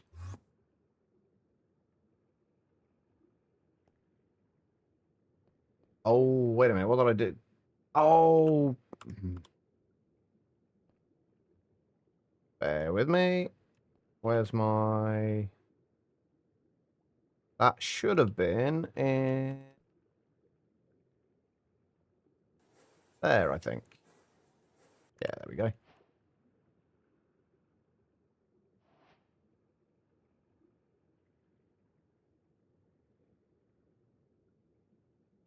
Wait, why did that not... Oh, because I left the PBI in there, didn't I? Yeah, let me put that back where it was, but we'll take the PBI out of the recipe because it's already in the machine.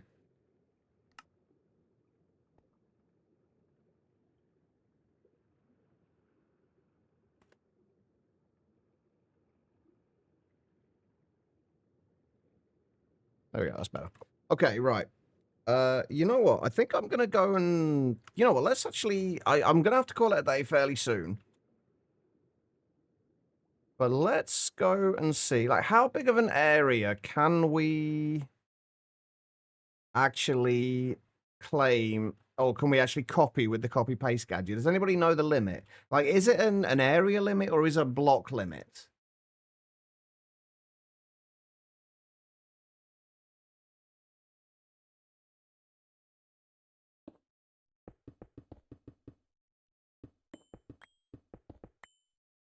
Right, so if we assume that this is going to be...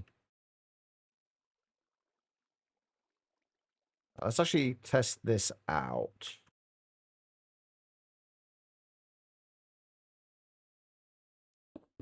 If we just put a bunch of cobblestone in there...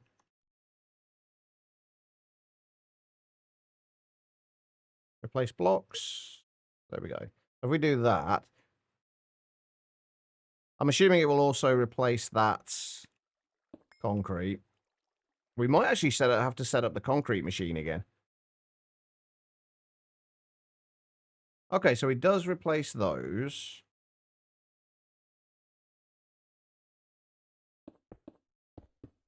And then there would be another...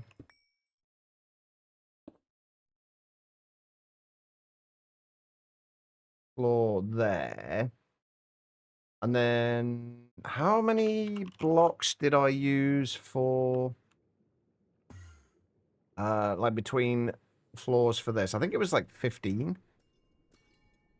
Got 1, 2, 3, 4, 5, 6, 7, 8, 9, 10, 11, 12, 13, 14, 15. Yeah, okay, so 1, 2, 3, 4, 5, 6, 7, 8, 9, 10, 11, 12, 13, 14, 15. Now, we'd need to copy from... We'd need to copy from there. I'm just gonna have to... I'm gonna go and find a place in a random ocean somewhere to paste this, by the way.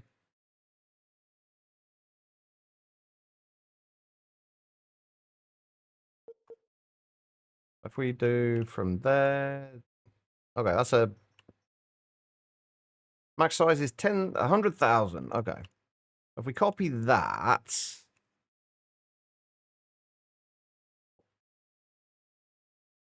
The hell is going on with that preview up there? Right, I need to find an ocean. Not my ocean, though. An ocean that is not my ocean. That's not going to be deep enough, is it? Oh, it's not going to matter, actually, if it's deep or not. I just want to see if this works. It's obviously going to... The water is obviously going to flood inwards.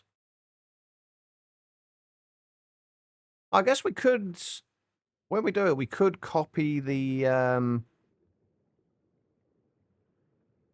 We could copy, like, a couple of blocks around it. If we were to do... Let's move it a little way out here.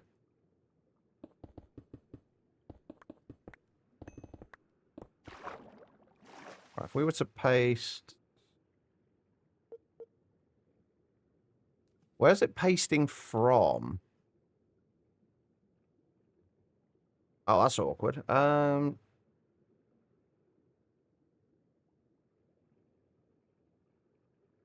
Crap. It's pasting from a very awkward place. One of these days, I will remember how that worked. Right, does anybody know how, like, where it sets the point that you're pasting it from? Is it the last...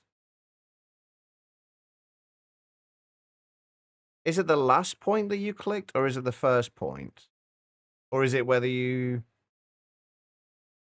Or is it the point you shift clicked, or the point that you didn't? Okay, so that's pasting from the first point that I clicked. First point always. Okay. I can never remember. It seems like you are right, though. It is the first point.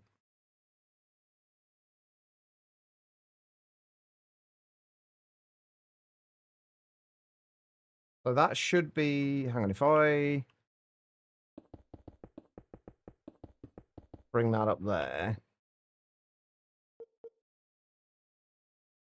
Okay, so that's pasting out in that direction. We don't want it in that direction. I don't want it in that direction, I think.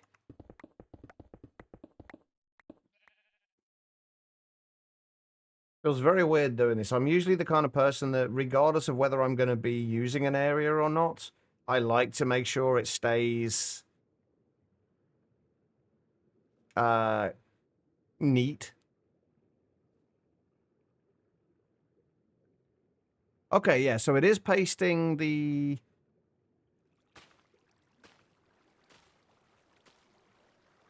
Oh, we ran out of bits, though. We're going to have to make sure we have plenty of that. Okay, that's actually kind of cool.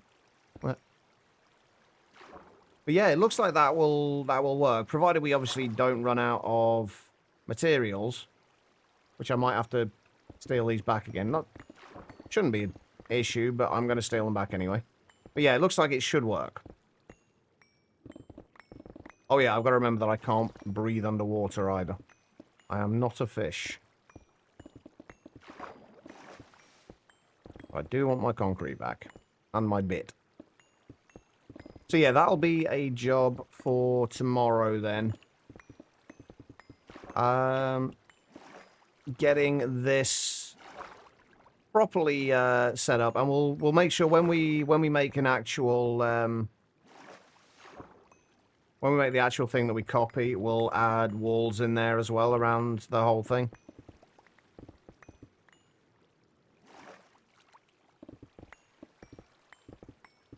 So that we don't have to deal with it. Deal with the water. We got everything? I think we got everything. But yeah, that should work. That is good to know. So we can now not have to worry about, we'll now not have to worry about, well, anything pretty much. Space, at least. That'll give us another, what, 7 chunks on each side? And then we can just expand that further down as needed. I just need to make sure I get the pasting of it in the right place. That's kind of the difficult bit. And that's the bit... I'm going to make a backup of the world before we start doing this, because if I screw it up... I guess there's the undo, but I don't think that will undo, like, missing water. Come to think of it, I could have done the undo before, couldn't I, back at the other thing? Oh, well, never mind. All right, I'm going to call it there, guys. I am going to leave the other 46 fusion casings that we're going to need crafting.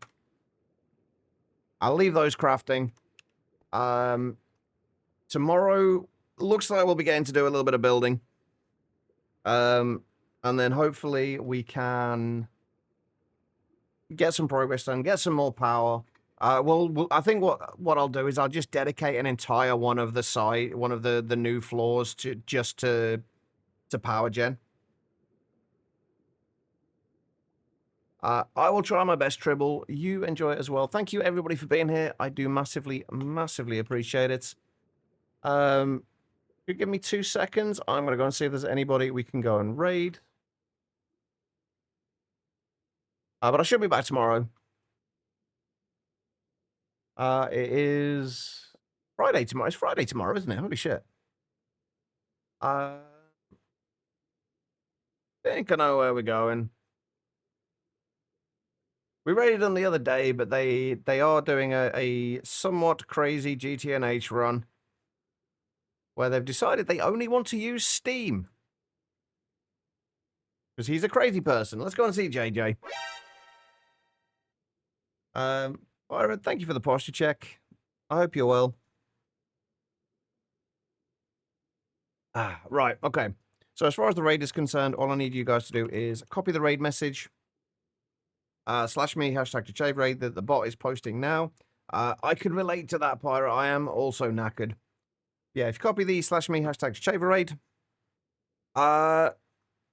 Free fall. Fortune won't do you any good, unfortunately. No pun intended. Fortune does not work on GTOs. Not in Monifactory, anyway. It does in GTNH, it doesn't in Monifactory. But anyway, let's go and see JJ. Have an amazing rest of your day, everybody. Nope, I do not want to raid my multi-block extruder. That's unfortunate. Yeah, I hope the same thing, Freefall. And was gutted as well. All right, everybody, have an amazing rest of your day. I'll see you over at JJ's. And just take care of yourselves.